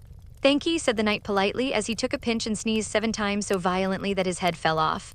Ha, laughed the ghost, and having peeped through the keyhole at the princesses spinning away for dear life, the evil spirit picked up her victim and put him in a large tin box where there were 11 other knights packed together without their heads, like sardines, who all rose and began to dance a hornpipe, cut in Fred as Joe paused for breath, and as they danced, the rubbishy old castle turned to a man of war in full sail. Up with the jib, reef the topsail halyards, helm hard alley, and man the guns, roared the captain as a Portuguese pirate hove in sight with a flag black as ink flying from her foremast. Go in and win, my hearties, says the captain, and a tremendous fight began. Of course the British beat, they always do. No, they don't, cried Joe aside. Having taken the pirate captain prisoner, sailed slap over the schooner, whose decks were piled high with dead and whose lee scuppers ran blood, for the order had been cutlasses and die hard. Boatswain's mate, take a bite of the flying jib sheet and start this villain if he doesn't confess his sins double quick, said the British captain. The Portuguese held his tongue like a brick and walked the plank while the jolly tars cheered like mad. But the sly dog dived, came up under the man-of-war, scuttled her, and down she went with all sails set to the bottom of the sea where. Oh gracious, what shall I say? Cried Sally as Fred ended his rigmarole in which he had jumbled together pell-mell nautical phrases and facts out of one of his favorite books. Well, they went to the bottom, and a nice mermaid welcomed them, but was much grieved on finding the box of headless knights, and kindly pickled them in brine, hoping to discover the mystery about them, for being a woman, she was curious. By and by a diver came down, and the mermaid said, I'll give you a box of pearls if you can take it up, for she wanted to restore the poor things to life and couldn't raise the heavy load herself. So the diver hoisted it up and was much disappointed on opening it to find no pearls. He left it in a great lonely field where it was found by a little goose girl who kept 100 fat geese in the field, said Amy when Sally's invention gave out. The little girl was sorry for them and asked an old woman what she should do to help them. Your geese will tell you they know everything, said the old woman. So she asked what she should use for new heads since the old ones were lost, and all the geese opened their 100 mouths and screamed. Cabbages, continued Laurie promptly. Just the thing, said the girl, and ran to get 12 fine ones from her garden. She put them on, the knights revived at once, thanked her, and went on their way rejoicing, never knowing the difference, for there were so many other heads like them in the world that no one thought anything of it. The knight in whom I'm interested went back to find the pretty face and learned that the princesses had spun themselves free and all gone and married but one. He was in a great state of mind at that, and mounting the colt, who stood by him through thick and thin, rushed to the castle to see which was left. Peeping over the hedge, he saw the queen of his affections picking flowers in her garden. Will you give me a rose? Said he. You must come and get it. I can't come to you, it isn't proper, said she, as sweet as honey. He tried to climb over the hedge, but it seemed to grow higher and higher. Then he tried to push through, but it grew thicker and thicker, and he was in despair. So he patiently broke twig after twig till he had made a little hole through which he peeped, saying imploringly, let me in, but the pretty princess did not seem to understand, for she picked her roses quietly and left him to fight his way in. Whether he did or not, Frank will tell you. I can't, I'm not playing, I never do, said Frank, dismayed at the sentimental predicament out of which he was to rescue the absurd couple. Beth had disappeared behind Joe, and Grace was asleep. So the poor knight is to be left sticking in the hedge, is he? Asked Mr. Brooke, still watching the river and playing with the wild rose in his buttonhole. I guess the princess gave him a posy and opened the gate after a while, said Laurie, smiling to himself as he threw acorns at his tutor. What a piece of nonsense we have made. With practice we might do something quite clever, do you know truth? I hope so, said Meg soberly. The game, I mean. What is it? Said Fred. Why, you pile up your hands, choose a number, and draw out in turn, and the person who draws at the number has to answer truly any question put by the rest. It's great fun. Let's try it, said Joe, who liked new experiments. Miss Kate and Mr. Brooke, Meg and Ned declined, but Fred, Sally, Joe, and Laurie piled and drew, and the lot fell to Laurie. Who are your heroes? Asked Joe. Grandfather and Napoleon. Which lady here do you think prettiest? Said Sally. Margaret. Which do you like best? From Fred. Joe, of course. What silly questions you ask. And Joe gave a disdainful shrug as the rest laughed at Laurie's matter-of-fact tone. Try again, truth isn't a bad game, said Fred. It's a very good one for you, retorted Joe in a low voice. Her turn came next. What is your greatest fault? Asked Fred, by way of testing in her the virtue he lacked himself. A quick temper. What do you most wish for? Said Laurie. A pair of bootlacings, returned Joe, guessing and defeating his purpose. Not a true answer. You must say what you really do want most. Genius, don't you wish you could give it to me, Laurie? And she slyly smiled in his disappointed face. What virtues do you most admire in a man? Asked Sally. Courage and honesty. Now my turn, said Fred as his hand came last. Let's give it to him, whispered Laurie to Joe, who nodded and asked at once. Didn't you cheat at croquet? Well, yes, a little bit. Good, didn't you take your story out of the sea lion? Said Laurie. Rather. Don't you think the English nation perfect in every respect? Asked Sally. I should be ashamed of myself if I didn't. He's a true John Bull. Now, Miss Sally, you shall have a chance without waiting to draw. I'll harrow up your feelings first by asking if you don't think you are something of a flirt, said Laurie, as Joe nodded to Fred as a sign that peace was declared. You impertinent boy, of course I'm not, exclaimed Sally with an air that proved the contrary. What do you hate most? Asked Fred. Spiders and rice pudding. What do you like best? Asked Joe. Dancing and French gloves. Well, I think truth is a very silly play. Let's have a sensible game of authors to refresh our minds, proposed Joe. Ned, Frank, and the little girls joined in this, and while it went on, the three elders sat apart talking. Miss Kate took out her sketch again, and Margaret watched her while Mr. Brooke lay on the grass with a book which he did not read.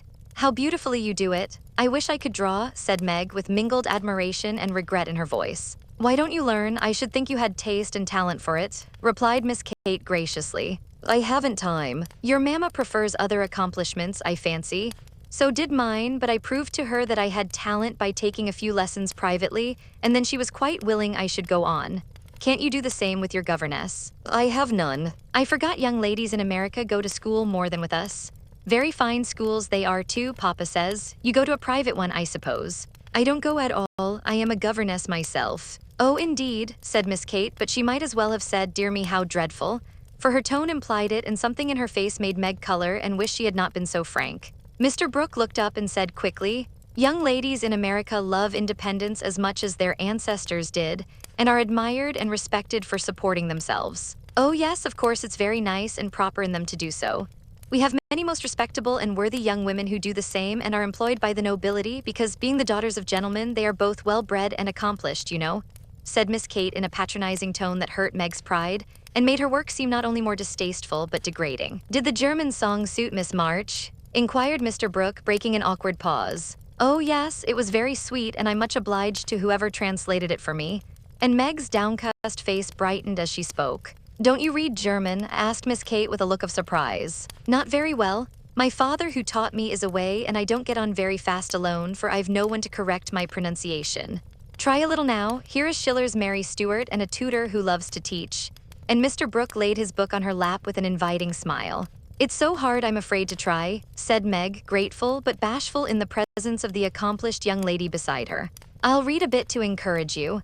And Miss Kate read one of the most beautiful passages in a perfectly correct but perfectly expressionless manner. Mr. Brooke made no comment as she returned the book to Meg, who said innocently, I thought it was poetry. Some of it is, try this passage. There was a queer smile about Mr. Brooke's mouth as he opened at poor Mary's lament. Meg, obediently following the long grass blade which her new tutor used to point with, read slowly and timidly, unconsciously making poetry of the hard words by the soft intonation of her musical voice.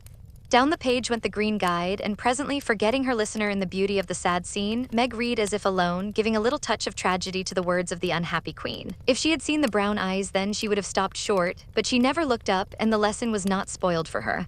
Very well indeed, said Mr. Brooke as she paused, quite ignoring her many mistakes and looking as if he did indeed love to teach. Miss Kate put up her glass and, having taken a survey of the little tableau before her, shut her sketchbook, saying with condescension, You've a nice accent and in time will be a clever reader. I advise you to learn, for German is a valuable accomplishment to teachers. I must look after Grace, she is romping. And Miss Kate strolled away, adding to herself with a shrug, I didn't come to chaperone a governess, though she is young and pretty. What odd people these Yankees are. I'm afraid Laurie will be quite spoiled among them. I forgot that English people rather turn up their noses at governesses and don't treat them as we do, said Meg, looking after the retreating figure with an annoyed expression. Tutors also have rather a hard time of it there, as I know to my sorrow. There's no place like America for us workers, Miss Margaret. And Mr. Brooke looked so contented and cheerful that Meg was ashamed to lament her hard lot. I'm glad I live in it then. I don't like my work, but I get a good deal of satisfaction out of it after all, so I won't complain. I only wished I liked teaching as you do. I think you would if you had Laurie for a pupil. I shall be very sorry to lose him next year, said Mr. Brooke, busily punching holes in the turf. Going to college, I suppose? Meg's lips asked the question, but her eyes added, and what becomes of you? Yes, it's high time he went, for he is ready, and as soon as he is off, I shall turn soldier. I am needed. I am glad of that, exclaimed Meg. I should think every young man would want to go, though it is hard for the mothers and sisters who stay at home, she added sorrowfully. I have neither, and very few friends to care whether I live or die, said Mr. Brooke rather bitterly as he absently put the dead rose in the hole he had made and covered it up, like a little grave. Laurie and his grandfather would care a great deal, and we should all be very sorry to have any harm happen to you. said Meg heartily. Thank you, that sounds pleasant, began Mr. Brooke, looking cheerful again, but before he could finish his speech, Ned, mounted on the old horse, came lumbering up to display his equestrian skill before the young ladies, and there was no more quiet that day. Don't you love to ride? Asked Grace of Amy, as they stood resting after a race round the field with the others, led by Ned. I dote upon it. My sister, Meg, used to ride when Papa was rich, but we don't keep any horses now except Ellen Tree, added Amy, laughing. Tell me about Ellen Tree, is it a donkey? Asked Grace curiously. Why, you see, Joe is crazy about horses, and so am I, but we've only got an old side saddle and no horse. Out in our garden is an apple tree that has a nice low branch, so Joe put the saddle on it, fixed some reins on the part that turns up, and we bounce away on Ellen Tree whenever we like. How funny, laughed Grace. I have a pony at home and ride nearly every day in the park with Fred and Kate. It's very nice, for my friends go too, and the row is full of ladies and gentlemen. Dear, how charming. I hope I shall go abroad someday, but I'd rather go to Rome than the row, said Amy, who had not the remotest idea what the row was and wouldn't have asked for the world. Frank, sitting just behind the little girls, heard what they were saying and pushed his crutch away from him with an impatient gesture as he watched the active lads going through all sorts of comical gymnastics. Beth, who was collecting the scattered author cards, looked up and said in her shy yet friendly way, I'm afraid you are tired. Can I do anything for you? Talk to me, please. It's dull sitting by myself, answered Frank, who had evidently been used to being made much of at home. If he asked her to deliver a Latin oration, it would not have seemed a more impossible task to bashful Beth. But there was no place to run to, no Joe to hide behind now, and the poor boy looked so wistfully at her that she bravely resolved to try. What do you like to talk about? She asked, fumbling over the cards and dropping half as she tried to tie them up. Well, I like to hear about cricket and boating and hunting, said Frank, who had not yet learned to suit his amusements to his strength. My heart, what shall I do? I don't know anything about them, thought Beth, and forgetting the boy's misfortune in her flurry, she said, hoping to make him talk. I never saw any hunting, but I suppose you know all about it. I did once, but I can never hunt again, for I got hurt leaping a confounded 5-barred gate, so there are no more horses and hounds for me, said Frank with a sigh that made Beth hate herself for her innocent blunder. Your deer are much prettier than our ugly buffaloes, she said, turning to the prairies for help and feeling glad that she had read one of the boys' books in which Joe delighted. Buffaloes proved soothing and satisfactory, and in her eagerness to amuse another, Beth forgot herself and was quite unconscious of her sister's surprise and delight at the unusual spectacle of Beth talking away to one of the dreadful boys, against whom she had begged protection. Bless her heart, she pities him, so she is good to him, said Joe, beaming at her from the croquet ground. I always said she was a little saint, added Meg, as if there could be no further doubt of it. I haven't heard Frank laugh so much for ever so long, said Grace to Amy, as they sat discussing dolls and making tea sets out of the acorn cups. My sister Beth is a very fastidious girl when she likes to be, said Amy, well pleased at Beth's success. She meant fascinating, but as Grace didn't know the exact meaning of either word, fastidious sounded well and made a good impression. An impromptu circus, fox and geese, and an amicable game of croquet finished the afternoon. At sunset the tent was struck, hampers packed, wickets pulled up, boats loaded, and the whole party floated down the river, singing at the tops of their voices. Ned, getting sentimental, warbled a serenade with the pensive refrain. Alone, alone, ah, woe alone. And at the lines. We each are young, we each have a heart, oh, why should we stand thus coldly apart? He looked at Meg with such a lackadaisical expression that she laughed outright and spoiled his song. How can you be so cruel to me? He whispered, under cover of a lively chorus. You've kept close to that starched-up Englishwoman all day and now you snub me. I didn't mean to, but you looked so funny I really couldn't help it, replied Meg, passing over the first part of his reproach, for it was quite true that she had shunned him, remembering the Moffat party and the talk after it. Ned was offended and turned to Sally for consolation, saying to her rather pettishly, there isn't a bit of flirt in that girl, is there? Not a particle, but she's a dear, returned Sally, defending her friend even while confessing her shortcomings. She's not a stricken dear anyway, said Ned, trying to be witty and succeeding as well as very young gentlemen usually do.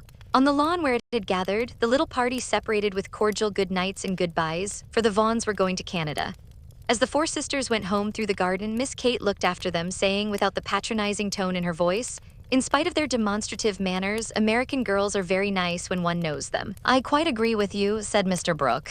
Chapter 13. Castles in the Air. Laurie lay luxuriously swinging to and fro in his hammock one warm September afternoon, wondering what his neighbors were about, but too lazy to go and find out. He was in one of his moods, for the day had been both unprofitable and unsatisfactory, and he was wishing he could live it over again. The hot weather made him indolent, and he had shirked his studies, tried Mr. Brooke's patience to the utmost, displeased his grandfather by practicing half the afternoon, frightened the maidservants half out of their wits by mischievously hinting that one of his dogs was going mad. And after high words with the stableman about some fancied neglect of his horse, he had flung himself into his hammock to fume over the stupidity of the world in general, till the peace of the lovely day quieted him in spite of himself. Staring up into the green gloom of the horse-chestnut trees above him, he dreamed dreams of all sorts and was just imagining himself tossing on the ocean in a voyage round the world, when the sound of voices brought him ashore in a flash. Peeping through the meshes of the hammock, he saw the marches coming out as if bound on some expedition. What in the world are those girls about now? Thought Laurie, opening his sleepy eyes to take a good look, for there was something rather peculiar in the appearance of his neighbors. Each wore a large, flapping hat, a brown linen pouch slung over one shoulder, and carried a long staff. Meg had a cushion, Joe a book, Beth a basket, and Amy a portfolio.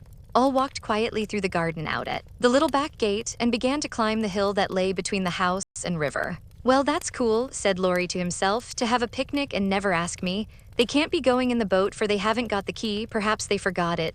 I'll take it to them and see what's going on. Though possessed of half a dozen hats, it took him some time to find one. Then there was a hunt for the key, which was at last discovered in his pocket, so that the girls were quite out of sight when he leaped the fence and ran after them. Taking the shortest way to the boathouse, he waited for them to appear, but no one came, and he went up the hill to take an observation. A grove of pines covered one part of it, and from the heart of this green spot came a clearer sound than the soft sigh of the pines or the drowsy chirp of the crickets. Here's a landscape, thought Laurie, peeping through the bushes and looking wide awake and good-natured already. It was a rather pretty little picture, for the sisters sat together in the shady nook, with sun and shadow flickering over them, the aromatic wind lifting their hair and cooling their hot cheeks, and all the little wood people going on with their affairs as if these were no strangers but old friends. Meg sat upon her cushion, sewing daintily with her white hands and looking as fresh and sweet as a rose in her pink dress among the green. Beth was sorting the cones that lay thick under the hemlock nearby, for she made pretty things with them. Amy was sketching a group of ferns, and Joe was knitting as she read aloud. A shadow passed over the boy's face as he watched them, feeling that he ought to go away because uninvited, yet lingering because home seemed very lonely and this quiet party in the woods most attractive to his restless spirit. He stood so still that a squirrel, busy with its harvesting, ran down a pine close beside him, saw him suddenly and skipped back, scolding so shrilly that Beth looked up, espied the wistful face behind the birches, and beckoned with a reassuring smile. "May I come in, please, or shall I be a bother?" he asked, advancing slowly. Meg lifted her eyebrows, but Joe scowled at her defiantly and said at once, "Of course you may. We should have asked you before, only we thought you wouldn't care for such a girl's game as this. I always like your games, but if Meg doesn't want me, I'll go away." "I've no objection if you do something. It's against the rules to be idle here," replied Meg gravely but graciously. "Much obliged. I'll do anything if you'll let me stop a bit, for it's as dull as the desert of Sahara down there. Shall I sew, read, cone, draw, or do all at once? Bring on your bears, I'm ready." And Laurie sat down with a submissive expression delightful to behold. "Finish this story while I set my heel," said Joe, handing him the book. "Yes, was the meek answer as he began, doing his best to prove his gratitude for the favor of admission into the Busy Bee Society. The story was not a long one, and when it was finished, he ventured to ask a few questions as a reward of merit. "Please, ma'am, could I inquire if this highly instructive and charming institution is a new one?" "Would you tell him?" asked Meg of her sisters. "He'll laugh," said Amy warningly. "Who cares?" said Joe. "I guess he'll like it," added Beth. "Of course I shall. I give you my word I won't laugh. Tell away, Joe, and don't be afraid." "The idea of being afraid of you.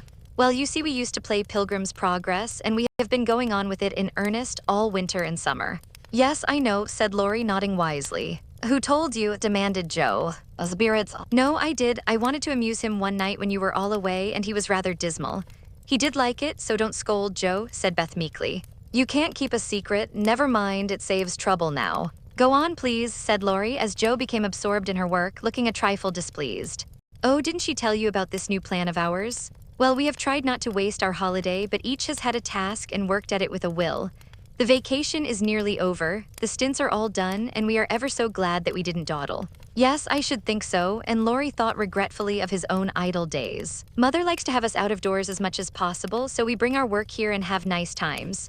For the fun of it, we bring our things in these bags, wear the old hats, use poles to climb the hill, and play pilgrims as we used to do years ago. We call this hill the Delectable Mountain, for we can look far away and see the country where we hope to live sometime." Joe pointed, and Laurie sat up to examine, for through an opening in the wood one could look across the wide, blue river, the meadows on the other side, far over the outskirts of the great city to the green hills that rose to meet the sky. The sun was low, and the heavens glowed with the splendor of an autumn sunset. Gold and purple clouds lay on the hilltops and rising high into the ruddy light were silvery white peaks that shone like the airy spires of some celestial city. "How beautiful that is," said Laurie softly, for he was quick to see and feel beauty of any kind. "It's often so, and we like to watch it, for it is never the same, but always splendid," replied Amy, wishing she could paint it. "Joe talks about the country where we hope to live sometime, the real country, she means, with pigs and chickens and haymaking. It would be nice, but I wish the beautiful country up there was real and we could ever go to it," said Beth musingly. "There is a lovelier country even than that, where we shall go by and by when we are good enough," answered Meg with her sweetest voice. "It seems so long to wait, so hard to do. I want to fly away at once as those swallows fly and go in at that splendid gate." "You'll get there, Beth, sooner or later, no fear of that," said Joe. "I'm the one that will have to fight and work and climb and wait and maybe never get in after all. You'll have me for company if that's any comfort. I shall have to do a deal of traveling before I come in sight of your celestial city. If I arrive late, you'll say a good word for me, won't you, Beth?" Something in the boy's face troubled his little friend, but she said cheerfully with her quiet eyes on the changing clouds, "If people really want to go and really try all their lives, I think they will get in, for I don't believe there are any locks on that door or any guards at the gate. I always imagine it is as it is in the picture, where the shining ones stretch out their hands to welcome poor Christian as he comes up from the river. Wouldn't it be fun if all the castles in the air which we make could come true and we could live in them?" said Joe after a little pause. "I've made such quantities it would be hard to choose which I'd have," said Laurie, lying flat and throwing cones at the squirrel who had betrayed him. "You'd have to take your favorite one. What is it?" asked Meg. "If I tell mine, will you tell yours?" "Yes, if the girls will too." "We will now, Laurie. After I'd seen as much of the world as I want to, I'd like to settle in Germany and have just as much music as I choose. I'm to be a famous musician myself, and all creation is to rush to hear me. And I'm never to be bothered about money or business, but just enjoy myself and live for what I like. That's my favorite castle. What's yours, Meg?" Margaret seemed to find it a little hard to tell hers and waved a break before her face, as if to disperse imaginary gnats, while she said slowly, "I should like a lovely house full of all sorts of luxurious things, nice food, pretty clothes, handsome furniture, pleasant people, and heaps of money. I am to be mistress of it and manage it as I like, with plenty of servants, so I never need work. A bit how I should enjoy it, for I wouldn't be idle but do good and make everyone love me dearly." "Wouldn't you have a master for your castle in the air?" asked Laurie slyly. "I said pleasant people, you know," and Meg carefully tied up her shoe as she spoke so that no one saw her face. "Why don't you say you'd have a splendid, wise, good husband and some angelic little children? You know your castle wouldn't be perfect without," said blunt Joe, who had no tender fancies yet and rather scorned romance except in books. "You'd have nothing but horses, inkstands, and novels in yours," answered Meg petulantly. "Wouldn't I, though? I'd have a stable full of Arabian steeds, rooms piled high with books, and I'd write out of a magic inkstand so that my work should be as famous as Laurie's music. I want to do something splendid before I go into my castle, something heroic or wonderful that won't be forgotten after I'm dead. I don't know what, but I'm on the watch for it and mean to astonish you all some day. I think I shall write books and get rich and famous. That would suit me, so that is my favorite dream. Mine is to stay at home safe with father and mother and help take care of the family," said Beth contentedly. "Don't you wish for anything else?" asked Laurie. "Since I had my little piano, I am perfectly satisfied. I only wish we may all keep well and be together, nothing else. I have ever so many wishes, but the pet one is to be an artist and go to Rome and do fine pictures and be the best artist in the whole world," was Amy's modest desire. "We're an ambitious set, aren't we? Every one of us but Beth wants to be rich and famous and gorgeous in every respect. I do wonder if any of us will ever get our wishes," said Laurie, chewing grass like a meditative calf. "I've got the key to my castle in the air, but whether I can unlock the door remains to be seen," observed Joe mysteriously. "I've got the key to mine, but I'm not allowed to try it. Hang college," muttered Laurie with an impatient sigh. "Here's mine," and Amy waved her pencil. "I haven't got any," said Meg forlornly. "Yes, you have," said Laurie at once. "Where? In your face." "Nonsense, that's of no use. Wait and see if it doesn't bring you something worth having," replied the boy, laughing at the thought of a charming little secret which he fancied he knew. Meg colored behind the break, but asked no questions and looked across the river with the same expectant expression which Mr. Brooke had worn when he told the story of the night. "If we are all alive 10 years hence, let's meet and see how many of us have got our wishes or how much nearer we are then than now," said Joe, always ready with a plan. "Bless me, how old I shall be, 27, exclaimed Meg, who felt grown up already, having just reached 17. "You and I will be 26, Teddy, Beth 24, and Amy 22. What a venerable party," said Joe. I hope I shall have done something to be proud of by that time, but I'm such a lazy dog. I'm afraid I shall dawdle, Joe. You need a motive, Mother says, and when you get it, she is sure you'll work splendidly. Is she? By Jupiter, I will if I only get the chance, cried Laurie, sitting up with sudden energy.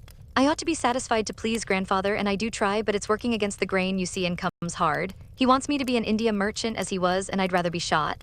I hate tea and silk and spices and every sort of rubbish his old ships bring, and I don't care how soon. They go to the bottom when I own them. Going to college ought to satisfy him, for if I give him 4 years, he ought to let me off from the business. But he's set, and I've got to do just as he did, unless I break away and please myself, as my father did. If there was anyone left to stay with the old gentleman, I'd do it tomorrow. Laurie spoke excitedly and looked ready to carry his threat into execution on the slightest provocation.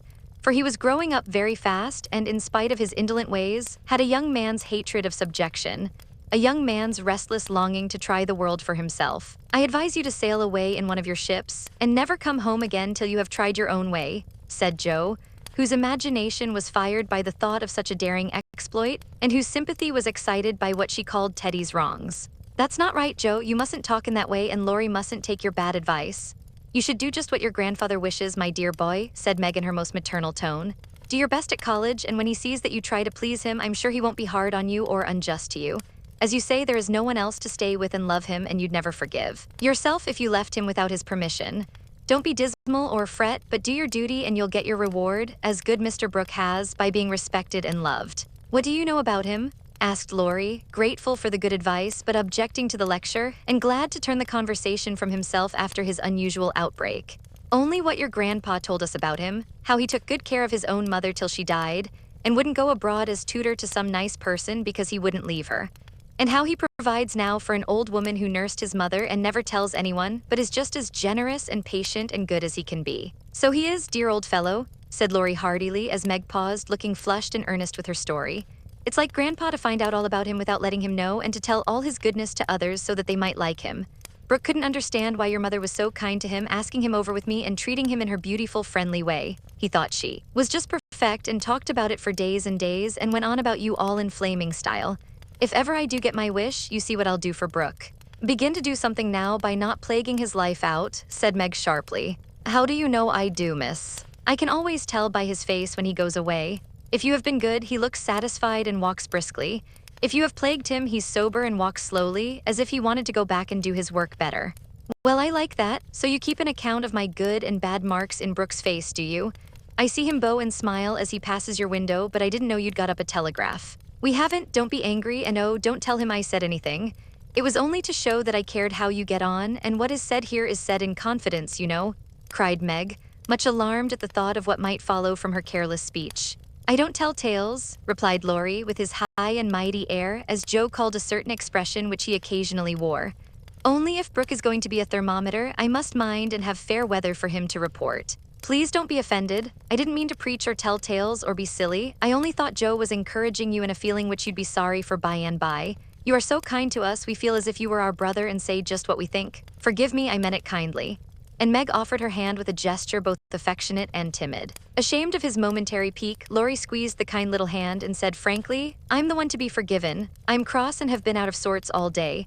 I like to have you tell me my faults and be sisterly, so don't mind if I am grumpy sometimes. I thank you all the same. Bent on showing that he was not offended, he made himself as agreeable as possible, wound cotton for Meg, recited poetry to please Joe, shook down cones for Beth, and helped Amy with her ferns, proving himself a fit person to belong to the busy bee society.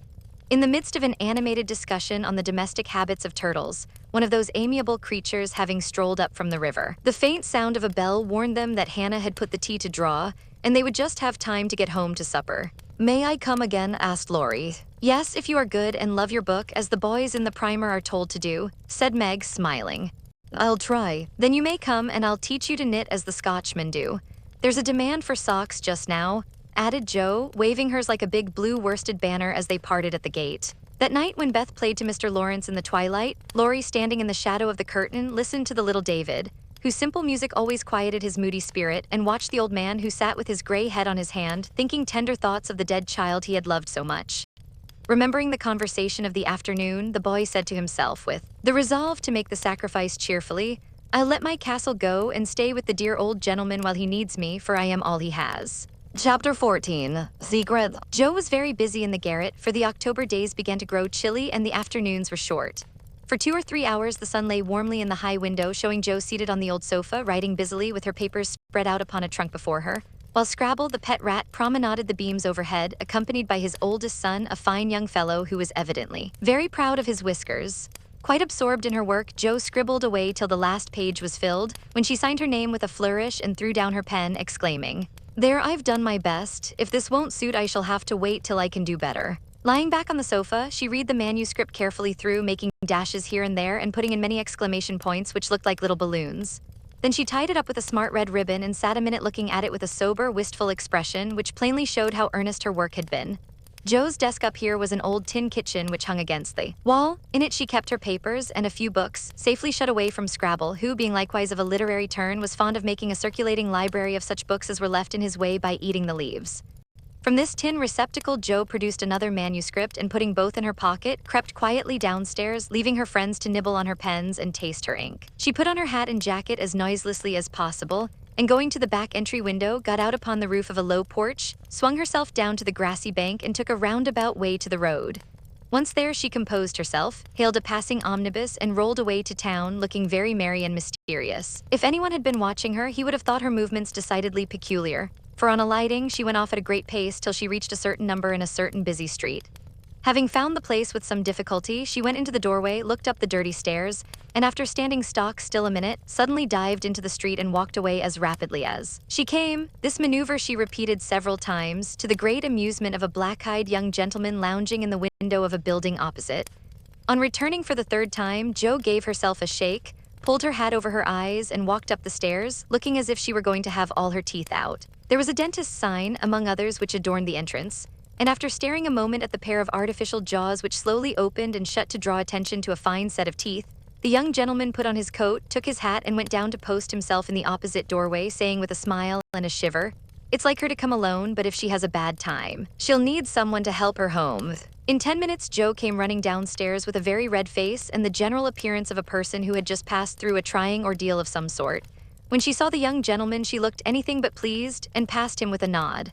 But he followed, asking with an air of sympathy, "Did you have a bad time?" "Not very. You got through quickly." "Yes, thank goodness." "Why did you go alone?" "Didn't want anyone to know." "You're the oddest fellow I ever saw. How many did you have out?" Joe looked at her friend as if she did not understand him, then began to laugh as if mightily amused at something. "There are 2 which I want to have come out, but I must wait a week." "What are you laughing at? You are up to some mischief, Joe," said Laurie, looking mystified. "So are you. What were you doing, sir, up in that billiard saloon?" "Begging your pardon, ma'am, it wasn't a billiard saloon but a gymnasium, and I was taking a lesson in fencing." "I'm glad of that. Why?" "You can teach me, and then when we play Hamlet, you can be Laertes, and we'll make a fine thing of the fencing scene." Laurie burst out with a hearty boy's laugh, which made several passers-by smile in spite of themselves. "I'll teach you whether we play Hamlet or not. It's grand fun and will straighten you up capitally. But I don't believe that was your only reason for saying I'm glad in that decided way, was it now?" "No, I was glad that you were not in the saloon, because I hope you never go to such places. Do you?" "Not often. I wish you wouldn't." "It's no harm, Joe. I have billiards at home, but it's no fun unless you have good players, so, as I'm fond of it, I come sometimes and have a game with Ned Moffat or some of the other fellows." "Oh dear, I'm so sorry, for you'll get to liking it better and will waste time and money and grow like those dreadful boys. I did hope you'd stay respectable and be a satisfaction to your friends," said Joe, shaking her head. "Can't a fellow take a little innocent amusement now and then without losing his respectability?" asked Laurie, looking nettled. "That depends upon how and where he takes it. I don't like Ned and his set and wish you'd keep out of it. Mother won't let us have him at our house, though he wants to come. And if you grow like him, she won't be willing to have us frolic together as we do now." "Won't she?" asked Laurie anxiously. "No, she can't bear fashionable young men, and she'd shut us all up in bandboxes rather than have us associate with them." "Well, she needn't get out her bandboxes yet. I'm not a fashionable party and don't mean to be, but I do like harmless larks now and then, don't you?" "Yes, nobody minds them, so lark away, but don't get wild, will you? Or there will be an end of all our good times." "I'll be a double distilled saint." "I can't bear saints. Just be a simple, honest, respectable boy and we'll never desert you. I don't know what I should do if you acted like Mr. King's son.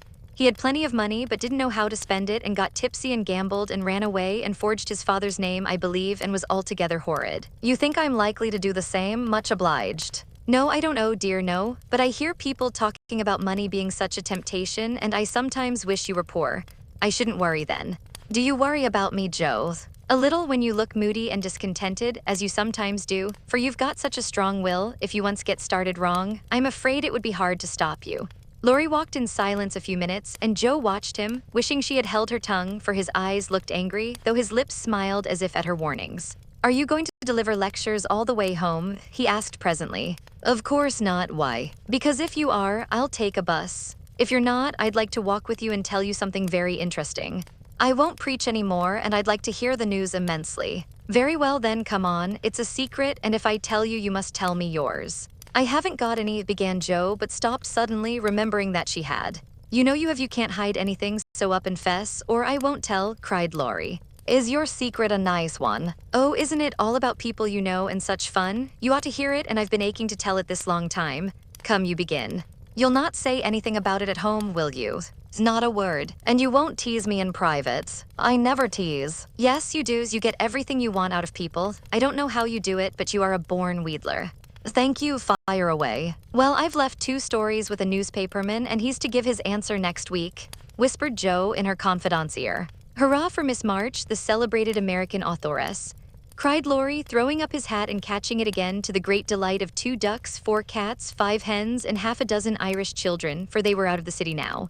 Hush, it won't come to anything, I dare say, but I couldn't rest till I had tried, and I said nothing about it because I didn't want anyone else to be disappointed. It won't fail. Why, Joe, your stories are works of Shakespeare compared to half the rubbish that is published every day.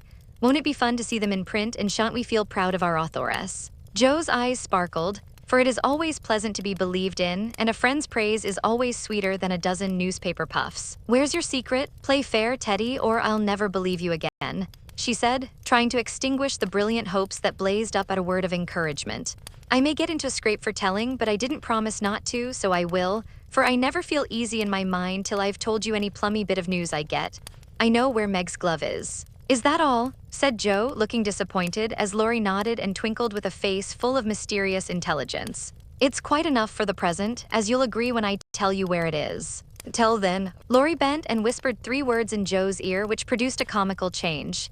She stood and stared at him for a minute, looking both surprised and displeased, then walked on, saying sharply, How do you know? Saw it, where, pocket, all this time. Yes, isn't that romantic? No, it's horrid. Don't you like it? Of course I don't. It's ridiculous. It won't be allowed. My patience, what would Meg say? You are not to tell anyone, mind that. I didn't promise. That was understood, and I trusted you. Well, I won't for the present anyway, but I'm disgusted and wish you hadn't told me. I thought you'd be pleased. At the idea of anybody coming to take Meg away, no thank you. You'll feel better about it when somebody comes to take you away. I'd like to see anyone try it, cried Joe fiercely. So should I, and Laurie chuckled at the idea. I don't think secrets agree with me. I feel rumpled up in my mind since you told me that, said Joe rather ungratefully. Race down this hill with me and you'll be all right, suggested Laurie. No one was in sight. The smooth road sloped invitingly before her, and finding the temptation irresistible, Joe darted away, soon leaving hat and comb behind her and scattering hairpins as she ran.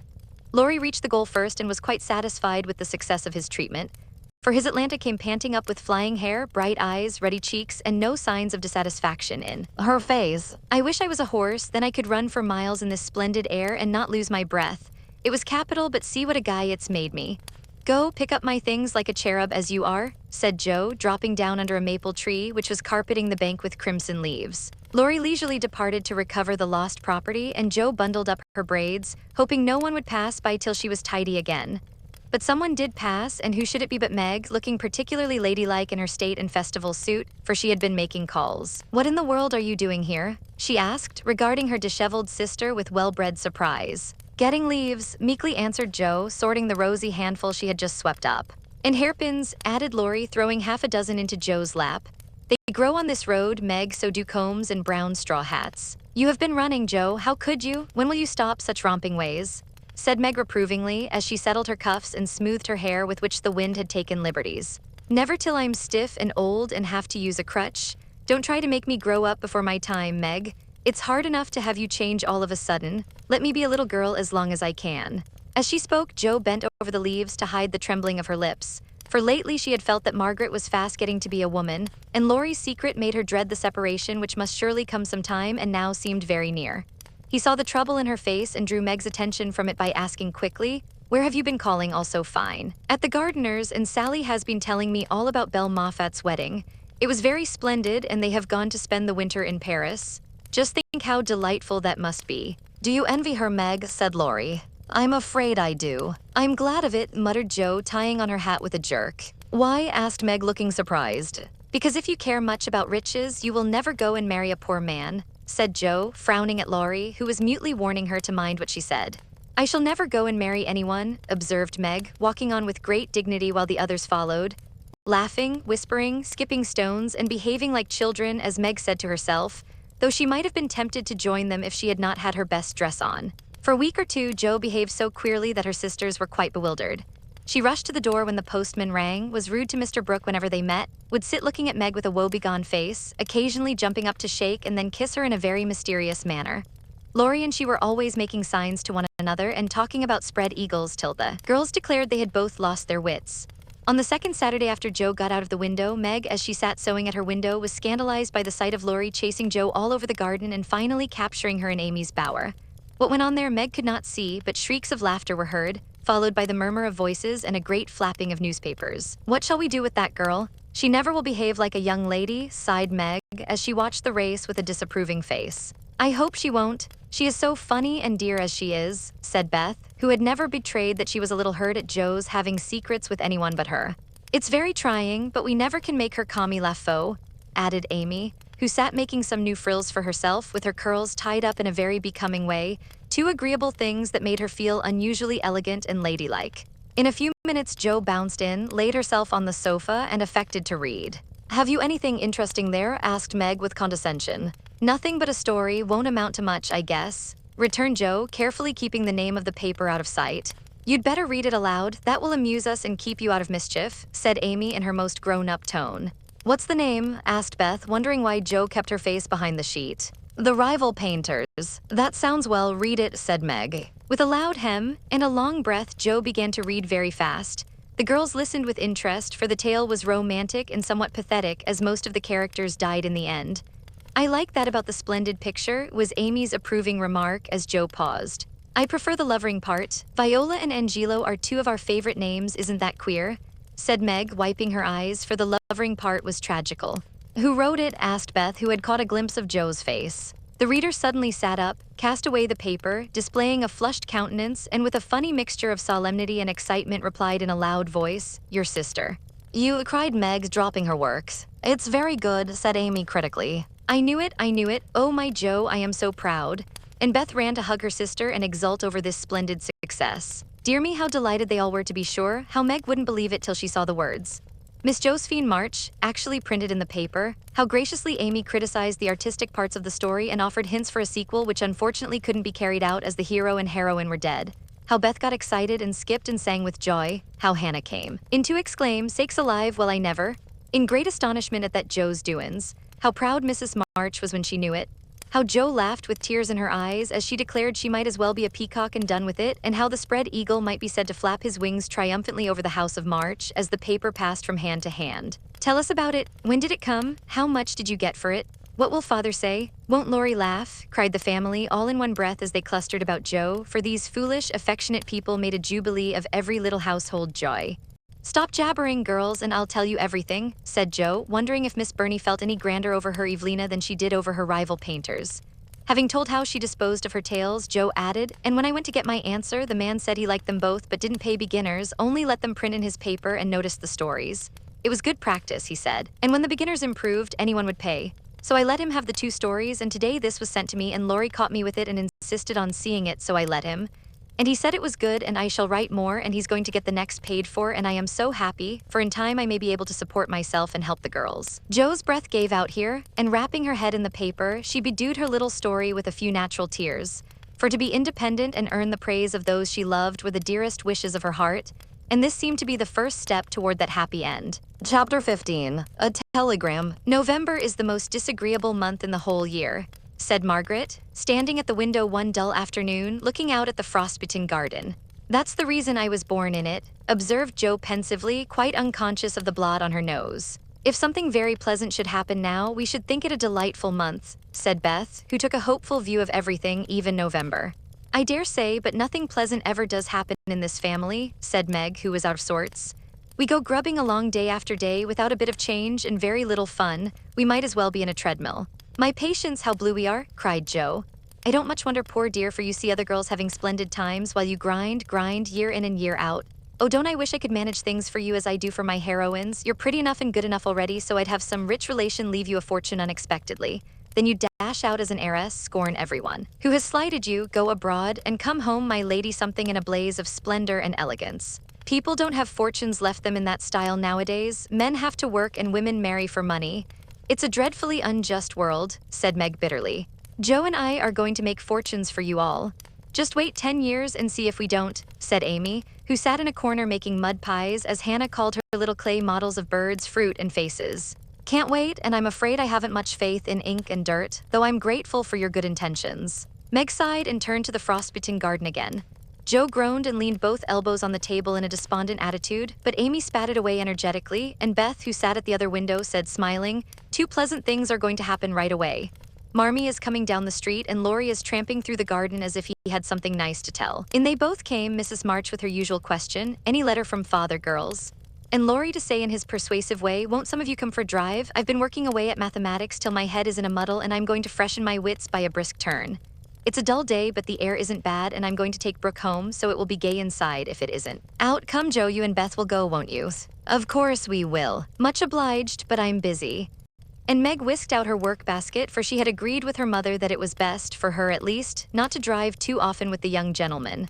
We 3 will be ready in a minute, cried Amy, running away to wash her hands. Can I do anything for you, Madam Mother? Asked Laurie, leaning over Mrs. March's chair with the affectionate look and tone he always gave her. No, thank you, except call at the office, if you'll be so kind, dear. It's our day for a letter, and the postman hasn't been. Father is as regular as the sun, but there's some delay on the way, perhaps. A sharp ring interrupted her, and a minute after Hannah came in with a letter. It's one of them horrid telegraph things, Mum, she said, handling it as if she was afraid it would explode and do some damage. At the word telegraph, Mrs. March snatched it, read the 2 lines it contained, and dropped back into her chair as white as if the little paper had sent a bullet to her heart. Laurie dashed downstairs for water, while Meg and Hannah supported her, and Joe read aloud in a frightened voice. Mrs. March, your husband is very ill, come at once. S. Hale Blank Hospital, Washington. How still the room was as they listened breathlessly, how strangely the day darkened outside, and how suddenly the whole world seemed to change, as the girls gathered about their mother, feeling as if all the happiness and support of their lives was about to be taken from them. Mrs. March was herself again directly, read the message over, and stretched out her arms to her daughters, saying in a tone they never forgot, I shall go at once, but it may be too late. Oh, children, children, help me to bear it. For several minutes there was nothing but the sound of sobbing in the room, mingled with broken words of comfort, tender assurances of help, and hopeful whispers that died away in tears. Poor Hannah was the first to recover, and with unconscious wisdom she set all the rest a good example, for with her, work was panacea for most afflictions. The Lord keep the dear man. I won't waste no time a-cryin', but get your things ready right away, Mum, she said heartily as she wiped her face on her apron, gave her mistress a warm shake of the hand with her own hard one, and went away to work like 3 women in one. She's right, there's no time for tears now. Be calm, girls, and let me think. They tried to be calm, poor things, as their mother sat up, looking pale but steady, and put away her grief to think and plan for them. Where's Laurie? She asked presently when she had collected her thoughts and decided on the first duties to be done. Here, ma'am. Oh, let me do something, cried the boy, hurrying from the next room whither he had withdrawn, feeling that their first sorrow was too sacred for even his friendly eyes to see. Send a telegram saying I will come at once. The next train goes early in the morning, I'll take that. What else? The horses are ready. I can go anywhere, do anything, he said, looking ready to fly to the ends of the earth. Leave a note at Aunt March's. Joe, give me that pen and paper. Tearing off the blank side of one of her newly copied pages, Joe drew the table before her mother, well knowing that money for the long, sad journey must be borrowed, and feeling as if she could do anything to add a little to the sum for her father. Now go, dear, but don't kill yourself driving at a desperate pace. There is no need of that. Mrs. March's warning was evidently thrown away, for 5 minutes later Laurie tore by the window on his own fleet horse, riding as if for his life. Joe, run to the rooms and tell Mrs. King that I can't come. On the way get these things. I'll put them down, they'll be needed, and I must go prepared for nursing. Hospital stores are not always good. Beth, go and ask Mr. Lawrence for a couple of bottles of old wine. I'm not too proud to beg for father, he shall have the best of everything. Amy, tell Hannah to get down the black trunk, and Meg, come and help me find my things, for I'm half bewildered. Writing, thinking, and directing all at once might well bewilder the poor lady, and Meg begged her to sit quietly in her room for a little while and let them work. Everyone scattered like leaves before a gust of wind, and the quiet, happy household was broken up as suddenly as if the paper had been an evil spell. Mr. Lawrence came hurrying back with Beth, bringing every comfort the kind old gentleman could think of for the invalid and friendliest promises of protection for the girls during the mother's absence, which comforted her very much. There was nothing he didn't offer, from his own dressing gown to himself as escort, but the last was impossible. Mrs. March would not hear of the old gentleman's undertaking the long journey, yet an expression of relief was visible when he spoke of it, for anxiety ill fits one for traveling. He saw the look, knit his heavy eyebrows, rubbed his hands, and marched abruptly away, saying he'd be back directly. No one had time to think of him again till, as Meg ran through the entry with a pair of rubbers in one hand and a cup of tea in the other, she came suddenly upon Mr. Brooke. "I'm very sorry to hear of this, Miss March," he said, in the kind, quiet tone which sounded very pleasantly to her perturbed spirit. "I came to offer myself as escort to your mother. Mr. Lawrence has commissions for me in Washington, and it will give me real satisfaction to be of service to her there." Down dropped the rubbers, and the tea was very near following, as Meg put out her hand, with a face so full of gratitude that Mr. Brooke would have felt repaid for a much greater sacrifice than the trifling one of time and comfort which he was about to take. "How kind you all are. Mother will accept, I'm sure, and it will be such a relief to know that she has someone to take care of her. Thank you very, very much." Meg spoke earnestly, and forgot herself entirely till something in the brown eyes looking down at her made her remember the cooling tea and lead the way into the parlor, saying she would call her mother. Everything was arranged by the time Laurie returned with a note from Aunt March, enclosing the desired sum and a few lines repeating what she had often said before, that she had always told them it was absurd for March to go into the army, always predicted that no good would come of it, and she hoped they would take her advice the next time. Mrs. March put the note in the fire, the money in her purse, and went on with her preparations, with her lips folded tightly in a way which Joe would have understood if she had been there. The short afternoon wore away.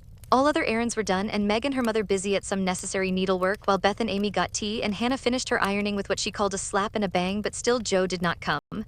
They began to get anxious, and Laurie went off to find her, for no one knew what freak Joe might take into her head. He missed her, however, and she came, walking in with a very queer expression of countenance, for there was a mixture of fun and fear, satisfaction and regret in it, which puzzled the family as much as did the roll of bills she laid before her mother, saying with a little choke in her voice, "That's my contribution toward making father comfortable and bringing him home." "My dear, where did you get it?" $25, Joe, I hope you haven't done anything rash." "No, it's mine, honestly. I didn't beg, borrow, or steal it. I earned it, and I don't think you'll blame me, for I only sold what was my own." As she spoke, Joe took off her bonnet, and a general outcry arose, for all her abundant hair was cut short. "Your hair, your beautiful hair. Oh, Joe, how could you? You're one beauty." "My dear girl, there was no need of this. She doesn't look like my Joe anymore, but I love her dearly for it." As everyone exclaimed and Beth hugged the cropped head tenderly, Joe assumed an indifferent air which did not deceive anyone a particle, and said, rumpling up the brown bush and trying to look as if she liked it, "It doesn't affect the fate of the nation, so don't wail, Beth. It will be good for my vanity. I was getting too proud of my wig. It will do my brains good to have that mop taken off. My head feels deliciously light and cool, and the barber said I could soon have a curly crop which will be boyish, becoming, and easy to keep in order. I'm satisfied, so please take the money and let's have supper." "Tell me all about it, Joe." "I am not quite satisfied, but I can't blame you, for I know how willingly you sacrificed your vanity, as you call it, to your love. But my dear, it was not necessary, and I'm afraid you will regret it one of these days," said Mrs. March. "No, I won't," returned Joe stoutly, feeling much relieved that her prank was not entirely condemned. "What made you do it?" asked Amy, who would as soon have thought of cutting off her head as her pretty hair. "Well, I was wild to do something for father," replied Joe as they gathered about the table, for healthy young people can eat even in the midst of trouble. "I hate to borrow as much as mother does, and I knew Aunt March would croak. She always does if you ask for a ninepence. Meg gave all her quarterly salary toward the rent, and I only got some clothes with mine, so I felt wicked and was bound to have some money if I sold the nose off my face to get it." "You needn't feel wicked, my child. You had no winter things and got the simplest with your own hard earnings," said Mrs. March with a look that warmed Joe's heart. "I hadn't the least idea of selling my hair at first, but as I went along I kept thinking what I could do and feeling as if I'd like to dive into some of the rich stores and help myself. In a barber's window I saw tails of hair with the prices marked, and one black tail, not so thick as mine, was $40. It came to me all of a sudden that I had one thing to make money out of, and without stopping to think, I walked in, asked if they bought hair and what they would give for mine. "I don't see how you dared to do it," said Beth in a tone of awe. Oh, he was a little man who looked as if he merely lived to oil his hair. He rather stared at first, as if he wasn't used to having girls bounce into his shop and ask him to buy their hair. He said he didn't care about mine, it wasn't the fashionable color, and he never paid much for it in the first place. The work put into it made it dear, and so on. It was getting late, and I was afraid if it wasn't done right away that I shouldn't have it done at all, and you know when I start to do a thing, I hate to give it up. So I begged him to take it and told him why I was in such a hurry. It was silly, I dare say, but it changed his mind, for I got rather excited and told the story in my topsy-turvy way, and his wife heard and said so kindly, "Take it, Thomas, and oblige the young lady." I'd do as much for our Jimmy any day if I had a spire of hair worth selling. "Who was Jimmy?" asked Amy, who liked to have things explained as they went along. "Her son," she said, "who was in the army. How friendly such things make strangers feel, don't they?" She talked away all the time the man clipped and diverted my mind nicely. "Didn't you feel dreadfully when the first cut came?" asked Meg with a shiver. I took a last look at my hair while the man got his things, and that was the end of it. I never snivel over trifles like that. I will confess, though, I felt queer when I saw the dear old hair laid out on the table and felt only the short, rough ends of my head. It almost seemed as if I'd an arm or leg off. The woman saw me look at it and picked out a long lock for me to keep. "I'll give it to you, Marmee, just to remember past glories by, for a crop is so comfortable I don't think I shall ever have a mane again." Mrs. March folded the wavy chestnut lock and laid it away with a short gray one in her desk. She only said, "Thank you, dearie," but something in her face made the girls change the subject and talk as cheerfully as they could about Mr. Brooks' kindness, the prospect of a fine day tomorrow, and the happy times they would have when father came home to be nursed. No one wanted to go to bed when at 10 o'clock Mrs. March put by the last finished job and said, "Come, girls." Beth went to the piano and played the father's favorite hymn. All began bravely but broke down one by one till Beth was left alone, singing with all her heart, for to her music was always a sweet consoler. "Go to bed and don't talk, for we must be up early and shall need all the sleep we can get." "Good night, my darlings," said Mrs. March as the hymn ended, for no one cared to try another. They kissed her quietly and went to bed as silently as if the dear invalid lay in the next room.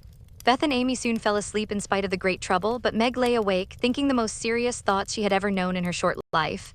Jo lay motionless, and her sister fancied that she was asleep, till a stifled sob made her exclaim as she touched a wet cheek. "Jo, dear, what is it? Are you crying about father?" "No, not now." "What then?" My hair," burst out poor Jo, trying vainly to smother her emotion in the pillow. It did not seem at all comical to Meg, who kissed and caressed the afflicted heroine in the tenderest manner. "I'm not sorry," protested Jo with a choke. "I'd do it again tomorrow if I could. It's only the vain part of me that goes and cries in this silly way. Don't tell anyone, it's all over now. I thought you were asleep, so I just made a little private moan for my one beauty. How came you to be awake?" "I can't sleep, I'm so anxious," said Meg. "Think about something pleasant and you'll soon drop off." I tried it but felt wider awake than ever. "What did you think of?" "Handsome faces, eyes particularly," answered Meg, smiling to herself in the dark. "What color do you like best?" "Brown, that is, sometimes. Blue are lovely." Jo laughed, and Meg sharply ordered her not to talk, then amiably promised to make her hair curl, and fell asleep to dream of living in her castle in the air. The clocks were striking midnight, and the rooms were very still as a figure glided quietly from bed to bed, smoothing a coverlet here, settling a pillow there, and pausing to look long and tenderly at each unconscious face, to kiss each with lips that mutely blessed, and to pray the fervent prayers which only mothers utter. As she lifted the curtain to look out into the dreary night, the moon broke suddenly from behind the clouds and shone upon her like a bright, benignant face, which seemed to whisper in the silence, "Be comforted, dear soul. There is always light behind the clouds." Chapter 16. Letters. In the cold gray dawn, the sisters lit their lamp and read their chapter with an earnestness never felt before.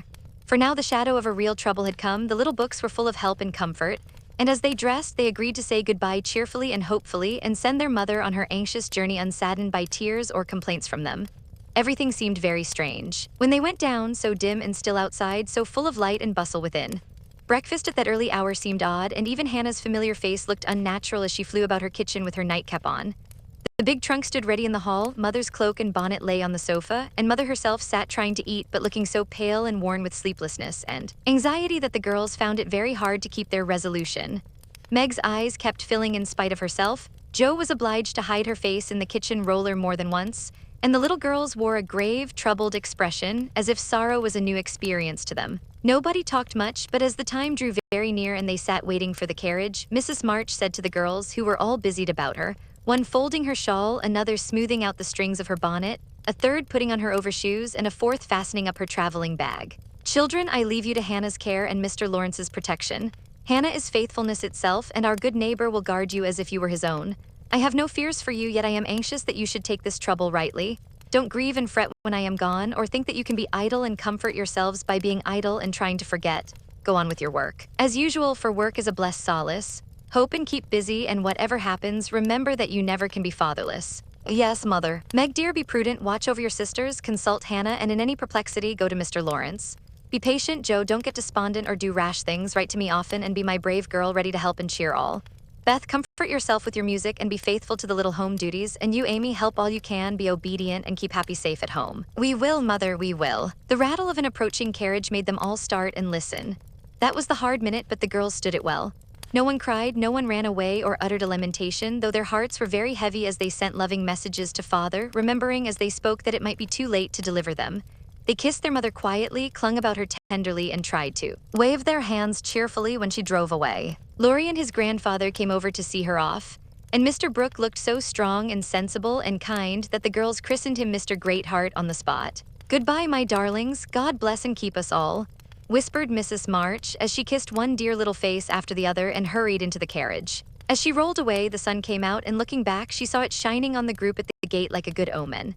They saw it also and smiled and waved their hands, and the last thing she beheld as she turned the corner was the four bright faces, and behind them like a bodyguard, old Mr. Lawrence, faithful Hannah, and devoted Laurie. How kind everyone is to us, she said, turning to find fresh proof of it in the respectful sympathy of the young man's face. I don't see how they can help it, returned Mr. Brooke, laughing so infectiously that Mrs. March could not help smiling. And so the journey began with the good omens of sunshine, smiles, and cheerful words. I feel as if there had been an earthquake, said Joe, as their neighbors went home to breakfast, leaving them to rest and refresh themselves. It seems as if half the house was gone, added Meg forlornly. Beth opened her lips to say something, but could only point to the pile of nicely mended hose which lay on Mother's table, showing that even in her last hurried moments she had thought and worked for them. It was a little thing, but it went straight to their hearts, and in spite of their brave resolutions, they all broke down and cried bitterly. Hannah wisely allowed them to relieve their feelings, and when the shower showed signs of clearing up, she came to the rescue, armed with a coffee pot. Now, my dear young ladies, remember what your ma said and don't fret. Come and have a cup of coffee all round, and then let's fall to work and be a credit to the family. Coffee was a treat, and Hannah showed great tact in making it that morning. No one could resist her persuasive nods or the fragrant invitation issuing from the nose of the coffee pot. They drew up to the table, exchanged their handkerchiefs for napkins, and in 10 minutes were all right again. Hope and keep busy, that's the motto for us, so let's see who will remember it best. I shall go to Aunt March as usual. Oh, won't she lecture though? Said Joe as she sipped with returning spirit. I shall go to my King's, though I'd much rather stay at home and attend to things here, said Meg, wishing she hadn't made her eyes so red. No need of that, Beth and I can keep house perfectly well, put in Amy with an important air. Hannah will tell us what to do, and we'll have everything nice when you come home, added Beth, getting out her mop and dish tub without delay. I think anxiety is very interesting, observed Amy, eating sugar pensively. The girls couldn't help laughing and felt better for it, though Meg shook her head at the young lady who could find consolation in a sugar bowl. The sight of the turnovers made Joe sober again, and when the two went out to their daily tasks, they looked sorrowfully back at the window where they were accustomed to see their mother's face.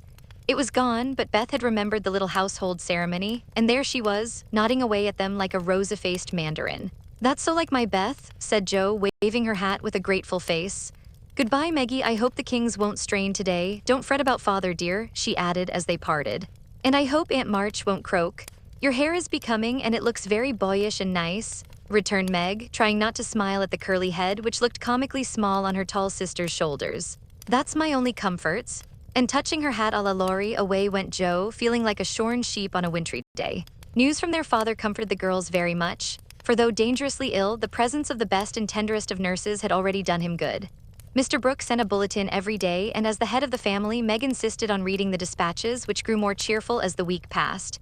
At first, everyone was eager to write, and plump envelopes were carefully poked into the letter box by one or other of the sisters, who felt rather important with their Washington correspondence.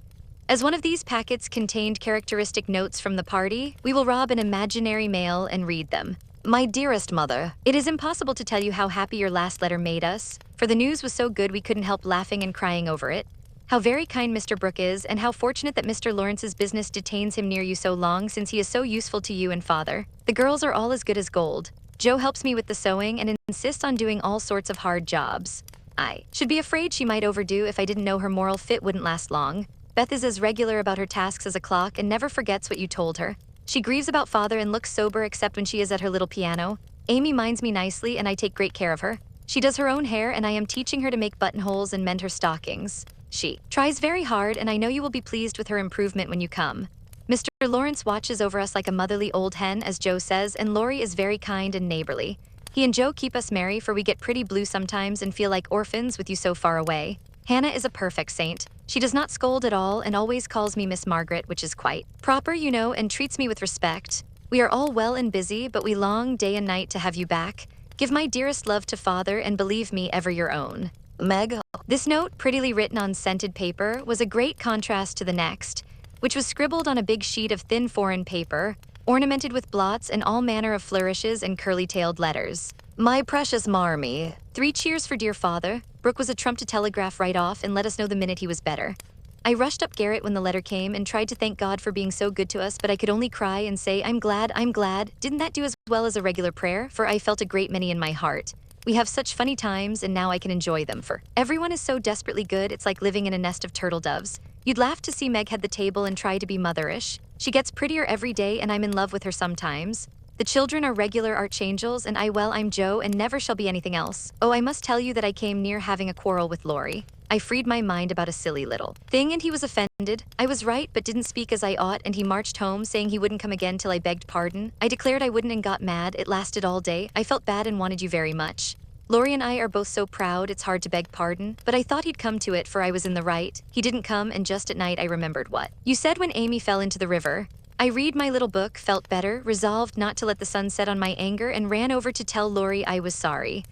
I met him at the gate, coming for the same thing. We both laughed, begged each other's pardon, and felt all good and comfortable again. I made a poem yesterday when I was helping Hannah wash, and as father likes my silly little things, I put it in to amuse him. Give him my lovingest hug that ever was, and kiss yourself a dozen times for your topsy-turvy Jo. A song from the suds. Queen of my tub, I merrily sing, while the white foam rises high and sturdily wash and rinse and wring and fasten the clothes to dry. Then out in the free fresh air they swing under the sunny sky. I wish we could wash from our hearts and souls the stains of the week away, and let water and air by their magic make ourselves as pure as they. Then on the earth there would be indeed a glorious washing day. Along the path of a useful life will heart seas ever bloom.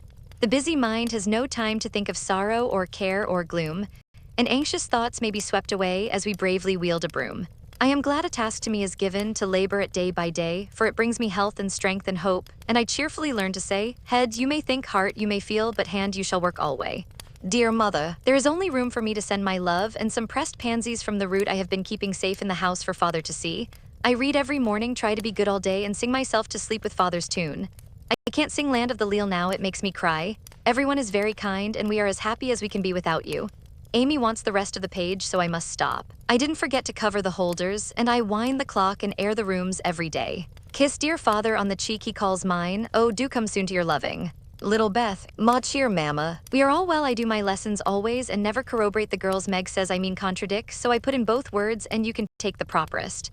Meg is a great comfort to me and lets me have jelly every night at tea. It's so good for me, Jo says, because it keeps me sweet-tempered. Laurie is not as respectful as he ought to be now I am almost in my teens. He calls me chick and hurts my feelings by talking French to me very fast when I say merci or bonjour as Hattie King does. The sleeves of my blue dress were all worn out and Meg put in new ones, but the full front came wrong and they are more blue than the dress. I felt bad but did not fret. I bear my troubles well, but I do wish Hannah would put more starch in my aprons and have buckwheats every day. Can't she? Didn't I make that interrogation point nice? Meg says my punctuation and spelling are disgraceful and I am mortified, but dear me, I have so many things to do I can't stop. Adieu, I send heaps of love to Papa, your affectionate daughter. Amy Curtis March. Dear Mrs. March. I just drop a line to say we get on first rate. The girls is clever and fly round right smart. Miss Meg is going to make a proper good housekeeper. She's the liking for it and gets the hang of things so prissin quick. Jo does beat all for going ahead, but she don't stop to calculate fust, and you never know where she's like to bring up. She done out a tub of clothes on Monday, but she starched 'em. Afore they was wrenched and blued a pink calico dress till I thought I should have died a laughin'. Beth is the best of little creeters and a sight of help to me, Bane's so forehanded and dependable. She tries to learn everything and really goes to market beyond her years, likewise keeps accounts with my help, quite wonderful. We have got on very economical so far. I don't let the girls have coffee. Only once a week, according to your wish, and keep 'em on plain wholesome victuals. Amy does well without frettin', wearin' her best clothes and eatin' sweet stuff. Mr. Laurie is as full of didos as usual and turns the house upside down frequent, but he heartens the girls, so I let him have full swing. The old gentleman sends heaps of things and is rather wearin', but means well, and it ain't my place. To say nothin', my bread is riz, so no more at this time. I send my duty to Mr. March and hope he's seen the last of his pneumonia. Yours respectful, Hannah Mullet, head nurse of Ward No. 2. All serene on the Rappahannock, troops in fine condition, commissary department well conducted, the home guard under Colonel Teddy always on duty, Commander-in-Chief General Lawrence reviews the Army daily, Quartermaster Mullet keeps order in camp, and Major Lyon does picket duty at night. A salute of 24 guns was fired on receipt of good news from Washington, and a dress parade took place. At headquarters, Commander-in-Chief sends best wishes, in which he is heartily joined by Colonel Teddy. Dear Madam, the little girls are all well. Beth and my boy report daily. Hannah is a model servant and guards pretty Meg like a dragon. Glad the fine weather holds. Pray make Brooke useful and draw on me for funds if expenses exceed your estimate. Don't let your husband want anything. Thank God he is mending. Your sincere friend and servant, James Lawrence. Chapter 17. Little Faithful. For a week the amount of virtue in the old house would have supplied the neighborhood. It was really amazing, for everyone seemed in a heavenly frame of mind, and self-denial was all the fashion. Relieved of their first anxiety about their father, the girls insensibly relaxed their praiseworthy efforts a little and began to fall back into old ways. They did not forget their motto, but hoping and keeping busy seemed to grow easier. And after such tremendous exertions, they felt that endeavor deserved a holiday and gave it a good many. Jo caught a bad cold through neglect to cover the shorn head enough and was ordered to stay at home till she was better. For Aunt March didn't like to hear people read with colds in their heads. Jo liked this, and after an energetic rummage from garret to cellar, subsided on the sofa to nurse her cold with arsenicum and books. Amy found that housework and art did not go well together and returned to her mud pies. Meg went daily to her pupils and sewed, or thought she did, at home, but much time was spent in writing long letters to her mother or reading the Washington dispatches over and over. Beth kept on, with only slight relapses into idleness or grieving. All the little duties were faithfully done each day, and many of her sisters also, for they were forgetful, and the house seemed like a clock whose pendulum was gone a-visiting.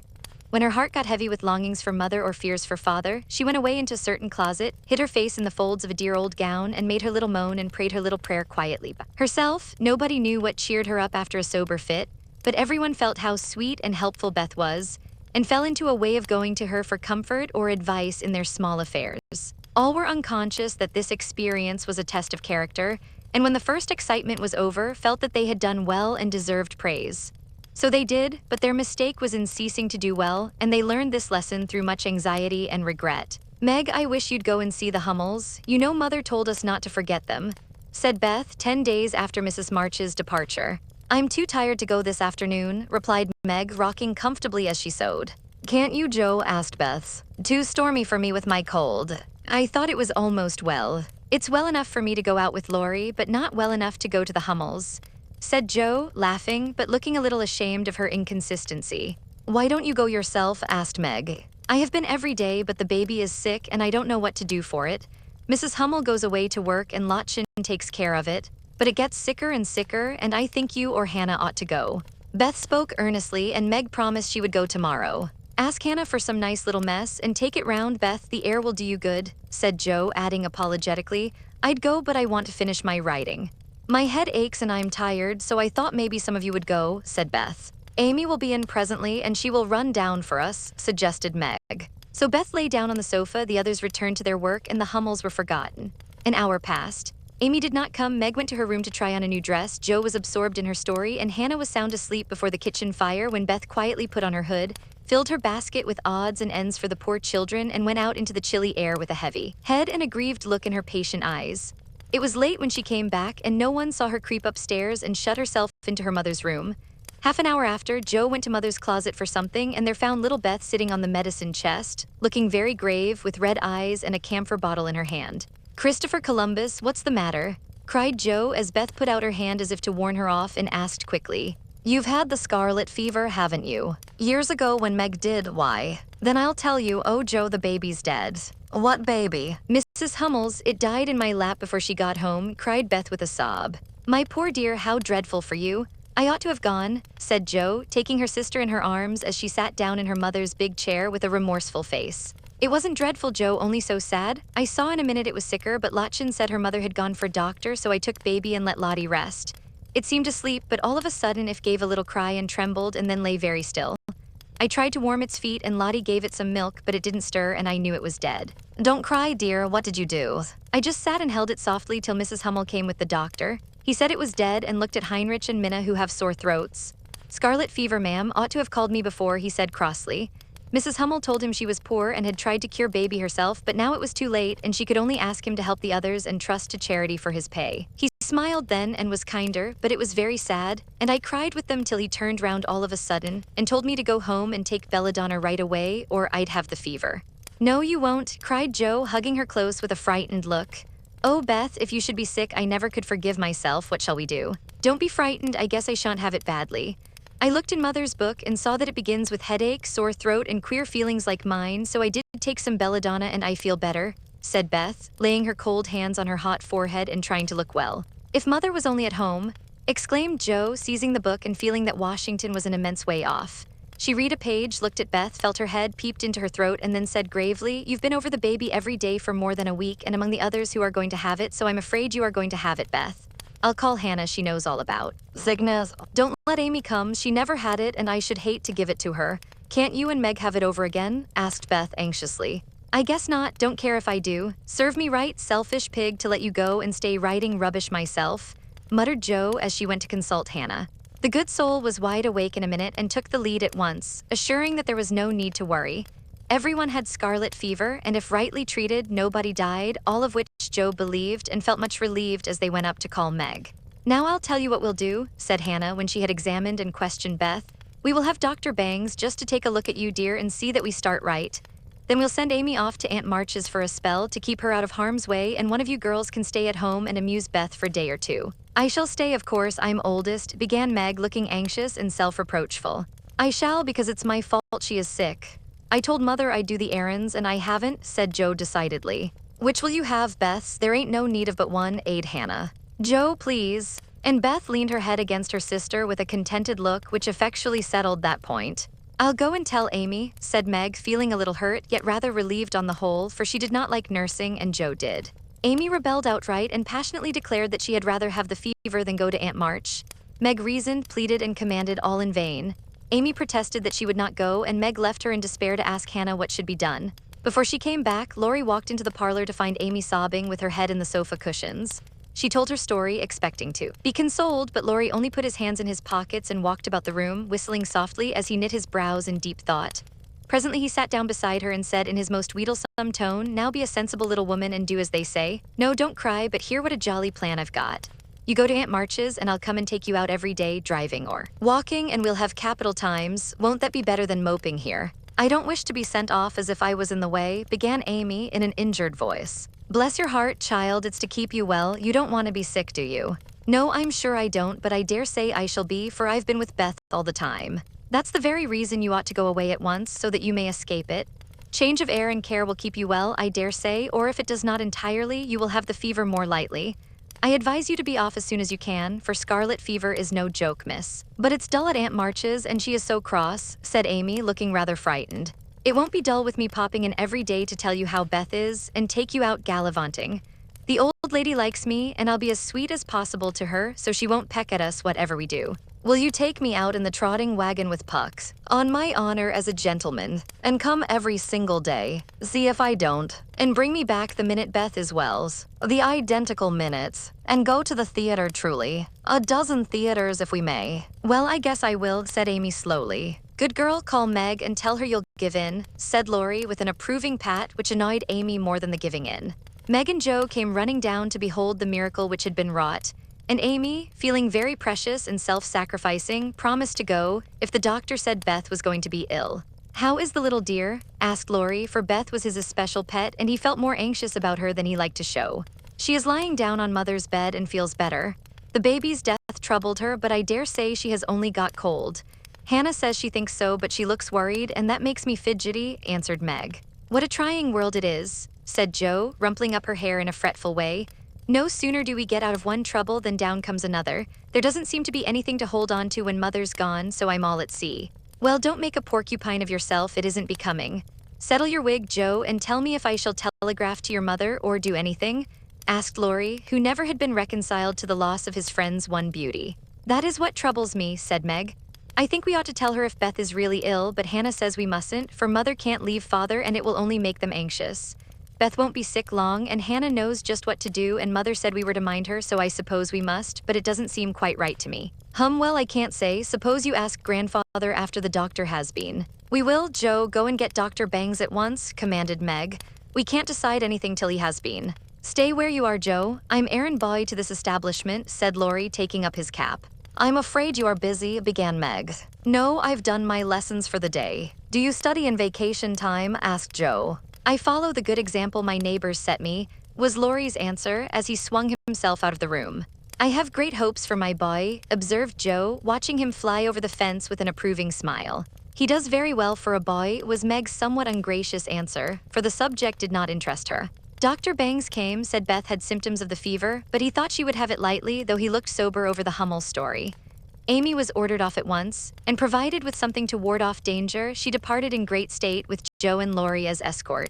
Aunt March received them with her usual hospitality. "What do you want now?" she asked, looking sharply over her spectacles while the parrot, sitting on the back of her chair, called out, "Go away, no boys allowed here." Laurie retired to the window and Joe told her story. "No more than I expected, if you are allowed to go poking about among poor folks. Amy can stay and make herself useful if she isn't sick, which I've no doubt she will be, looks like it now. Don't cry, child, it worries me to hear people sniff." Amy was on the point of crying, but Laurie slyly pulled the parrot's tail, which caused Polly to utter an astonished croak and call out, "Bless my boots," in such a funny way that she laughed instead. "What do you hear from your mother?" asked the old lady gruffly. "Father is much better," replied Joe, trying to keep sober. "Oh, is he? Well, that won't last long, I fancy. March never had any stamina," was the cheerful reply. "Ha ha, never say die, take a pinch of snuff, goodbye, goodbye," squalled Polly, dancing on her perch and clawing at the old lady's cap as Laurie tweaked him in the rear. "Hold your tongue, you disrespectful old bird. And Joe, you'd better go at once. It isn't proper to be gadding about so late with a rattle-pated boy like." "Hold your tongue, you disrespectful old bird," cried Polly, tumbling off the chair with a bounce and running to peck the rattle-pated boy who was shaking with laughter at the last speech. "I don't think I can bear it, but I'll try," thought Amy as she was left alone with Aunt March. "Get along, you fright," screamed Polly, and at that rude speech Amy could not restrain a sniff. Chapter 18. Dark Days. Beth did have the fever and was much sicker than anyone but Hannah and the doctor suspected.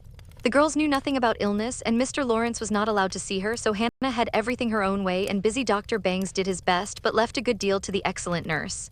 Meg stayed at home, lest she should infect the Kings, and kept house, feeling very anxious and a little guilty when she wrote letters in which no mention was made of Beth's illness. She could not think it right to deceive her mother, but she had been bidden to mind Hannah, and Hannah wouldn't hear of Mrs. Marchbane told, and worried just for such a trifle. Jo devoted herself to Beth day and night, not a hard task, for Beth was very patient and bore her pain uncomplainingly as long as she could control herself. But there came a time when during the fever fits she began to talk in a hoarse, broken voice, to play on the coverlet as if on her beloved little piano, and try to sing with a throat so swollen that there was no music left, a time when she did not know the familiar faces around her but addressed them by wrong names and called imploringly for her mother. Then Jo grew frightened, Meg begged to be allowed to write the truth, and even Hannah said she would think of it though there was no danger yet.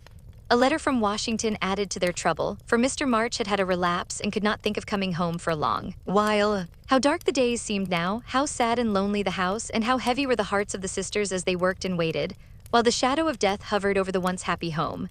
Then it was that Margaret, sitting alone with tears dropping often on her work, felt how rich she had been in things more precious than any luxuries money could buy in love, protection, peace, and health. The real blessings of life. Then it was that Jo, living in the darkened room with that suffering little sister always before her eyes and that pathetic voice sounding in her ears, learned to see the beauty and the sweetness of Beth's nature, to feel how deep and tender a place she filled in all hearts, and to acknowledge the worth of Beth's unselfish ambition to live for others and make home. Happy by that exercise of those simple virtues which all may possess, and which all should love and value more than talent, wealth, or beauty.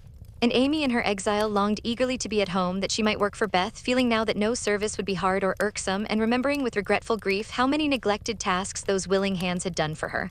Laurie haunted the house like a restless ghost, and Mr. Lawrence locked the grand piano because he could not bear to be reminded of the young neighbor who used to make the twilight pleasant for him. Everyone missed Beth. The milkman, baker, grocer, and butcher inquired how she did. Poor Mrs. Hummel came to beg pardon for her thoughtlessness and to get a shroud for Minna. The neighbors sent all sorts of comforts and good wishes, and even those who knew her best were surprised to find how many friends shy little Beth had made. Meanwhile, she lay on her bed with old Joanna at her side, for even in her wanderings she did not forget her forlorn protege. She longed for her cats but would not have them brought, lest they should get sick, and in her quiet hours she was full of anxiety about Joe. She sent loving messages to Amy, bade them tell her mother that she would write soon, and often begged for pencil and paper to try to say a word that father might not think she had neglected him. But soon even these intervals of consciousness ended, and she lay hour after hour, tossing to and fro with incoherent words on her lips, or sank into a heavy sleep which brought her no refreshment. Dr. Bangs came twice a day, Hannah sat up at night, Meg kept a telegram in her desk all ready to send off at any minute, and Joe never stirred from Beth's side. The 1st of December was a wintry day indeed to them, for a bitter wind blew, snow fell fast, and the year seemed getting ready for its death. When Dr. Bangs came that morning, he looked long at Beth, held the hot hand in both his own for a minute, and laid it gently down, saying in a low voice to Hannah, "If Mrs. March can leave her husband, she'd better be sent for." Hannah nodded without speaking, for her lips twitched nervously. Meg dropped down into a chair as the strength seemed to go out of her limbs at the sound of those words. And Joe, standing with a pale face for a minute, ran to the parlor, snatched up the telegram, and throwing on her things, rushed out into the storm. She was soon back, and while noiselessly taking off her cloak, Laurie came in with a letter saying that Mr. March was mending again. Joe read it thankfully, but the heavy weight did not seem lifted off her heart, and her face was so full of misery that Laurie asked quickly, "What is it? Is Beth worse?" "I've sent for Mother," said Joe, tugging at her rubber boots with a tragic expression. "Good for you, Joe. Did you do it on your own responsibility?" asked Laurie, as he seated her in the hall chair and took off the rebellious boots, seeing how her hands shook. "No, the doctor told us to." "Oh, Joe, it's not so bad as that," cried Laurie with a startled face. "Yes, it is. She doesn't know us. She doesn't even talk about the flocks of green doves, as she calls the vine leaves on the wall. She doesn't look like my Beth, and there's nobody to help us bear it. Mother and father both gone, and God seems so far away I can't find him." As the tears streamed fast down poor Joe's cheeks, she stretched out her hand in a helpless sort of way, as if groping in the dark, and Laurie took it in his, whispering as well as he could with a lump in his throat, "I'm here. Hold on to me, Joe dear." She could not speak, but she did hold on, and the warm grasp of the friendly human hand comforted her sore heart, and seemed to lead her nearer to the divine arm which alone could uphold her in her trouble. Laurie longed to say something tender and comfortable, but no fitting words came to him, so he stood silent, gently stroking her bent head as her mother used to do. It was the best thing he could have done, far more soothing than the most eloquent words, for Joe felt the unspoken sympathy, and in the silence learned the sweet solace which affection administers to sorrow. Soon she dried the tears, which had relieved her, and looked up with a grateful face. "Thank you, Teddy, I'm better now. I don't feel so forlorn, and will try to bear it if it comes. Keep hoping for the best, that will help you, Joe. Soon your mother will be here, and then everything will be all right. I'm so glad father is better, now she won't feel so bad about leaving him. Oh me, it does seem as if all the troubles came in a heap, and I got the heaviest part on my shoulders," sighed Joe, spreading her wet handkerchief over her knees to dry. "Doesn't Meg pull fair?" asked Laurie, looking indignant. "Oh yes, she tries to, but she can't love Bethy as I do, and she won't miss her as I shall. Beth is my conscience, and I can't give her up. I can't." Down went Joe's face into the wet handkerchief, and she cried despairingly, for she had kept up bravely till now and never shed a tear. Laurie drew his hand across his eyes, but could not speak till he had subdued the choky feeling in his throat and steadied his lips. It might be unmanly, but he couldn't help it, and I am glad of it. Presently, as Joe's sobs quieted, he said hopefully, "I think she will die. She's so good, and we all love her so much. I don't believe God will take her away yet." "The good and dear people always do die," groaned Joe, but she stopped crying, for her friend's words cheered her up in spite of her own doubts and fears. "Poor girl, you're worn out. It isn't like you to be forlorn. Stop a bit. I'll hearten you up in a jiffy." Laurie went off 2 stairs at a time, and Joe laid her wearied head down on Beth's little brown hood, which no one had thought of moving from the table where she left it. It must have possessed some magic, for the submissive spirit of its gentle owner seemed to enter into Joe, and when Laurie came running down with a glass of wine, she took it with a smile and said bravely, "I drink health to my Beth. You are a good doctor, Teddy, and such a comfortable friend. How can I ever pay you?" she added, as the wine refreshed her body as the kind words had done her troubled mind. "I'll send my bill by and by, and tonight I'll give you something that will warm the cockles of your heart better than quarts of wine," said Laurie, beaming at her with a face of suppressed satisfaction at something. "What is it?" cried Joe, forgetting her woes for a minute in her wonder. "I telegraphed to your mother yesterday, and Brooke answered she'd come at once, and she'll be here tonight, and everything will be all right. Aren't you glad I did it? Laurie spoke very fast and turned red and excited all in a minute, for he had kept his plot a secret for fear of disappointing the girls or harming Beth. Joe grew quite white, flew out of her chair, and the moment he stopped speaking, she electrified him by throwing her arms round his neck and crying out with a joyful cry, "Oh, Laurie, oh, mother, I am so glad." She did not weep again, but laughed hysterically and trembled and clung to her friend as if she was a little bewildered by the sudden news. Laurie, though decidedly amazed, behaved with great presence of mind. He patted her back soothingly and, finding that she was recovering, followed it up by a bashful kiss or two which brought Joe round at once. Holding on to the banisters, she put him gently away, saying breathlessly, "Oh, I didn't mean to, it was dreadful of me, but you were such a dear to go and do it in spite of Hannah, that I couldn't help flying at you. Tell me all about it, and don't give me wine again, it makes me act so." "I don't mind," laughed Laurie as he settled his tie. "Why, you see, I got fidgety, and so did Grandpa. We thought Hannah was overdoing the authority business, and your mother ought to know. She'd never forgive us if if anything happened, you know. So I got Grandpa to say it was high time we did something, and off I pelted to the office yesterday, for the doctor looked sober, and Hannah most took my head off when I proposed a telegram. I never can bear to be lorded over, so that settled my mind, and I did it. Your mother will come, I know, and the late train is in at 2 a.m. I shall go for her, and you've only got to bottle up your rapture and keep Beth quiet till that blessed lady gets here. Laurie, you're an angel. How shall I ever thank you?" "Fly at me again, I rather liked it," said Laurie, looking mischievous, a thing he had not done for a fortnight. "No, thank you, I'll do it by proxy when your grandpa comes. Don't tease, but go home and rest, for you'll be up half the night. Bless you, Teddy, bless you." Joe had backed into a corner, and as she finished her speech, she vanished precipitately into the kitchen, where she sat down upon a dresser and told the assembled cats that she was happy, oh so happy, while Laurie departed, feeling that he had made a rather neat thing of it. "That's the interferingest chap I ever see, but I forgive him and do hope Mrs. March is coming right away," said Hannah with an air of relief when Joe told the good news. Meg had a quiet rapture and then brooded over the letter while Joe set the sick room in order and Hannah knocked up a couple of pies in case of company unexpected. A breath of fresh air seemed to blow through the house, and something better than sunshine brightened the quiet rooms. Everything appeared to feel the hopeful change. Beth's bird began to chirp again, and a half-blown rose was discovered on Amy's bush in the window. The fires seemed to burn with unusual cheeriness, and every time the girls met, their pale faces broke into smiles as they hugged one another, whispering encouragingly, "Mother's coming, dear, mother's coming." Everyone rejoiced but Beth. She lay in that heavy stupor, alike unconscious of hope and joy, doubt and danger. It was a piteous sight, the once rosy face so changed and vacant, the once busy hands so weak and wasted, the once smiling lips quite dumb, and the once pretty, well-kept hair scattered rough and tangled on the pillow. All day she lay so, only rousing now and then to mutter, "Water," with lips so parched they could hardly shape the word. All day Joe and Meg hovered over her, watching, waiting, hoping, and trusting in God and Mother. And all day the snow fell, the bitter wind raged, and the hours dragged slowly by. But night came at last, and every time the clock struck, the sisters, still sitting on either side of the bed, looked at each other with brightening eyes, for each hour brought help nearer. The doctor had been in to say that some change, for better or worse, would probably take place about midnight, at which time he would return. Hannah, quite worn out, lay down on the sofa at the bed's foot and fell fast asleep. Mr. Lawrence marched to and fro in the parlor, feeling that he would rather face a rebel battery than Mrs. March's countenance as she entered. Laurie lay on the rug, pretending to rest, but staring into the fire with the thoughtful look which made his black eyes beautifully soft and clear. The girls never forgot that night, for no sleep came to them as they kept their watch, with that dreadful sense of powerlessness which comes to us in hours like those. "If God spares Beth, I never will complain again," whispered Meg earnestly. "If God spares Beth, I'll try to love and serve him all my life," answered Joe with equal fervor.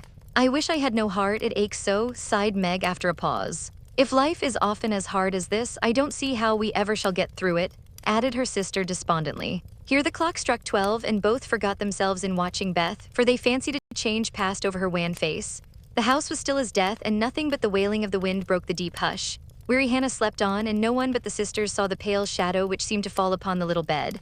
An hour went by, and nothing happened except Laurie's quiet departure. For the station, another hour, still no one came, and anxious fears of delay in the storm, or accidents by the way, or, worst of all, a great grief at Washington, haunted the girls. It was past 2 when Joe, who stood at the window thinking how dreary the world looked in its winding sheet of snow, heard a movement by the bed and, turning quickly, saw Meg kneeling before their mother's easy chair with her face hidden. A dreadful fear passed coldly over Joe as she thought, "Beth is dead, and Meg is afraid to tell me." She was back at her post in an instant, and to her excited eyes a great change seemed to have taken place. The fever flush and the look of pain were gone, and the beloved little face looked so pale and peaceful in its utter repose that Joe felt no desire to weep or to lament. Leaning low over this dearest of her sisters, she kissed the damp forehead with her heart on her lips and softly whispered, "Goodbye, my Beth, goodbye." As if awake by the stir, Hannah started out of her sleep, hurried to the bed, looked at Beth, felt her hands, listened at her lips, and then, throwing her apron over her head, sat down to rock to and fro, exclaiming under her breath, "The fever's turned, she's sleepin' natural, her skin's damp, and she breathes easy. Praise be given, oh my goodness me." Before the girls could believe the happy truth, the doctor came to confirm it. He was a homely man, but they thought his face quite heavenly when he smiled and said, with a fatherly look at them, "Yes, my dears, I think the little girl will pull through this time. Keep the house quiet, let her sleep, and when she wakes, give her." What they were to give neither heard, for both crept into the dark hall, and sitting on the stairs, held each other close, rejoicing with hearts too full for words. When they went back to be kissed and cuddled by faithful Hannah, they found Beth lying as she used to do, with her cheek pillowed on her hand, the dreadful pallor gone, and breathing quietly as if just fallen asleep. "If Mother would only come now," said Joe as the winter night began to wane. "See," said Meg, coming up with a white, half-opened rose. "I thought this would hardly be ready to lay in Beth's hand tomorrow if she went away from us. But it has blossomed in the night, and now I mean to put it in my vase here so that when the darling wakes, the first thing she sees will be the little rose and Mother's face." Never had the sun risen so beautifully, and never had the world seemed so lovely as it did to the heavy eyes of Meg and Joe as they looked out in the early morning when their long, sad vigil was done. "It looks like a fairy world," said Meg, smiling to herself as she stood behind the curtain watching the dazzling sight. "Hark!" cried Joe, starting to her feet. Yes, there was a sound of bells at the door below, a cry from Hannah, and then Laurie's voice saying in a joyful whisper, "Girls, she's come, she's come." Chapter 19, Amy's Will. While these things were happening at home, Amy was having hard times at Aunt March's. She felt her exile deeply and for the first time in her life realized how much she was beloved and petted at home. Aunt March never petted anyone, she did not approve of it, but she meant to be kind, for the well-behaved little girl pleased her very much, and Aunt March had a soft place in her old heart for her nephew's children, though she didn't think it proper to confess it. She really did her best to make Amy happy, but dear me, what mistakes she made. Some old people keep young at heart in spite of wrinkles and gray hairs, can sympathize with children's little cares and joys, make them feel at home, and can hide wise lessons under pleasant plays, giving and receiving friendship in the sweetest way. But Aunt March had not this gift, and she worried Amy very much with her rules and orders, her prim ways and long, prosy talks. Finding the child more docile and amiable than her sister, the old lady felt it her duty to try and counteract as far as possible the bad effects of home freedom and indulgence. So she took Amy by the hand and taught her as she herself had been taught 60 years ago, a process which carried dismay to Amy's soul and made her feel like a fly in the web of a very strict spider. She had to wash the cups every morning and polish up the old-fashioned spoons, the fat silver teapot, and the glasses till they shone. Then she must dust the room, and what a trying job that was.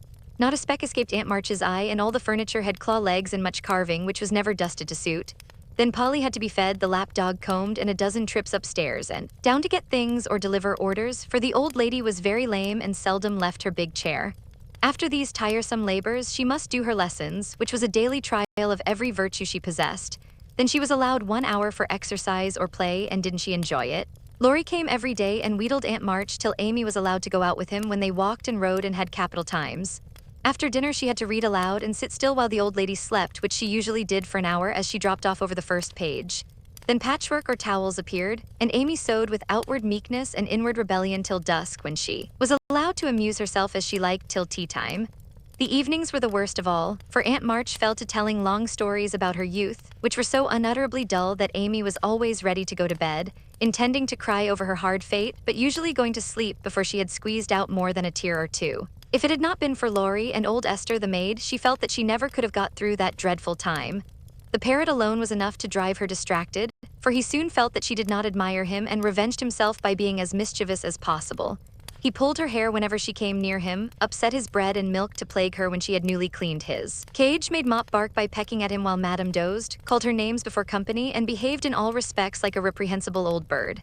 Then she could not endure the dog, a fat cross beast who snarled and yelped at her when she made his toilet, and who lay on his back with all his legs in the air and a most idiotic expression of countenance when he wanted something to eat, which was about a dozen times a day. The cook was bad-tempered, the old coachman was deaf, and Esther the only one who ever took any notice of the young lady. Esther was a Frenchwoman who had lived with Madame, as she called her mistress, for many years, and who rather tyrannized over the old lady who could not get along without her.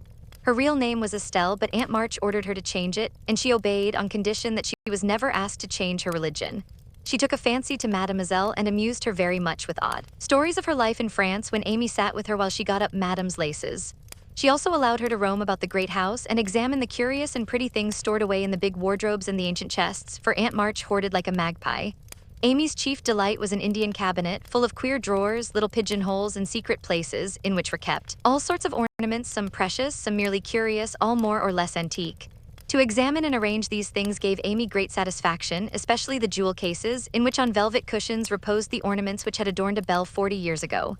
There was the garnet set which Aunt March wore when she came out, the pearls her father gave her on her wedding day, her lovers, diamonds, the jet mourning rings and pins, the queer lockets with portraits of dead friends and weeping willows made of hair inside, the baby bracelets her one little daughter had worn, Uncle March's big watch, with the red seal so many childish hands had played with, and in a box all by itself lay Aunt March's wedding ring, too small now for her fat finger but put carefully away like the most precious jewel of them all. Which would Mademoiselle choose if she had her will?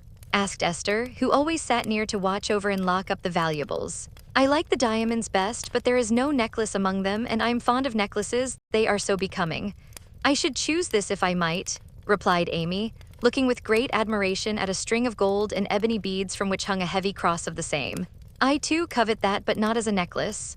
Ah no, to me it is a rosary, and as such I should use it like a good Catholic, said Esther, eyeing the handsome thing wistfully. Is it meant to use as you use the string of good-smelling wooden beads hanging over your glass? Asked Amy.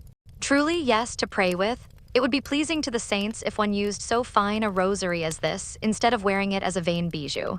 You seem to take a great deal of comfort in your prayers, Esther, and always come down looking quiet and satisfied. I wish I could. If Mademoiselle was a Catholic, she would find true comfort, but as that is not to be, it would be well if you went apart each day to meditate and pray, as did the good mistress whom I served before Madame. She had a little chapel, and in it found solace meant for much trouble. Would it be right for me to do so too? Asked Amy, who in her loneliness felt the need of help of some sort, and found that she was apt to forget her little book, now that Beth was not there to remind her of it. It would be excellent and charming, and I shall gladly arrange the little dressing room for you if you like it.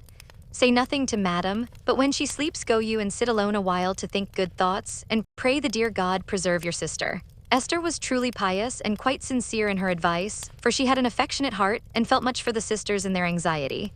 Amy liked the idea and gave her leave to arrange the light closet next her room, hoping it would do her good. I wish I knew where all these pretty things would go when Aunt March dies, she said, as she slowly replaced the shining rosary and shut the jewel cases one by one. To you and your sisters, I know it, Madame confides in me. I witnessed her will, and it is to be so, whispered Esther, smiling. How nice, but I wish she'd let us have them now. Procrastination is not agreeable, observed Amy, taking a last look at the diamonds. It is too soon yet for the young ladies to wear these things. The first one who is affianced will have the pearls, Madame has said it, and I have a fancy that the little turquoise ring will be given to you when you go, for Madame approves your good behavior and charming manners. Do you think so? Oh, I'll be a lamb if I can only have that lovely ring. It's ever so much prettier than Kitty Bryant's. I do like Aunt March after all. And Amy tried on the blue ring with a delighted face and a firm resolve to earn it. From that day she was a model of obedience, and the old lady complacently admired the success of her training. Esther fitted up the closet with a little table, placed a footstool before it, and over it a picture taken from one of the shut-up rooms. She thought it was of no great value, but being appropriate she borrowed it, well knowing that Madame would never know it nor care if she did. Was however a very valuable copy of one of the famous pictures of the world, and Amy's beauty-loving eyes were never tired of looking up at the sweet face of the Divine Mother, while her tender thoughts of her own were busy at her heart. On the table she laid her little testament and hymn book, kept a vase always full of the best flowers Laurie brought her, and came every day to sit alone, thinking good thoughts and praying the dear God to preserve her sister. Esther had given her a rosary of black beads with a silver cross, but Amy hung it up and did not use it, feeling doubtful as to its fitness for Protestant prayers. The little girl was very sincere in all this, for being left alone outside the safe home nest, she felt the need of some kind hand to hold by so sorely that she instinctively turned to the strong and tender friend whose fatherly love most closely surrounds his little children. She missed her mother's help to understand and rule herself, but having been taught where to look, she did her best to find the way and walk in it confidingly. But Amy was a young pilgrim, and just now her burden seemed very heavy. She tried to forget herself, to keep cheerful and be satisfied with doing right, though no one saw or praised her for it. In her first effort at being very, very good, she decided to make her will as Aunt March had done, so that if she did fall ill and die, her possessions might be justly and generously divided.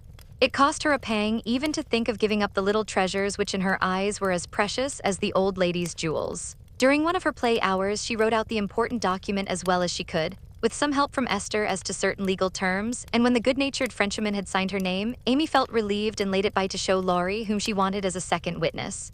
As it was a rainy day, she went upstairs to amuse herself in one of the large chambers and took Polly with her. For company, in this room there was a wardrobe full of old-fashioned costumes with which Esther allowed her to play, and it was her favorite amusement to array herself in the faded brocades and parade up and down before the long mirror, making stately curtsies and sweeping her train about with a rustle which delighted her ears. So busy was she on this day that she did not hear Laurie's ring nor see his face peeping in at her as she gravely promenaded to and fro, flirting her fan and tossing her head, on which she wore a great pink turban contrasting oddly with her blue brocade dress and yellow quilted petticoat. She was obliged to walk carefully, for she had on high-heeled shoes, and as Laurie told Joe afterward, it was a comical sight to see her mince along in her gay suit with Polly sidling and bridling just behind her, imitating her as well as he could, and occasionally stopping to laugh or exclaim, "Ain't we fine? Get along, you fright! Hold your tongue! Kiss me, dear! Ha ha!" Having with difficulty restrained an explosion of merriment, lest it should offend her majesty, Laurie tapped and was graciously received. "Sit down and rest while I put these things away, then I want to consult you about a very serious matter," said Amy, when she had shown her splendor and driven Polly into a corner. "That bird is the trial of my life," she continued, removing the pink mountain from her head while Laurie seated himself astride a chair. "Yesterday, when Aunt was asleep and I was trying to be as still as a mouse, Polly began to squall and flap about in his cage, so I went to let him out and found a big spider there. I poked it out and it ran under the bookcase. Polly marched straight after it, stooped down and peeped under the bookcase, saying in his funny way with a cock of his eye, 'Come out and take a walk, my dear.' I couldn't help laughing, which made Poles swear, and Aunt woke up and scolded us both." "Did the spider accept the old fellow's invitation?" asked Laurie, yawning. "Yes, out it came, and away ran Polly, frightened to death, and scrambled up on Aunt's chair, calling out, 'Catch her, catch her, catch her,' as I chased the spider." "That's a lie, oh Lor," cried the parrot, pecking at Laurie's toes. "I'd wring your neck if you were mine, you old torment," cried Laurie, shaking his fist at the bird, who put his head on one side and gravely croaked, "Alilia, bless your buttons, dear." "Now I'm ready," said Amy, shutting the wardrobe and taking a piece of paper out of her pocket. "I want you to read that, please, and tell me if it is legal and right.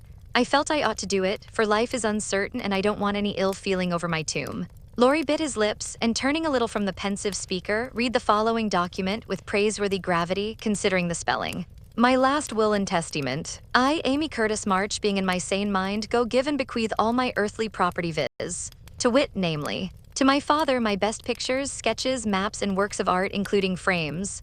Also my $100 to do what he likes with. To my mother all my clothes, except the blue apron with pockets, also my likeness, and my medal with much love. To my dear sister Margaret I give my turquoise ring, if I get it. Also my green box with the doves on it. Also my piece of real lace for her neck, and my sketch of her as a memorial of her little girl. To Joe I leave my breastpin, the one mended with sealing wax. Also my bronze inkstand, she lost the cover, and my most precious plaster rabbit, because I am sorry I burned up her story. To Beth, if she lives after me, I give my dolls and the little bureau, my fan, my linen collars, and my new slippers if she can wear them, being thin when she gets well. And I herewith also leave her my regret that I ever made fun of old Joanna. To my friend and neighbor Theodore Lawrence I bequeath my papier-mâché portfolio, my clay model of a horse, though he did say it hadn't any neck. Also in return for his great kindness in the hour of affliction, any one of my artistic works he likes. Notre Dame is the best. To our venerable benefactor Mr. Lawrence, I leave my purple box with a looking glass in the cover, which will be nice for his pens, and remind him of the departed girl who thanks him for his favors to her family, especially Beth. I wish my favorite playmate Kitty Bryant to have the blue silk apron and my gold bead ring with a kiss. To Hannah I give the bandbox she wanted, and all the patchwork I leave, hoping she will remember me when it you see. And now, having disposed of my most valuable property, I hope all will be satisfied and not blame the dead. I forgive everyone and trust we may all meet when the trump shall sound. Amen. To this will and testament I set my hand and seal on this 20th day of Nov. Annie Domino 1861. Amy Curtis March. Witnesses: Estelle Valner, Theodore Lawrence. The last name was written in pencil, and Amy explained that he was to rewrite it in ink and seal it up for her properly. "What put it into your head? Did anyone tell you about Beth's giving away her things?" asked Laurie soberly, as Amy laid a bit of red tape with sealing wax, a taper, and a standish before him. She explained and then asked anxiously, "What about Beth?" "I'm sorry I spoke, but as I did, I'll tell you. She felt so ill one day that she told Joe she wanted to give her piano to Meg, her cats to you, and the poor old doll to Joe, who would love it for her sake. She was sorry she had so little to give and left locks of hair to the rest of us and her best love to Grandpa. She never thought of a will. Laurie was signing and sealing as he spoke and did not look up till a great tear dropped on the paper. Amy's face was full of trouble, but she only said, "Don't people put sort of postscripts to their wills sometimes?" "Yes, codicils they call them. Put one in mine then that I wish all my curls cut off and given round to my friends. I forgot it, but I want it done though it will spoil my looks." Laurie added it, smiling at Amy's last and greatest sacrifice. Then he amused her for an hour and was much interested in all her trials. But when he came to go, Amy held him back to whisper with trembling lips, "Is there really any danger about Beth?" "I'm afraid there is, but we must hope for the best, so don't cry, dear." And Laurie put his arm about her with a brotherly gesture which was very comforting. When he had gone, she went to her little chapel and, sitting in the twilight, prayed for Beth, with streaming tears and an aching heart, feeling that a million turquoise rings would not console her for the loss of her gentle little sister. Chapter 20. I don't think I have any words in which to tell the meeting of the mother and daughters. Such hours are beautiful to live but very hard to describe, so I will leave it to the imagination of my readers, merely saying that the house was full of genuine happiness and that Meg's tender hope was realized, for when Beth woke from that long, healing sleep, the first objects on which her eyes fell were the little rose and mother's face. Too weak to wonder at anything, she only smiled and nestled close in the loving arms about her, feeling that the hungry longing was satisfied at last. Then she slept again, and the girls waited upon their mother, for she would not unclasp the thin hand which clung to hers even in sleep. Hannah had dished up an astonishing breakfast for the traveler, finding it impossible to vent her excitement in any other way. And Meg and Joe fed their mother like dutiful young storks, while they listened to her whispered account of father's state. Mr. Brooks promised to stay and nurse him. The delays which the storm occasioned on the homeward journey and the unspeakable comfort Laurie's hopeful face had given her when she arrived, worn out with fatigue, anxiety, and cold. What a strange yet pleasant day that was. So brilliant and gay without, for all the world seemed abroad to welcome the first snow. So quiet and reposeful within, for everyone slept, spent with watching, and a Sabbath stillness reigned through the house, while nodding Hannah mounted guard at the door. With a blissful sense of burdens lifted off, Meg and Joe closed their weary eyes and lay at rest, like storm-beaten boats safe at anchor in a quiet harbor. Mrs. March would not leave Beth's side, but rested in the big chair, waking often to look at, touch, and brood over her child, like a miser over some recovered treasure. Laurie meanwhile posted off to comfort Amy, and told his story so well that Aunt March actually sniffed herself, and never once said, "I told you so." Amy came out so strong on this occasion that I think the good thoughts in the little chapel really began to bear fruit. She dried her tears quickly, restrained her impatience to see her mother, and never even thought of the turquoise ring when the old lady heartily agreed in Laurie's opinion that she behaved like a capital little woman. Even Polly seemed impressed, for he called her a good girl, blessed her buttons, and begged her to come and take a walk, dear, in his most affable tone. She would very gladly have gone out to enjoy the bright, wintry weather, but discovering that Laurie was dropping with sleep in spite of manful efforts to conceal the fact, she persuaded him to rest on the sofa while she wrote a note to her mother.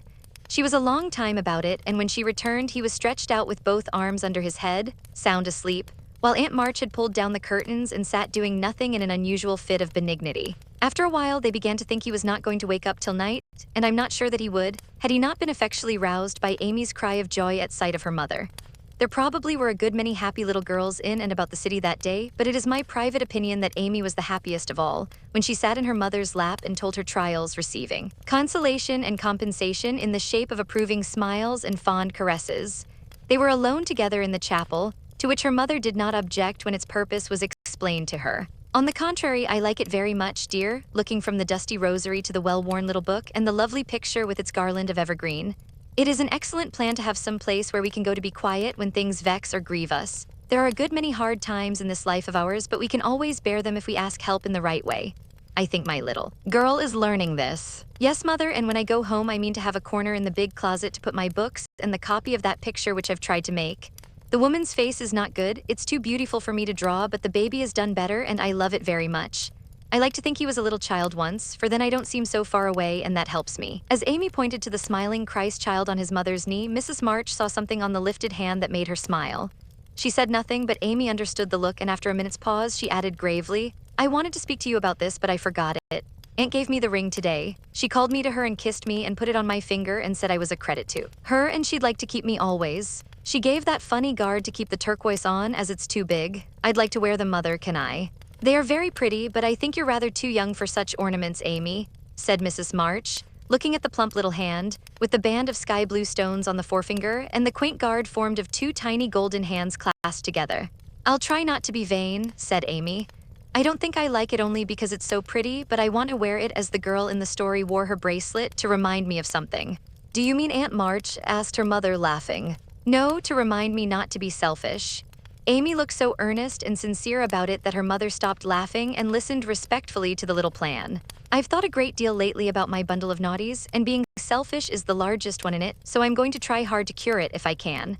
Beth isn't selfish, and that's the reason everyone loves her and feels so bad at the thoughts of losing her. People wouldn't feel so bad about me if I was sick, and I don't deserve to have them, but I'd like to be loved and missed by a great many friends, so I'm going to try and be like Beth all I can. I'm apt to forget my resolutions, but if I had something always about me to remind me, I guess I should do better. May we try this way? Yes, but I have more faith in the corner of the big closet. Wear your ring, dear, and do your best. I think you will prosper, for the sincere wish to be good is half the battle. Now I must go back to Beth. Keep up your heart, little daughter, and we will soon have you home again. That evening, while Meg was writing to her father to report the traveler's safe arrival, Jo slipped upstairs into Beth's room, and finding her mother in her usual place, stood a minute twisting her fingers in her hair with a worried gesture and an undecided look. What is it, dearie? Asked Mrs. March, holding out her hand with a face which invited confidence. I want to tell you something, Mother. About Meg. How quickly you guessed. Yes, it's about her, and though it's a little thing, it fidgets me. Beth is asleep. Speak low and tell me all about it. That Moffat hasn't been here, I hope? Asked Mrs. March rather sharply. No, I should have shut the door in his face if he had, said Jo, settling herself on the floor at her mother's feet. Last summer Meg left a pair of gloves over at the Lawrences and only one was returned. We forgot about it till Teddy told me that Mr. Brooke owned that he liked Meg but didn't dare say so. She was so young and he's so poor. Now, isn't it a dreadful state of things? Do you think Meg cares for him? Asked Mrs. March with an anxious look. Mercy me, I don't know anything about love and such nonsense, cried Jo with a funny mixture of interest and contempt. In novels, the girls show it by starting and blushing, fainting away, growing thin, and acting like fools. Now Meg does not do anything of the sort. She eats and drinks and sleeps like a sensible creature. She looks straight in my face when I talk about that man and only blushes a little bit when Teddy jokes about lovers. I forbid him to do it, but he doesn't mind me as he ought. Then you fancy that Meg is not interested in John? Who? Cried Jo, staring. Mr. Brooke, I call him John now. We fell into the way of doing so at the hospital and he likes it. Oh dear, I know you'll take his part. He's been good to father and you won't send him away, but let Meg marry him if she wants to. Mean thing, to go petting Papa and helping you just to wheedle you into liking him. And Jo pulled her hair again with a wrathful tweak. My dear, don't get angry about it and I will tell you how it happened. John went with me at Mr. Lawrence's request and was so devoted to poor father that we couldn't help getting fond of him. He was perfectly open and honorable about Meg, for he told us he loved her but would earn a comfortable home before he asked her to marry him. He only wanted our leave to love her and work for her and the right to make her love him if he could. He is a truly excellent young man, and we could not refuse to listen to him, but I will not consent to Meg's engaging herself so young. Of course not, it would be idiotic. I knew there was mischief brewing. I felt it, and now it's worse than I imagined. I just wish I could marry Meg myself and keep her safe in the family. This odd arrangement made Mrs. March smile, but she said gravely, Jo, I confide in you and don't wish you to say anything to Meg yet. When John comes back and I see them together, I can judge better of her feelings toward him. She'll see those handsome eyes that she talks about, and then it will be all up with her. She's got such a soft heart, it will melt like butter in the sun if anyone looks sentimentally at her. She read the short reports he sent more than she did your letters, and pinched me when I spoke of it, and likes brown eyes, and doesn't think John an ugly name, and she'll go and fall in love, and there's an end of peace and fun and cozy times together. I see it all. They'll go lovering around the house, and we shall have to dodge. Meg will be absorbed and no good to me anymore. Brooke will scratch up a fortune somehow, carry her off, and make a hole in the family, and I shall break my heart, and everything will be abominably uncomfortable. Oh dear me, why weren't we all boys? Then there wouldn't be any bother. Jo leaned her chin on her knees in a disconsolate attitude and shook her fist at the reprehensible John. Mrs. March sighed, and Jo looked up with an air of relief. You don't like it, Mother? I'm glad of it. Let's send him about his business and not tell Meg a word of it, but all be happy together as we always have been. I did wrong to sigh, Jo. It is natural and right you should all go to homes of your own in time, but I do want to keep my girls as long as I can, and I am sorry that this happened so soon. For Meg is only 17, and it will be some years before John can make a home for her. Your father and I have agreed that she shall not bind herself in any way nor be married before 20. If she and John love one another, they can wait and test the love by doing so. She is conscientious, and I have no fear of her treating him unkindly. My pretty, tender-hearted girl, I hope things will go happily with her. Hadn't you rather have her marry a rich man? Asked Jo, as her mother's voice faltered a little over the last words. Money is a good and useful thing, Jo, and I hope my girls will never feel the need of it too bitterly nor be tempted by too much. I should like to know that John was firmly established in some good business, which gave him an income large enough to keep free from debt and make Meg comfortable. I'm not ambitious for a splendid fortune, a fashionable position, or a great name for my girls. If rank and money come with love and virtue, also I should accept them gratefully and enjoy your good fortune, but I know by experience how much genuine happiness can be had in a plain little house, where the daily bread is earned and some privations give sweetness to the few pleasures. I am content to see Meg begin humbly, for if I am not mistaken, she will be rich in the possession of a good man's heart, and that is better than a fortune. I understand, mother, and quite agree, but I'm disappointed about Meg, for I'd planned to have her marry Teddy by and sit in the lap of luxury all her days. Wouldn't it be nice? Asked Joe, looking up with a brighter face. He is younger than she, you know, began Mrs. March, but Joe broke in. Only a little. He's old for his age and tall and can be quite grown up in his manners if he likes. Then he's rich and generous and good and loves us all, and I say it's a pity my plan is spoiled. I'm afraid Laurie is hardly grown up enough for Meg and altogether too much of a weathercock just now for anyone to depend on. Don't make plans, Joe, but let time and their own hearts mate your friends. We can't meddle safely in such matters and had better not get romantic rubbish, as you call it, into our heads lest it spoil our friendship. Well, I won't, but I hate to see things going all crisscross and getting snarled up when a pull here and a snip there would straighten it out. I wish wearing flat irons on our heads would keep us from growing up. But buds will be roses and kittens cats, more's the pity. What's that about flat irons and cats? Asked Meg as she crept into the room with the finished letter in her hand. Only one of my stupid speeches. I'm going to bed. Come, Peggy, said Joe, unfolding herself like an animated puzzle. Quite right and beautifully written. Please add that I send my love to John, said Mrs. March as she glanced over the letter and gave it back. Do you call him John? Asked Meg, smiling with her innocent eyes looking down into her mother's. Yes, he has been like a son to us, and we are very fond of him, replied Mrs. March, returning the look with a keen one. I'm glad of that. He is so lonely. Good night, mother dear. It is so inexpressibly comfortable to have you here, was Meg's answer. The kiss her mother gave her was a very tender one, and as she went away, Mrs. March said, with a mixture of satisfaction and regret, she does not love John yet, but will soon learn to. Chapter 21, Laurie makes mischief and Joe makes peace. Joe's face was a study next day, for the secret rather weighed upon her, and she found it hard not to look mysterious and important. Meg observed it, but did not trouble herself to make inquiries, for she had learned that the best way to manage Joe was by the law of contraries, so she felt sure of being told everything if she did not ask. She was rather surprised, therefore, when the silence remained unbroken and Joe assumed a patronizing air which decidedly aggravated Meg, who in turn assumed an air of dignified reserve and devoted herself to her mother. This left Joe to her own devices, for Mrs. March had taken her place as nurse and bade her rest, exercise, and amuse herself after her long confinement. Amy being gone, Laurie was her only refuge, and much as she enjoyed his society, she rather dreaded him just then, for he was an incorrigible tease, and she feared he would coax the secret from her. She was quite right, for the mischief-loving lad no sooner suspected a mystery than he set himself to find it out, and led Joe a trying life of it. He wheedled, bribed, ridiculed, threatened, and scolded, affected indifference that he might surprise the truth from her, declared he knew then that he didn't care, and at last, by dint of perseverance, he satisfied himself that it concerned Meg and Mr. Brooke. Feeling indignant that he was not taken into his tutor's confidence, he set his wits to work to devise some proper retaliation for the slight. Meg meanwhile had apparently forgotten the matter and was absorbed in preparations for her father's return, but all of a sudden a change seemed to come over her, and for a day or two she was quite unlike herself. She started when spoken to, blushed when looked at, was very quiet, and sat over her sewing with a timid, troubled look on her face. To her mother's inquiries she answered that she was quite well, and Joe's she silenced by begging to be let alone. She feels it in the air, love, I mean, and she's going very fast. She's got most of the symptoms, is twittery and cross, doesn't eat, lies awake, and mopes in corners. I caught her singing that song he gave her, and once she said John, as you do, and then turned as red as a poppy. Whatever shall we do? Said Joe, looking ready for any measures, however violent. Nothing but wait. Let her alone, be kind and patient, and father's coming will settle everything, replied her mother. Here's a note to you, Meg, all sealed up. How odd. Teddy never seals mine, said Joe next day as she distributed the contents of the little post office. Mrs. March and Joe were deep in their own affairs, when a sound from Meg made them look up to see her staring at her note with a frightened face. My child, what is it? Cried her mother, running to her while Joe tried to take the paper which had done the mischief. It's all a mistake, he didn't send it. Oh, Joe, how could you do it? And Meg hid her face in her hands, crying as if her heart were quite broken. Me, I've done nothing, what's she talking about? Cried Joe, bewildered. Meg's mild eyes kindled with anger as she pulled a crumpled note from her pocket and threw it at Joe, saying reproachfully, You wrote it and that bad boy helped you. How could you be so rude, so mean, and cruel to us both? Jo hardly heard her, for she and her mother were reading the note, which was written in a peculiar hand. My dearest Margaret, I can no longer restrain my passion and must know my fate before I return. I dare not tell your parents yet, but I think they would consent if they knew that we adored one another.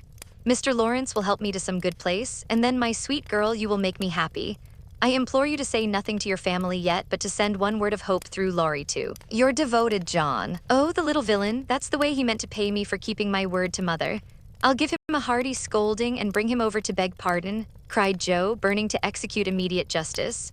But her mother held her back, saying, with a look she seldom wore, Stop, Jo, you must clear yourself first. You have played so many pranks that I am afraid you have had a hand in this. On my word, mother, I haven't. I never saw that note before and don't know anything about it, as true as I live, said Jo so earnestly that they believed her. If I had taken part in it, I'd have done it better than this and have written a sensible note. I should think you'd have known Mr. Brooke wouldn't write such stuff as that, she added, scornfully tossing down the paper. It's like his writing, faltered Meg, comparing it with the note in her hand. Oh, Meg, you didn't answer it, cried Mrs. March quickly. Yes, I did, and Meg hid her face again, overcome with shame. Here's a scrape. Do let me bring that wicked boy over to explain and be lectured. I can't rest till I get hold of him. And Jo made for the door again. Hush, let me handle this, for it is worse than I thought.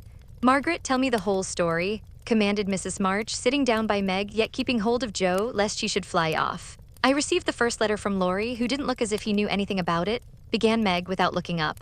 I was worried at first and meant to tell you, then I remembered how you liked Mr. Brooke, so I thought you wouldn't mind if I kept my little secret for a few days. I'm so silly that I like to think no one knew, and while I was deciding what to say, I felt like the girls in books who have such things to do. Forgive me, mother, I'm paid for my silliness now. I never can look him in the face again. What did you say to him? Asked Mrs. March. I only said I was too young to do anything about it yet, that I didn't wish to have secrets from you, and he must speak to father.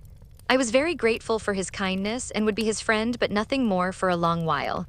Mrs. March smiled as if well pleased, and Jo clapped her hands, exclaiming with a laugh, You are almost equal to Caroline Percy, who is a pattern of prudence. Tell on, Meg, what did he say to that? He writes in a different way entirely, telling me that he never sent any love letter at all, and is very sorry that my roguish sister, Jo, should take liberties with our names. It's very kind and respectful, but think how dreadful for me. Meg leaned against her mother, looking the image of despair, and Jo tramped about the room, calling Laurie names. All of a sudden she stopped, caught up the two notes, and after looking at them closely, said decidedly, I don't believe Brooke ever saw either of these letters. Teddy wrote both and keeps yours to crow over me with because I wouldn't tell him my secret. Don't have any secrets, Jo. Tell it to mother and keep out of trouble as I should have done, said Meg warningly. Bless you, child, mother told me. That will do, Jo. I'll comfort Meg while you go and get Laurie. I shall sift the matter to the bottom and put a stop to such pranks at once. Away ran Jo, and Mrs. March gently told Meg Mr. Brooke's real feelings.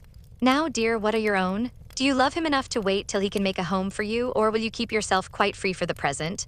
I've been so scared and worried, I don't want to have anything to do with lovers for a long while, perhaps never, answered Meg petulantly. If John doesn't know anything about this nonsense, don't tell him and make Jo and Laurie hold their tongues. I won't be deceived and plagued and made a fool of. It's a shame. Seeing Meg's usually gentle temper was roused and her pride hurt by this mischievous joke, Mrs. March soothed her by promises of entire silence and great discretion for the future. The instant Laurie's step was heard in the hall, Meg fled into the study and Mrs. March received the culprit alone. Jo had not told him why he was wanted, fearing he wouldn't come, but he knew the minute he saw Mrs. March's face and stood twirling his hat with a guilty air which convicted him at once. Jo was dismissed, but chose to march up and down the hall like a sentinel, having some fear that the prisoner might bolt. The sound of voices in the parlor rose and fell for half an hour, but what happened during that interview the girls never knew. When they were called in, Laurie was standing by their mother with such a penitent face that Jo forgave him on the spot, but did not think it wise to betray the fact.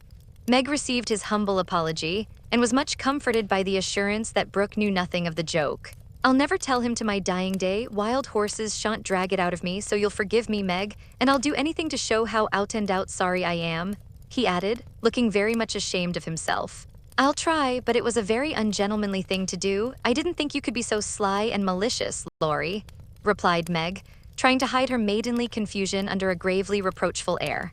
It was altogether abominable, and I don't deserve to be spoken to for months, but you will, though, won't you?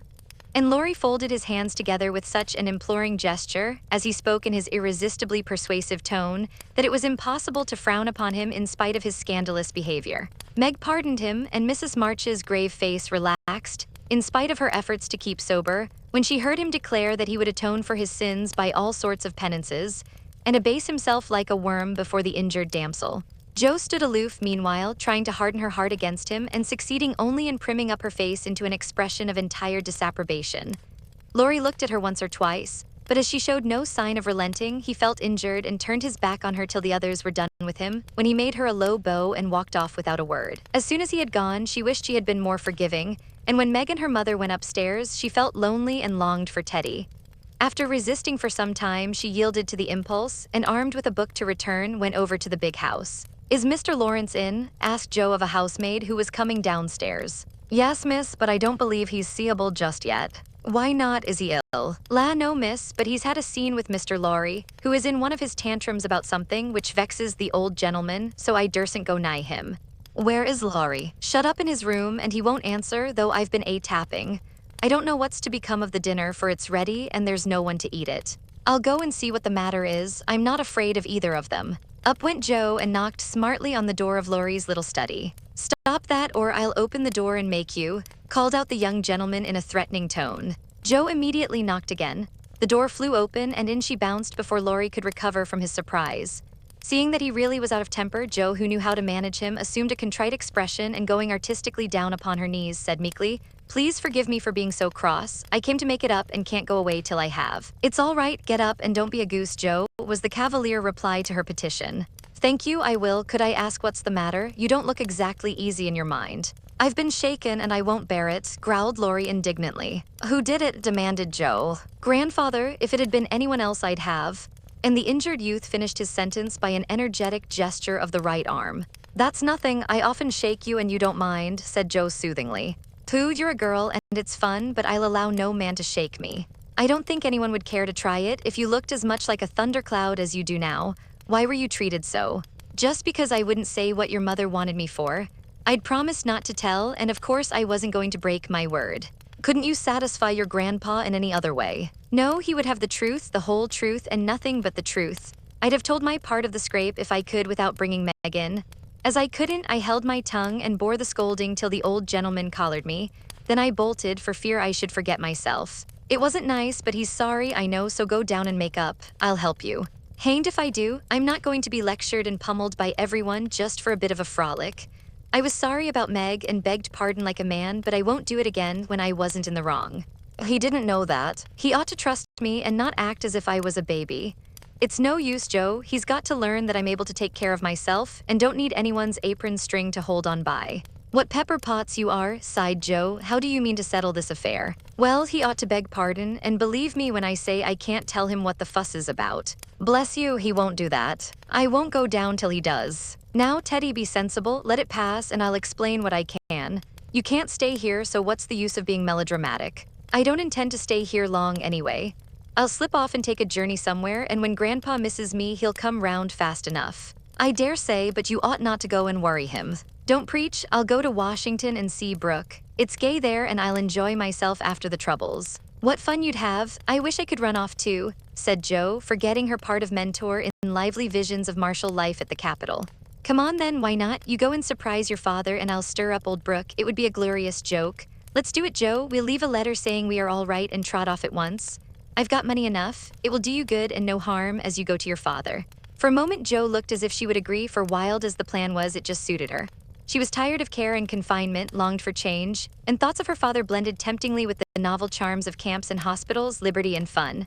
Her eyes kindled as they turned wistfully toward the window, but they fell on the old house opposite, and she shook her head with sorrowful decision. "If I was a boy, we'd run away together and have a capital time, but as I'm a miserable girl, I must be proper and stop at home. Don't tempt me, Teddy, it's a crazy plan." "That's the fun of it," began Laurie, who had got a willful fit on him and was possessed to break out of bounds in some way. "Hold your tongue," cried Jo, covering her ears. "Prunes and prisms are my doom, and I may as well make up my mind to it.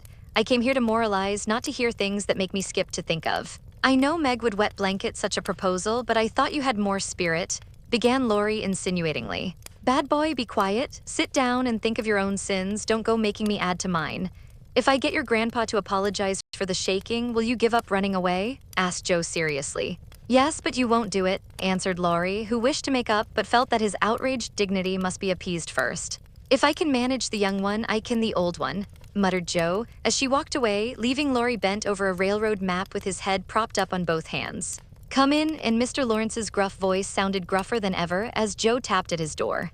It's only me, sir, come to return a book, she said blandly as she entered. Want any more? Asked the old gentleman, looking grim and vexed but trying not to show it. Yes, please. I like old Sam so well, I think I'll try the second volume, returned Joe, hoping to propitiate him by accepting a second dose of Boswell's Johnson, as he had recommended that lively work. The shaggy eyebrows unbent a little as he rolled the steps toward the shelf where the Johnsonian literature was placed.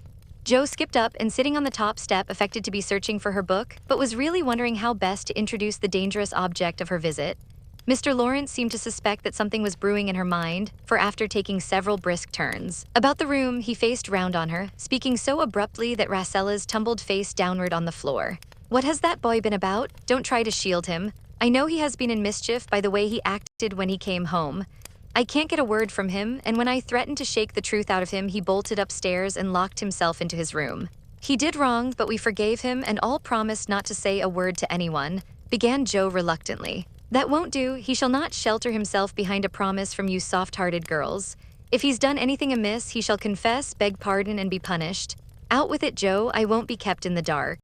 Mr. Lawrence looked so alarming and spoke so sharply that Joe would have gladly run away if she could, but she was perched aloft on the steps, and he stood at the foot, a lion in the path, so she had to stay and brave it out.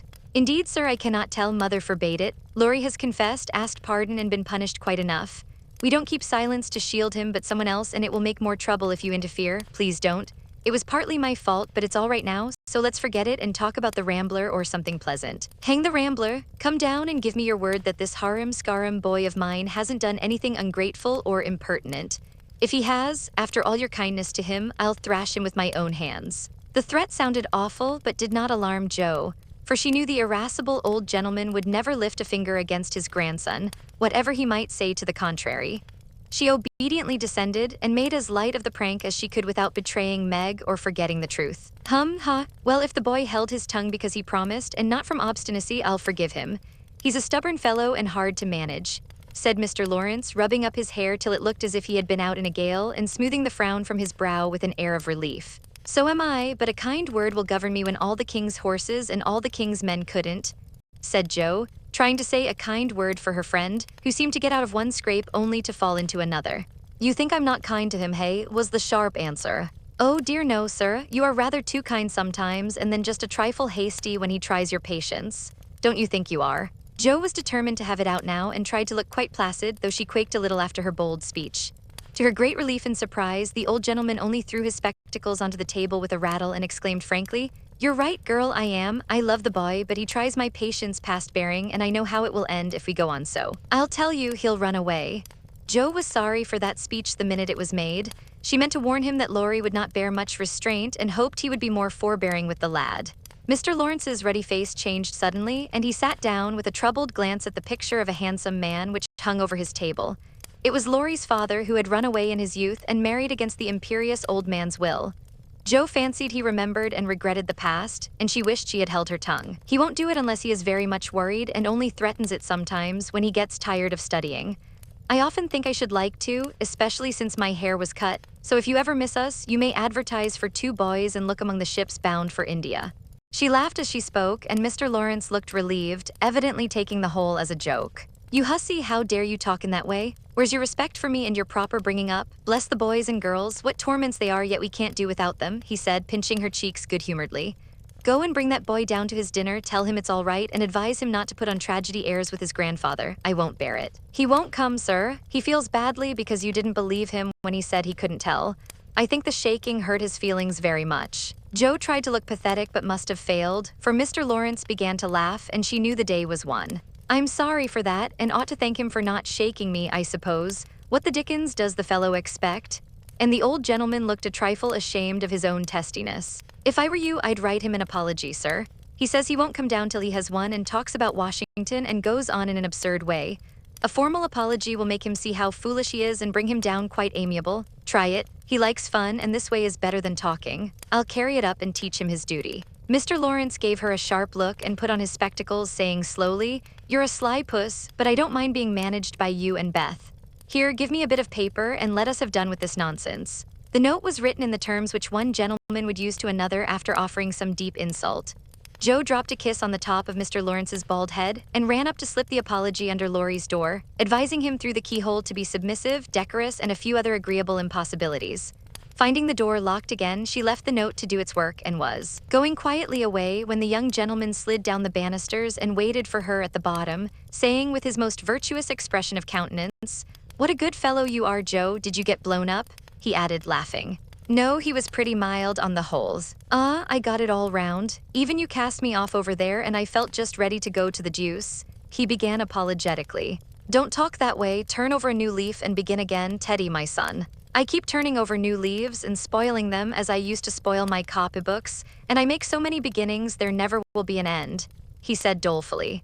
"Go and eat your dinner. You'll feel better after it. Men always croak when they are hungry," and Joe whisked out at the front door after that. "That's a label on my sect," answered Laurie, quoting Amy, as he went to partake of humble pie dutifully with his grandfather, who was quite saintly in temper and overwhelmingly respectful in manner all the rest of the day.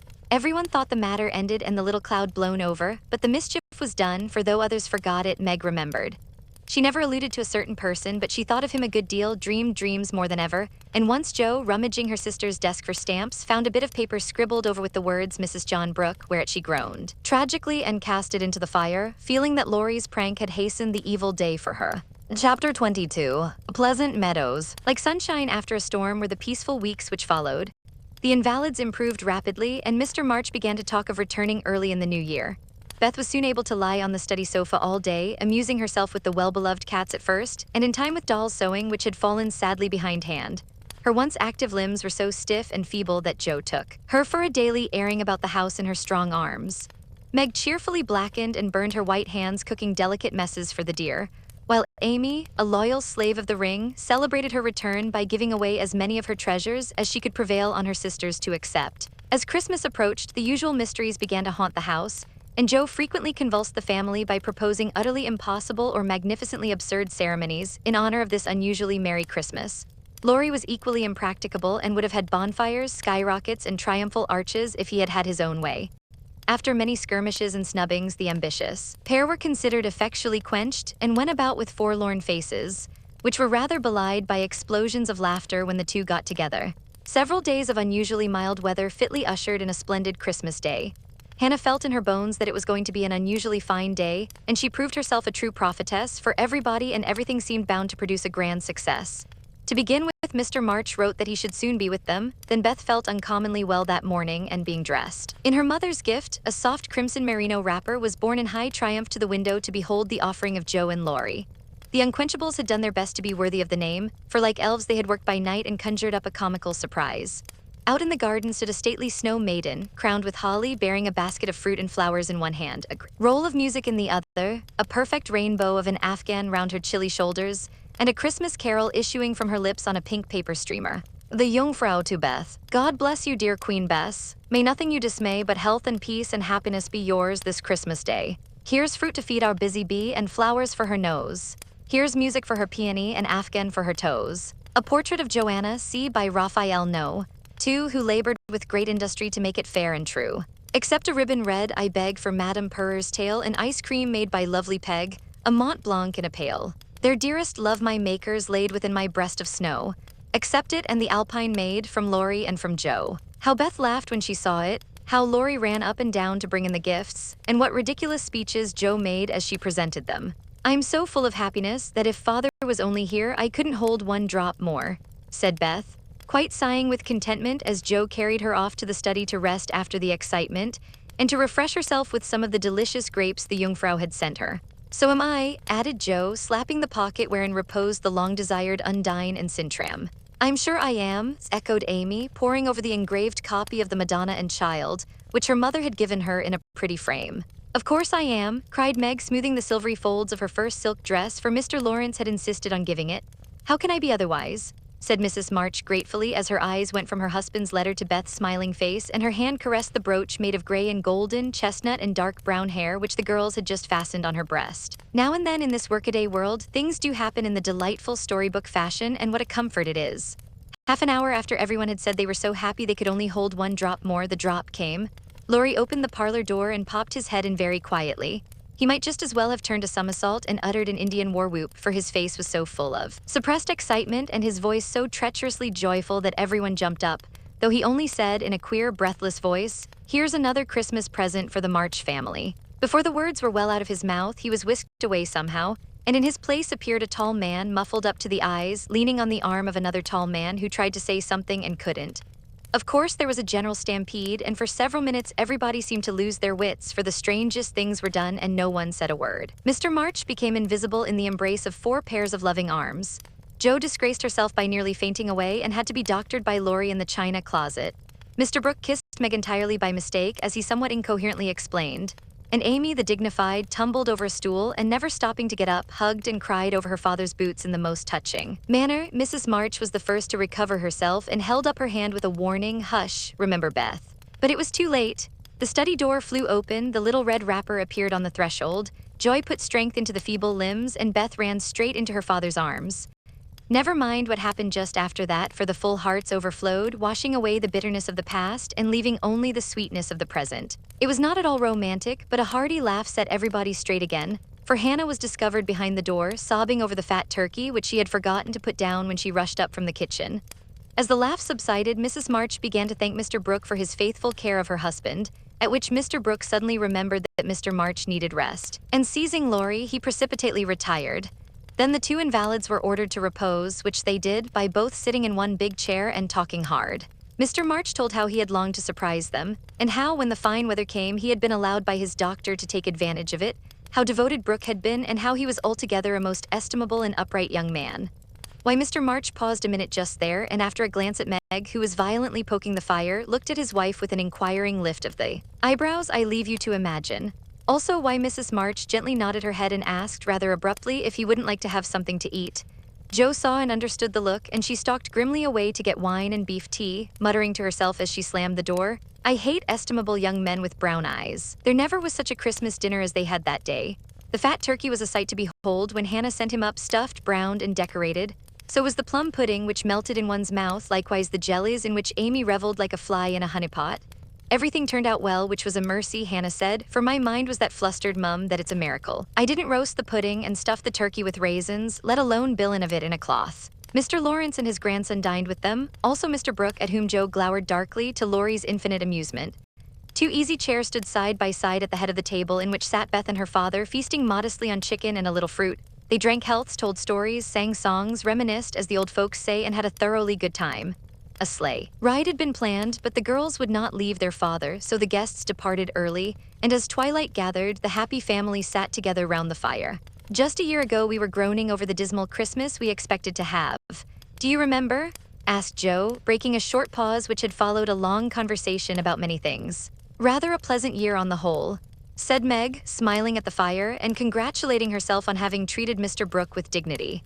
I think it's been a pretty hard one, observed Amy, watching the light shine on her ring with thoughtful eyes. I'm glad it's over because we've got you back, whispered Beth, who sat on her father's knee. Rather a rough road for you to travel, my little pilgrims, especially the latter part of it.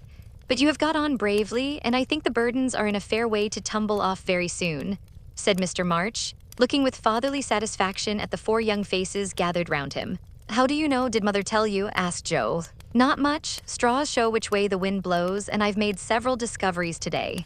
Oh, tell us what they are, cried Meg, who sat beside him. Here is one, and taking up the hand which lay on the arm of his chair, he pointed to the roughened forefinger, a burn on the back, and 2 or 3 little hard spots on the palm. I remember a time when this hand was white and smooth, and your first care was to keep it so. It was very pretty then, but to me it is much prettier now, for in this seeming blemishes I read a little history. A burnt offering has been made to vanity. This hardened palm has earned something better than blisters, and I'm sure the sewing done by these pricked fingers will last a long time, so much good will went into the stitches. Meg, my dear, I value the womanly skill which keeps home happy more than white hands or fashionable accomplishments. I'm proud to shake this good, industrious little hand and hope I shall not soon be asked to give it away. If Meg had wanted a reward for hours of patient labor, She received it in the hearty pressure of her father's hand and the approving smile he gave her. "What about Joe? Please say something nice, for she has tried so hard and been so very, very good to me," said Beth in her father's ear. He laughed and looked across at the tall girl who sat opposite, with an unusually mild expression in her face. "In spite of the curly crop, I don't see the son Joe whom I left a year ago," said Mr. March. "I see a young lady who pins her collar straight, laces her boots neatly, and neither whistles, talks slang, nor lies on the rug as she used to do. Her face is rather thin and paled just now with watching and anxiety, but I like to look at it, for it has grown gentler and her voice is lower. She doesn't bounce but moves quietly and takes care of a certain little person in a motherly way which delights me. I rather miss my wild girl, but if I get a strong, helpful, tender-hearted woman in her place, I shall feel quite satisfied. I don't know whether the shearing sobered our black sheep, but I do know that in all Washington I couldn't find anything beautiful enough to be bought with the $25 my good girl sent me." Joe's keen eyes were rather dim for a minute, and her thin face grew rosy in the firelight as she received her father's praise, feeling that she did deserve a portion of it. "Now, Beth," said Amy, longing for her turn but ready to wait. "There's so little of her, I'm afraid to say much for fear she will slip away altogether, though she is not so shy as she used to be," began their father cheerfully. But recollecting how nearly he had lost her, he held her close, saying tenderly with her cheek against his own, "I've got you safe, my Beth, and I'll keep you so, please God." After a minute's silence, he looked down at Amy, who sat on the cricket at his feet, and said with a caress of the shining hair, "I observed that Amy took drumsticks at dinner, ran errands for her mother all the afternoon, gave Meg her place tonight, and has waited on everyone with patience and good humor. I also observe that she does not fret much nor look in the glass, and has not even mentioned a very pretty ring which she wears, so I conclude that she has learned to think of other people more and of herself less, and has decided to try and mold her character as carefully as she molds her little clay figures. I am glad of this, for though I should be very proud of a graceful statue made by her, I shall be infinitely prouder of a lovable daughter with a talent for making life beautiful to herself and others." "What are you thinking of, Beth?" asked Joe when Amy had thanked her father and told about her ring. "I read in Pilgrim's Progress today how, after many troubles, Christian and Hopeful came to a pleasant green meadow where lilies bloomed all year round, and there they rested happily as we do now before they went on to their journey's end," answered Beth, adding as she slipped out of her father's arms and went to the instrument, "It's singing time now, and I want to be in my old place. I'll try to sing the song of the shepherd boy which the pilgrims heard. I made the music for father because he likes the verses." So, sitting at the dear little piano, Beth softly touched the keys, and in the sweet voice they had never thought to hear again, sang to her own accompaniment the quaint hymn, which was a singularly fitting song for her. "He that is down need fear no fall, he that is low no pride. He that is humble ever shall have God to be his guide. I am content with what I have, little be it or much. And Lord, contentment still I crave, because thou savest such. Fullness to them a burden is that go on pilgrimage. Here little and hereafter bliss is best from age to age." Chapter 23. Aunt March settles the question. Like bees swarming after their queen, mother and daughters hovered about Mr. March the next day, neglecting everything to look at, wait upon, and listen to the new invalid who was in a fair way to be killed by kindness. As he sat propped up in a big chair by Beth's sofa, with the other three close by, and Hannah popping in her head now and then to peek at the dear man, nothing seemed needed to complete their happiness, but something was needed, and the elder ones felt it, though none confessed the fact. Mr. and Mrs. March looked at one another with an anxious expression as their eyes followed Meg. Joe had sudden fits of sobriety and was seen to shake her fist at Mr. Brooks' umbrella which had been left in the hall. Meg was absent-minded, shy, and silent, started when the bell rang, and colored when John's name was mentioned. Amy said, "Everyone seemed waiting for something and couldn't settle down, which was queer since father was safe at home," and Beth innocently wondered why their neighbors didn't run over as usual. Laurie went by in the afternoon, and seeing Meg at the window seemed suddenly possessed with a melodramatic fit, for he fell down on one knee in the snow, beat his breast, tore his hair, and clasped his hands imploringly as if begging some boon. And when Meg told him to behave himself and go away, he wrung imaginary tears out of his handkerchief and staggered round the corner as if in utter despair. "What does the goose mean?" said Meg, laughing and trying to look unconscious. "He's showing you how your John will go on by and by. Touching, isn't it?" answered Joe scornfully. "Don't say my John, it isn't proper or true," but Meg's voice lingered over the words as if they sounded pleasant to her. "Please don't plague me, Joe. I've told you I don't care much about him, and there isn't to be anything said, but we are all to be friendly and go on as before. We can't, for something has been said, and Laurie's mischief has spoiled you for me. I see it, and so does Mother. You are not like your old self a bit and seem ever so far away from me. I don't mean to plague you and will bear it like a man, but I do wish it was all settled. I hate to wait, so if you mean ever to do it, make haste and have it over quickly," said Joe pettishly. "I can't say anything till he speaks, and he won't because father said I was too young. began Meg, bending over her work with a queer little smile which suggested that she did not quite agree with her father on that point. If he did speak, you wouldn't know what to say but would cry or blush, or let him have his own way instead of giving a good, decided no. I'm not so silly and weak as you think. I know just what I should say, for I've planned it all, so I needn't be taken unawares. There's no knowing what may happen, and I wish to be prepared. Joe couldn't help smiling at the important air which Meg had unconsciously assumed, and which was as becoming as the pretty color varying in her cheeks. Would you mind telling me what you'd say? Asked Joe more respectfully. Not at all. You are 60 now, quite old enough to be my confidant, and my experience will be useful to you by and by, perhaps, in your own affairs of this sort. Don't mean to have any. It's fun to watch other people philander, but I should feel like a fool doing it myself, said Joe, looking alarmed at the thought. I think not, if you liked anyone very much and he liked you. Meg spoke as if to herself and glanced out at the lane where she had often seen lovers walking together in the summer twilight. I thought you were going to tell your speech to that man, said Joe, rudely shortening her sister's little reverie. Oh, I should merely say, quite calmly and decidedly, thank you, Mr. Brooke. You are very kind. But I agree with Father that I am too young to enter into any engagement at present, so please say no more, but let us be friends as we were. That's stiff and cool enough. I don't believe you'll ever say it, and I know he won't be satisfied if you do. If he goes on like the rejected lovers in books, you'll give in rather than hurt his feelings. No, I won't. I shall tell him I've made up my mind and shall walk out of the room with dignity. Meg rose as she spoke and was just going to rehearse the dignified exit when a step in the hall made her fly into her seat and begin to sew as fast as if her life depended on finishing that particular seam in a given time. Joe smothered a laugh at the sudden change, and when someone gave a modest tap, opened the door with a grim aspect which was anything but hospitable. Good afternoon. I came to get my umbrella, that is, to see how your father finds himself today, said Mr. Brooke, getting a trifle confused as his eyes went from one telltale face to the other. It's very well, he's in the rack. I'll get him and tell it you are here. And having jumbled her father and the umbrella well together in her reply, Joe slipped out of the room to give Meg a chance to make her speech and air her dignity. But the instant she vanished, Meg began to sidle toward the door, murmuring, Mother will like to see you. Pray sit down, I'll call her. Don't go, are you afraid of me, Margaret? And Mr. Brooke looked so hurt that Meg thought she must have done something very rude. She blushed up to the little curls on her forehead, for he had never called her Margaret before, and she was surprised to find how natural and sweet it seemed to hear him say it. Anxious to appear friendly and at her ease, she put out her hand with a confiding gesture and said gratefully, How can I be afraid when you have been so kind to Father? I only wish I could thank you for it. Shall I tell you how? Asked Mr. Brooke, holding the small hand fast in both his own and looking down at Meg with so much love in the brown eyes that her heart began to flutter, and she both longed to run away and to stop and listen.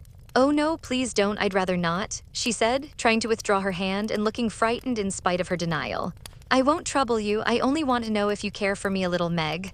I love you so much, dear, added Mr. Brooke tenderly. This was the moment for the calm, proper speech, but Meg didn't make it. She forgot every word of it, hung her head, and answered, I don't know, so softly that John had to stoop down to catch the foolish little reply. He seemed to think it was worth the trouble, for he smiled to himself as if quite satisfied, pressed the plump hand gratefully, and said in his most persuasive tone, Will you try and find out? I want to know so much, for I can't go to work with any heart until I learn whether I am to have my reward in the end or not. I'm too young, faltered Meg, wondering why she was so fluttered, yet rather enjoying it. I'll wait, and in the meantime, you could be learning to like me. Would it be a very hard lesson, dear? Not if I chose to learn it, but please choose to learn, Meg.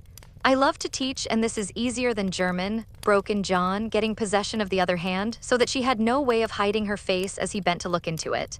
His tone was properly beseeching, but stealing a shy look at him, Meg saw that his eyes were merry as well as tender, and that he wore the satisfied smile of one who had no doubt of his success.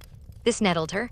Annie Moffat's foolish lessons in coquetry came into her mind, and the love of power which sleeps in the bosoms of the best of little women woke up all of a sudden and took possession. Of her, she felt excited and strange, and not knowing what else to do followed a capricious impulse, and withdrawing her hands said petulantly, I don't choose. Please go away and let me be. Poor Mr. Brooke looked as if his lovely castle in the air was tumbling about his ears, for he had never seen Meg in such a mood before, and it rather bewildered him. Do you really mean that? He asked anxiously, following her as she walked away. Yes, I do. I don't want to be worried about such things. Father says I needn't, it's too soon, and I'd rather not. Mayn't I hope you'll change your mind by and by? I'll wait and say nothing till you have had more time. Don't play with me, Meg, I didn't think that of you. Don't think of me at all. I'd rather you wouldn't, said Meg, taking a naughty satisfaction in trying her lover's patience and her own power. He was grave and pale now and looked decidedly more like the novel heroes whom she admired, but he neither slapped his forehead nor tramped about the room as they did. He just stood looking at her so wistfully, so tenderly, that she found her heart relenting in spite of herself. What would have happened next I cannot say, if Aunt March had not come hobbling in at this interesting minute. The old lady couldn't resist her longing to see her nephew, for she had met Laurie as she took her airing, and hearing of Mr. March's arrival, drove straight out to see him. The family were all busy in the back part of the house, and she had made her way quietly in, hoping to surprise them. She did surprise two of them so much that Meg started as if she had seen a ghost, and Mr. Brooke vanished into the study. "Bless me, what's all this?" cried the old lady with a rap of her cane as she glanced from the pale young gentleman to the scarlet young lady. "It's father's friend, I'm so surprised to see you," stammered Meg, feeling that she was in for a lecture now. "That's evident," returned Aunt March, sitting down.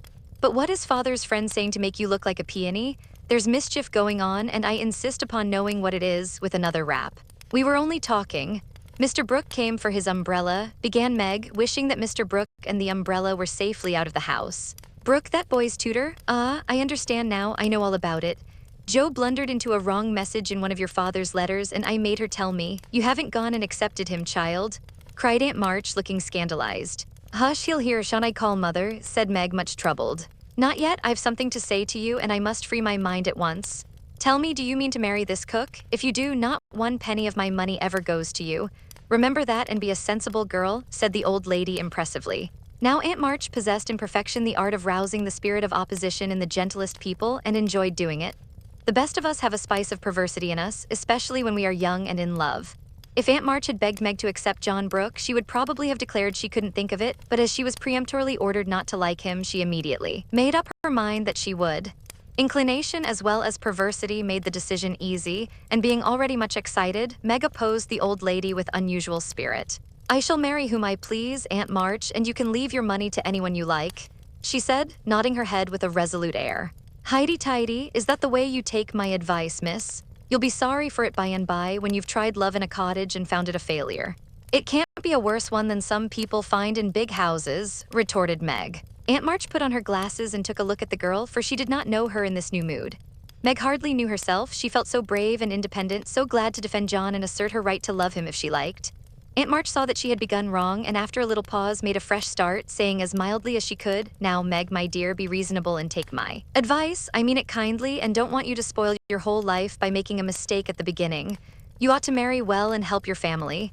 It's your duty to make a rich match, and it ought to be impressed upon you. Father and mother don't think so. They like John though he is poor. Your parents, my dear, have no more worldly wisdom than a pair of babies." "I'm glad of it," cried Meg stoutly. Aunt March took no notice but went on with her lecture. "This Rook is poor and hasn't got any rich relations, has he?" "No, but he has many warm friends." "You can't live on friends. Try it and see how cool they'll grow. He hasn't any business, has he?" "Not yet. Mr. Lawrence is going to help him." "That won't last long. James Lawrence is a crotchety old fellow and not to be depended on. So you intend to marry a man without money, position, or business, and go on working harder than you do now, when you might be comfortable all your days by minding me and doing better? I thought you had more sense, Meg." "I couldn't do better if I waited half my life. John is good and wise, he's got heaps of talent, he's willing to work and sure to get on, he's so energetic and brave. Everyone likes and respects him, and I'm proud to think he cares for me, though I'm so poor and young and silly," said Meg, looking prettier than ever in her earnestness. "He knows you have got rich relations, child. That's the secret of his liking, I suspect." "Aunt March, how dare you say such a thing? John is above such meanness, and I won't listen to you a minute if you talk so," cried Meg indignantly, forgetting everything but the injustice of the old lady's suspicions. "My John wouldn't marry for money any more than I would. We are willing to work and we mean to wait. I'm not afraid of being poor, for I've been happy so far, and I know I shall be with him because he loves me and I—" Meg stopped there, remembering all of a sudden that she hadn't made up her mind, that she had told her John to go away, and that he might be overhearing her inconsistent remarks. Aunt March was very angry, for she had set her heart on having her pretty niece make a fine match, and something in the girl's happy young face made the lonely old woman feel both sad and sour. "Well, I wash my hands of the whole affair. You are a willful child, and you've lost more than you know by this piece of folly. No, I won't stop. I'm disappointed in you and haven't spirits to see your father now. Don't expect anything from me when you are married. Your Mr. Brooks' friends must take care of you. I'm done with you forever." And slamming the door in Meg's face, Aunt March drove off in high dudgeon. She seemed to take all the girl's courage with her, for when left alone, Meg stood for a moment, undecided whether to laugh or cry. Before she could make up her mind, she was taken possession of by Mr. Brooke, who said all in one breath, "I couldn't help hearing, Meg. Thank you for defending me and Aunt March for proving that you do care for me a little bit. I didn't know how much till she abused you," began Meg. "And I needn't go away, but may stay and be happy, may I, dear." Here was another fine chance to make the crushing speech and the stately exit, but Meg never thought of doing either and disgraced herself forever in Joe's eyes by meekly whispering, "Yes, John," and hiding her face on Mr. Brooke's waistcoat. 15 minutes after Aunt March's departure, Joe came softly downstairs, paused an instant at the parlor door, and hearing no sound within, nodded and smiled with a satisfied expression, saying to herself, "She has seen him away as we planned, and that affair is settled. I'll go and hear the fun and have a good laugh over it." But poor Joe never got her laugh, for she was transfixed upon the threshold by a spectacle which held her there, staring with her mouth nearly as wide open as her eyes. Going in to exult over a fallen enemy and to praise a strong-minded sister for the banishment of an objectionable lover, it certainly was a shock to behold the aforesaid enemy serenely sitting on the sofa with the strong-minded sister enthroned upon his knee and wearing an expression of the most abject submission. Joe gave a sort of gasp, as if a cold shower bath had suddenly fallen upon her, for such an unexpected turning of the tables actually took her breath away. At the odd sound, the lovers turned and saw her. Meg jumped up looking both proud and shy, but that man, as Joe called him, actually laughed and said, coolly as he kissed the astonished newcomer, "Sister Joe, congratulate us." That was adding insult to injury. It was altogether too much, and making some wild demonstration with her hands, Joe vanished without a word. Rushing upstairs, she startled the invalids by exclaiming tragically as she burst into the room, "Oh, do somebody go down quick. John Brooke is acting dreadfully and Meg likes it." Mr. and Mrs. March left the room with speed, and casting herself upon the bed, Joe cried and scolded tempestuously as she told the awful news to Beth and Amy. The little girls, however, considered it a most agreeable and interesting event, and Joe got little comfort from them, so she went up to her refuge in the garret and confided her troubles to the rats. Nobody ever knew what went on in the parlor that afternoon, but a great deal of talking was done, and quiet Mr. Brooke astonished his friends by the eloquence and spirit with which he pleaded his suit, told his plans, and persuaded them to arrange everything just as he wanted it. The tea bell rang before he had finished describing the paradise which he meant to earn for Meg, and he proudly took her in to supper, both looking so happy that Joe hadn't the heart to be jealous or dismal. Amy was very much impressed by John's devotion and Meg's dignity. Beth beamed at them from a distance, while Mr. and Mrs. March surveyed the young couple with such tender satisfaction that it was perfectly evident Aunt March was right in calling them as unworldly as a pair of babies. No one ate much, but everyone looked very happy, and the old room seemed to brighten up amazingly when the first romance of the family began there. "You can't say nothing pleasant ever happens now, can you, Meg?" said Amy, trying to decide how she would group the lovers in a sketch she was planning to make. "No, I'm sure I can't. How much has happened since I said that?" "It seems a year ago," answered Meg, who was in a blissful dream lifted far above such common things as bread and butter. "The joys come close upon the sorrows this time, and I rather think the changes have begun," said Mrs. March. "In most families there comes now and then a year full of events. This has been such a one, but it ends well after all." "Hope the next will end better," muttered Joe, who found it very hard to see Meg absorbed in a stranger before her face. For Joe loved a few persons very dearly and dreaded to have their affection lost or lessened in any way. "I hope the third year from this will end better. I mean it shall if I live to work out my plans," said Mr. Brooke, smiling at Meg, as if everything had become possible to him now. "Doesn't it seem very long to wait?" asked Amy, who was in a hurry for the wedding. "I've got so much to learn before I shall be ready, it seems a short time to me," answered Meg, with a sweet gravity in her face never seen there before. "You have only to wait, I am to do the work," said John, beginning his labors by picking up Meg's napkin, with an expression which caused Joe to shake her head, and then say to herself with an air of relief as the front door banged, "Here comes Laurie. Now we shall have some sensible conversation." But Joe was mistaken, for Laurie came prancing in, overflowing with good spirits, bearing a great bridal-looking bouquet for Mrs. John Brooke, and evidently laboring under the delusion that the whole affair had been brought about by his excellent management. "I knew Brooke would have it all his own way, he always does, for when he makes up his mind to accomplish anything, it's done though the sky falls," said Laurie, when he had presented his offering and his congratulations. "Much obliged for that recommendation. I take it as a good omen for the future and invite you to my wedding on the spot," answered Mr. Brooke, who felt at peace with all mankind, even his mischievous pupil. "I'll come if I'm at the ends of the earth, for the sight of Joe's face alone on that occasion would be worth a long journey. You don't look festive, ma'am, what's the matter?" asked Laurie, following her into a corner of the parlor, whither all had adjourned to greet Mr. Lawrence. "I don't approve of the match, but I've made up my mind to bear it and shall not say a word against it," said Joe solemnly. You can't know how hard it is for me to give up Meg, she continued with a little quiver in her voice. You don't give her up, you only go halves, said Laurie consolingly. It can never be the same again. I've lost my dearest friend, sighed Joe. You've got me anyhow. I'm not good for much, I know, but I'll stand by you, Joe, all the days of my life. Upon my word, I will. And Laurie meant what he said. I know you will, and I'm ever so much obliged. You are always a great comfort to me, Teddy, returned Joe, gratefully shaking hands. Well, now don't be dismal, there's a good fellow. It's all right, you see. Meg is happy, Brooke will fly round and get settled immediately, Grandpa will attend to him, and it will be very jolly to see Meg in her own little house. We'll have capital times after she is gone, for I shall be through college before long, and then we'll go abroad on some nice trip or other. Wouldn't that console you? I rather think it would, but there's no knowing what may happen in 3 years, said Joe thoughtfully. That's true, don't you wish you could take a look forward and see where we shall all be then? I do, returned Laurie. I think not, for I might see something sad, and everyone looks so happy now, I don't believe they could be much improved. And Joe's eyes went slowly round the room, brightening as they looked, for the prospect was a pleasant one. Father and mother sat together, quietly reliving the first chapter of the romance which for them began some 20 years ago. Amy was drawing the lovers who sat apart in a beautiful world of their own, the light of which touched their faces with a grace the little artist could not copy. Beth lay on her sofa, talking cheerily with her old friend, who held her little hand as if he felt that it possessed the power to lead him along the peaceful way she walked. Joe lounged in her favorite low seat, with the grave, quiet look which best became her, and Laurie, leaning on the back of her chair, his chin on a level with her curly head, smiled with his friendliest aspect and nodded at her in the long glass which reflected them both. So the curtain falls upon Meg, Joe, Beth, and Amy. Whether it ever rises again depends upon the reception given the first act of the domestic drama called Little Women. Part 2. In order that we may start afresh and go to Meg's wedding. Chapter 24. Gossip. In order that we may start afresh and go to Meg's wedding with free minds, it will be well to begin with a little gossip about the Marches. And here let me premise that if any of the elders think there is too much lovering in the story, as I fear they may, I'm not afraid the young folks will make that objection. I can only say with Mrs. March, what can you expect when I have 4 gay girls in the house and a dashing young neighbor over the way? The 3 years that have passed have brought but few changes to the quiet family.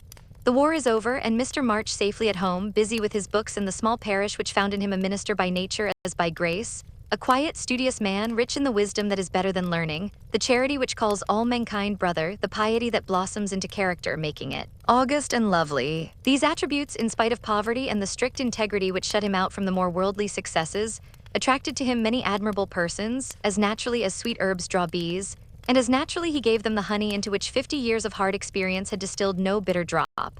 Earnest young men found the gray-headed scholar as young at heart as they, thoughtful or troubled women instinctively brought their doubts to him, sure of finding the gentlest sympathy, the wisest counsel.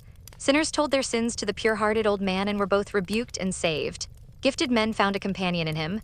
Ambitious men caught glimpses of nobler ambitions than their own, and even worldlings confessed that his beliefs were beautiful and true, although they wouldn't pay. To outsiders, the 5 energetic women seemed to rule the house, and so they did in many things, but the quiet scholar, sitting among his books, was still the head of the family, the household conscience, anchor, and comforter, for to him the busy, anxious women always turned in troublous times, finding him, in the truest sense of those sacred words, husband and father. The girls gave their hearts into their mother's keeping, their souls into their fathers, and to both parents, who lived and labored so faithfully for them, they gave a love that grew with their growth and bound them tenderly together by the sweetest tie which blesses life and outlives death. Mrs. March is as brisk and cheery, though rather grayer, than when we saw her last, and just now so absorbed in Meg's affairs that the hospitals and homes, still full of wounded boys and soldiers' widows, decidedly missed the motherly missionaries' visits. John Brooke did his duty manfully for a year, got wounded, was sent home, and not allowed to return. He received no stars or bars, but he deserved them, for he cheerfully risked all he had, and life and love are very precious when both are in full bloom. Perfectly resigned to his discharge, he devoted himself to getting well, preparing for business, and earning a home for Meg. With the good sense and sturdy independence that characterized him, he refused Mr. Lawrence's more generous offers and accepted the place of bookkeeper, feeling better satisfied to begin with an honestly earned salary than by running any risks with borrowed money. Meg had spent the time in working as well as waiting, growing womanly in character, wise in housewifely arts, and prettier than ever, for love is a great beautifier. She had her girlish ambitions and hopes and felt some disappointment at the humble way in which the new life must begin. Ned Moffat had just married Sally Gardiner, and Meg couldn't help contrasting their fine house and carriage, many gifts and splendid outfit with her own, and secretly wishing she could have the same. But somehow envy and discontent soon vanished when she thought of all the patient love and labor John had put into the little home awaiting her.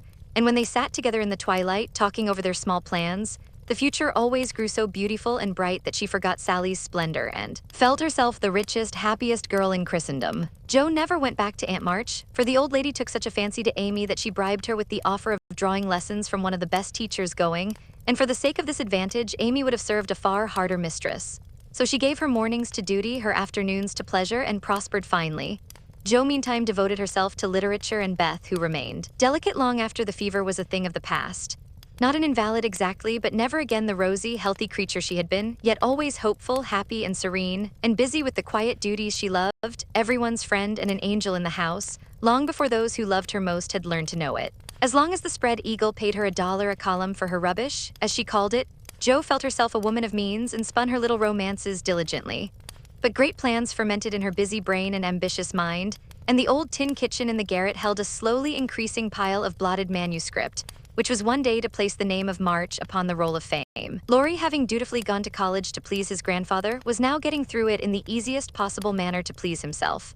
A universal favorite, thanks to money, manners, much talent, and the kindest heart that ever got its owner into scrapes by trying to get other people out of them, he stood in great danger of being spoiled and probably would have been, like many a promising boy, if he had not possessed a talisman against evil in the memory of the kind old man who was bound up in his success, the motherly friend who watched over him as if he were her son, and last, but not least by any means, the knowledge that 4 innocent girls loved, admired, and believed in him with all their hearts. Being only a glorious human boy, of course he frolicked and flirted, grew dandified, aquatic, sentimental, or gymnastic, as college fashions ordained, hazed and was hazed, talked slang, and more than once came perilously near suspension and expulsion. But as high spirits and the love of fun were the causes of these pranks, he always managed to save himself by frank confession, honorable atonement, or the irresistible power of persuasion which he possessed in perfection.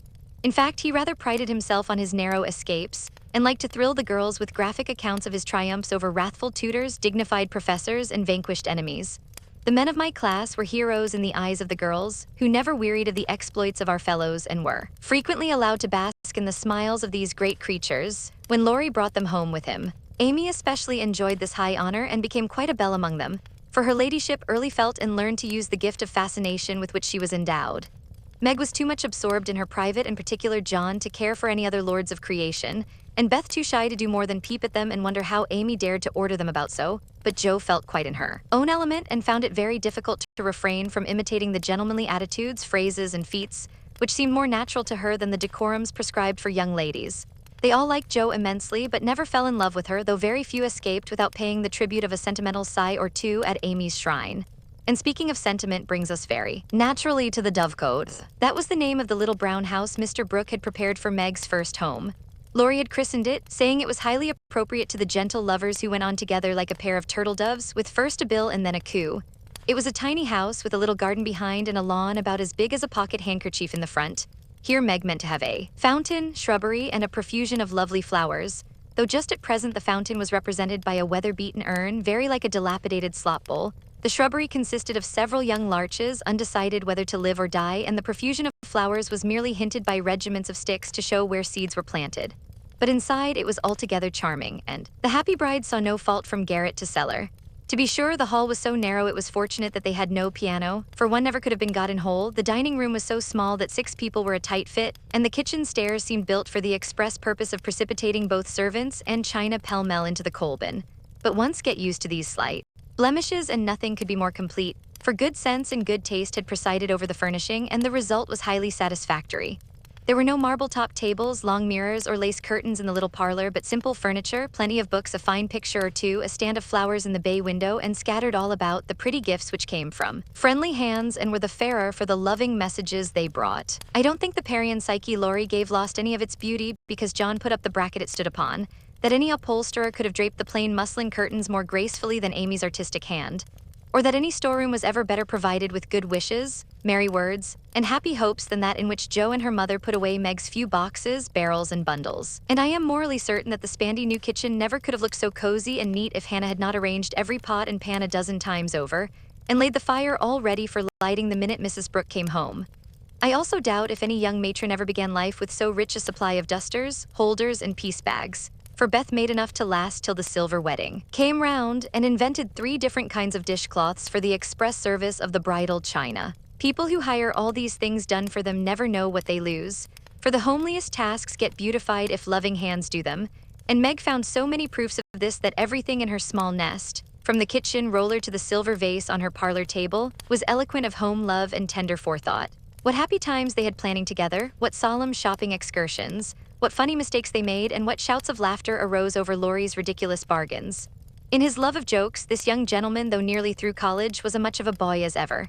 His last whim had been to bring with him on his weekly visits some new, useful, and ingenious article for the young housekeeper. Now a bag of remarkable clothespins, next a wonderful nutmeg grater which fell to pieces at the first trial, a knife cleaner that spoiled all the knives, or a sweeper that picked the nap neatly off the carpet and left the dirt, labor-saving soap that took the skin off one's hands, infallible cements which stuck firmly to nothing but the fingers of the deluded buyer, and every kind of tinware, from a toy savings bank for odd pennies, to a wonderful boiler which would wash articles in its own steam with every prospect of exploding in the process. In vain, Meg begged him to stop. John laughed at him, and Joe called him Mr. Toodles. He was possessed with a mania for patronizing Yankee ingenuity and seeing his friends fitly furnished forth, so each week beheld some fresh absurdity. Everything was done at last, even to Amy's arranging different colored soaps to match the different colored rooms, and Beth setting the table for the first meal. "Are you satisfied? Does it seem like home, and do you feel as if you should be happy here?" asked Mrs. March, as she and her daughter went through the new kingdom arm in arm, for just then they seemed to cling together more tenderly than ever. "Yes, Mother, perfectly satisfied, thanks to you all, and so happy that I can't talk about it," with a look that was far better than words. "If she only had a servant or 2, it would be all right," said Amy, coming out of the parlor, where she had been trying to decide whether the bronze Mercury looked best on the whatnot or the mantelpiece. "Mother and I have talked that over, and I have made up my mind to try her way first. There will be so little to do that with Lottie to run my errands and help me here and there. I shall only have enough work to keep me from getting lazy or homesick," answered Meg tranquilly. "Sally Moffat has 4, began Amy. "If Meg had 4, the house wouldn't hold them, and Master and Mrs. would have to camp in the garden," broke in Joe, who, enveloped in a big blue pinafore, was giving the last polish to the door handles. "Sally isn't a poor man's wife, and many maids are in keeping with her fine establishment." Meg and John began humbly, "But I have a feeling that there will be quite as much happiness in the little house as in the big one. It's a great mistake for young girls like Meg to leave themselves nothing to do but dress, give orders, and gossip. When I was first married, I used to long for my new clothes to wear out or get torn, so that I might have the pleasure of mending them, for I got heartily sick of doing fancy work and tending my pocket handkerchief. Why didn't you go into the kitchen and make messes, as Sally says she does to amuse herself, though they never turn out well and the servants laugh at her," said Meg. "I did after a while, not to mess but to learn of Hannah how things should be done, that my servants need not laugh at me. It was play then, but there came a time when I was truly grateful that I not only possessed the will but the power to cook wholesome food for my little girls, and help myself when I could no longer afford to hire help. You begin at the other end, Meg, dear, but the lessons you learn now will be of use to you by and by when John is a richer man. For the mistress of a house, however splendid, should know how work ought to be done, if she wishes to be well and honestly served." "Yes, Mother, I'm sure of that," said Meg, listening respectfully to the little lecture, for the best of women will hold forth upon the all-absorbing subject of housekeeping. "Do you know I like this room most of all in my baby house?" added Meg a minute after as they went upstairs and she looked into her well-stored linen closet. Beth was there, laying the snowy piles smoothly on the shelves and exulting over the goodly array. All 3 laughed as Meg spoke, for that linen closet was a joke. You see, having said that if Meg married that Brooke she shouldn't have a cent of her money, Aunt March was rather in a quandary when time had appeased her wrath and made her repent her vow. She never broke her word and was much exercised in her mind how to get round it, and at last devised a plan whereby she could satisfy herself. Mrs. Carroll, Florence's mamma, was ordered to buy, have made, and marked a generous supply of house and table linen and send it as her present, all of which was faithfully done, but the secret leaked out and was greatly enjoyed by the family, for Aunt March tried to look utterly unconscious and insisted that she could give nothing but the old-fashioned pearls long promised to the first bride. That's a housewifely taste which I am glad to see. I had a young friend who set up housekeeping with 6 sheets, but she had finger bowls for company and that satisfied her," said Mrs. March, patting the damask tablecloths with a truly feminine appreciation of their fineness. "I haven't a single finger bowl, but this is a set-out that will last me all my days," Hannah says. And Meg looked quite contented, as well she might. A tall, broad-shouldered young fellow with a cropped head, a felt basin of a hat, and a flyaway coat came tramping down the road at a great pace, walked over the low fence without stopping to open the gate, straight up to Mrs. March, with both hands out and a hearty, "Here I am, mother, yes, it's all right." The last words were in answer to the look the elder lady gave him, a kindly questioning look which the handsome eyes met so frankly that the little ceremony closed, as usual, with a motherly kiss. For Mrs. John Brooke, with the maker's congratulations and compliments. "Bless you, Beth, what a refreshing spectacle you are, Joe. Amy, you are getting altogether too handsome for a single lady." As Laurie spoke, he delivered a brown paper parcel to Meg, pulled Beth's hair ribbon, stared at Joe's big pinafore, and fell into an attitude of mock rapture before Amy, then shook hands all round and everyone began to talk. "Where is John?" asked Meg anxiously. "Stop to get the license for tomorrow, ma'am." "Which side won the last match, Teddy?"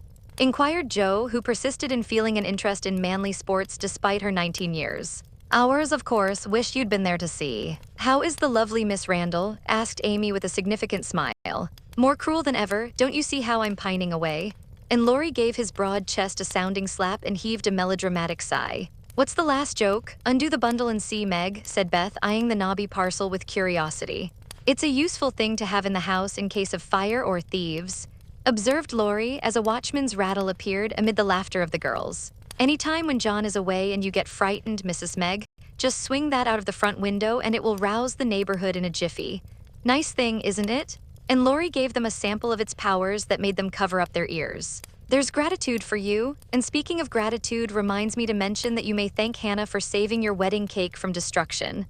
I saw it going into your house as I came by, and if she hadn't defended it manfully, I'd have had a pick at it, for it looked like a remarkably plummy one." "I wonder if you will ever grow up, Laurie," said Meg in a matronly tone. "I'm doing my best, ma'am, but can't get much higher, I'm afraid, as 6 feet is about all men can do in these degenerate days," responded the young gentleman, whose head was about level with the little chandelier.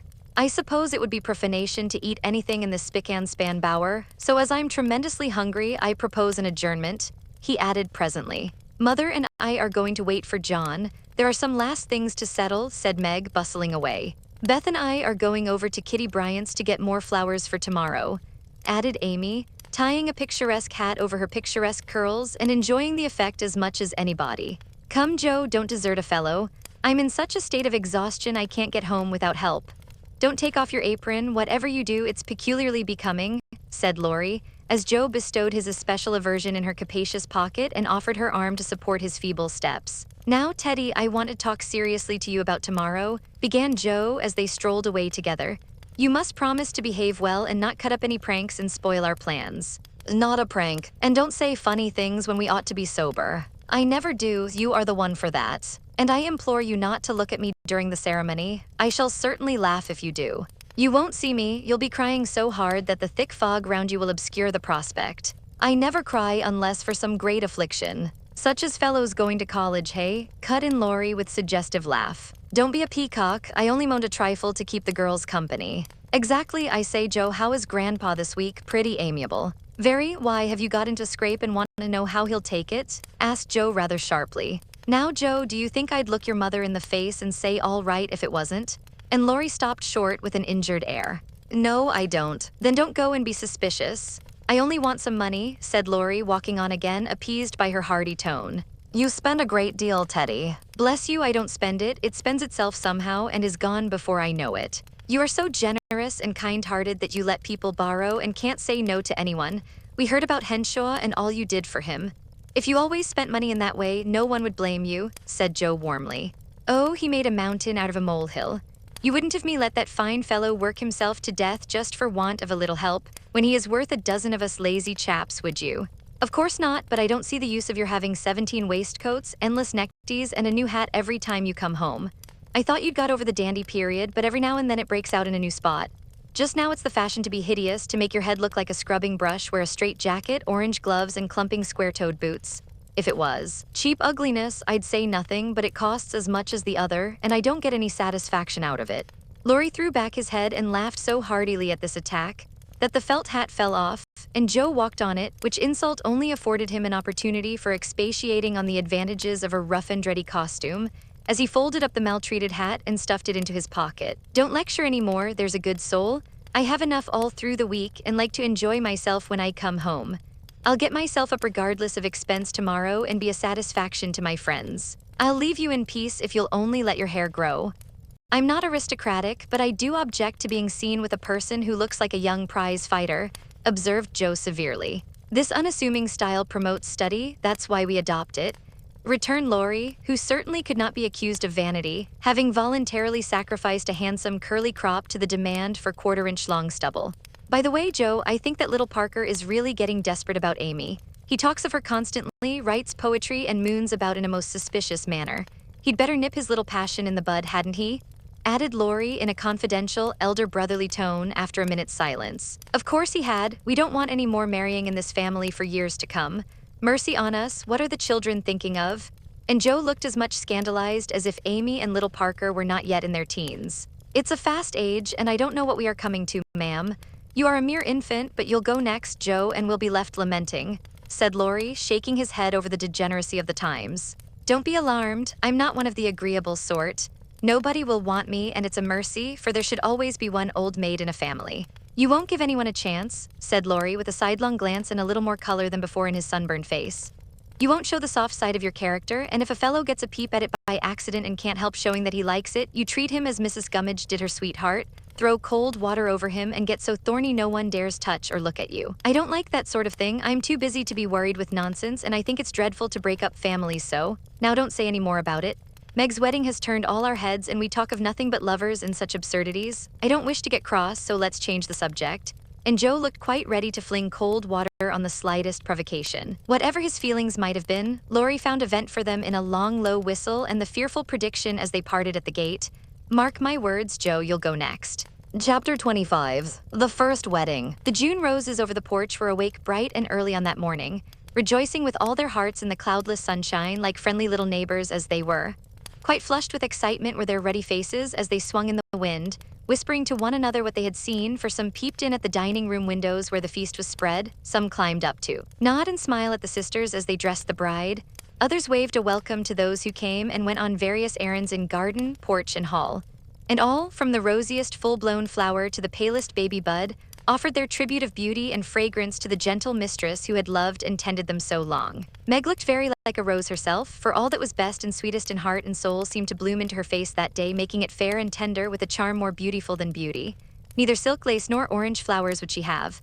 I don't want a fashionable wedding, but only those about me whom I love, and to them I wish to look and be my familiar self. So she made her wedding gown herself, sewing into it the tender hopes and innocent romances of a girlish heart.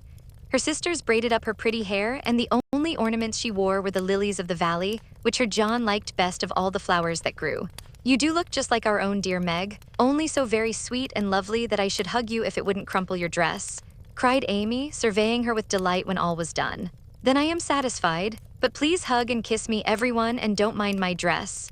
I want a great many crumples of this sort put into it today, and Meg opened her arms to her sisters, who clung about her with April faces for a minute, feeling that the new love had not changed the old. Now I'm going to tie John's cravat for him, and then to stay a few minutes with Father quietly in the study. And Meg ran down to perform these little ceremonies, and then to follow her mother wherever she went, conscious that in spite of the smiles on the motherly face, there was a secret sorrow hid in the motherly heart at the flight of the first bird from the nest. As the younger girls stand together, giving the last touches to their simple toilet, it may be a good time to tell of a few changes which 3 years have wrought in their appearance, for all are looking their best just now. Jo's angles are much softened. She has learned to carry herself with ease, if not grace. The curly crop has lengthened into a thick coil, more becoming to the small head atop of the tall figure. There is a fresh color in her brown cheeks, a soft shine in her eyes, and only gentle words fall from her sharp tongue today. Beth has grown slender, pale, and more quiet than ever. The beautiful, kind eyes are larger, and in them lies an expression that saddens one, although it is not sad itself. It is the shadow of pain which touches the young face with such pathetic patience, but Beth seldom complains and always speaks hopefully of being better soon. Amy is with truth considered the flower of the family, for at 16 she has the air and bearing of a full-grown woman, not beautiful but possessed of that indescribable charm called grace. One saw it in the lines of her figure, the make and motion of her hands, the flow of her dress, the droop of her hair, unconscious yet harmonious and as attractive to many as beauty itself. Amy's nose still afflicted her, for it never would grow Grecian, so did her mouth, being too wide and having a decided chin. These offending features gave character to her whole face, but she never could see it and consoled herself with her wonderfully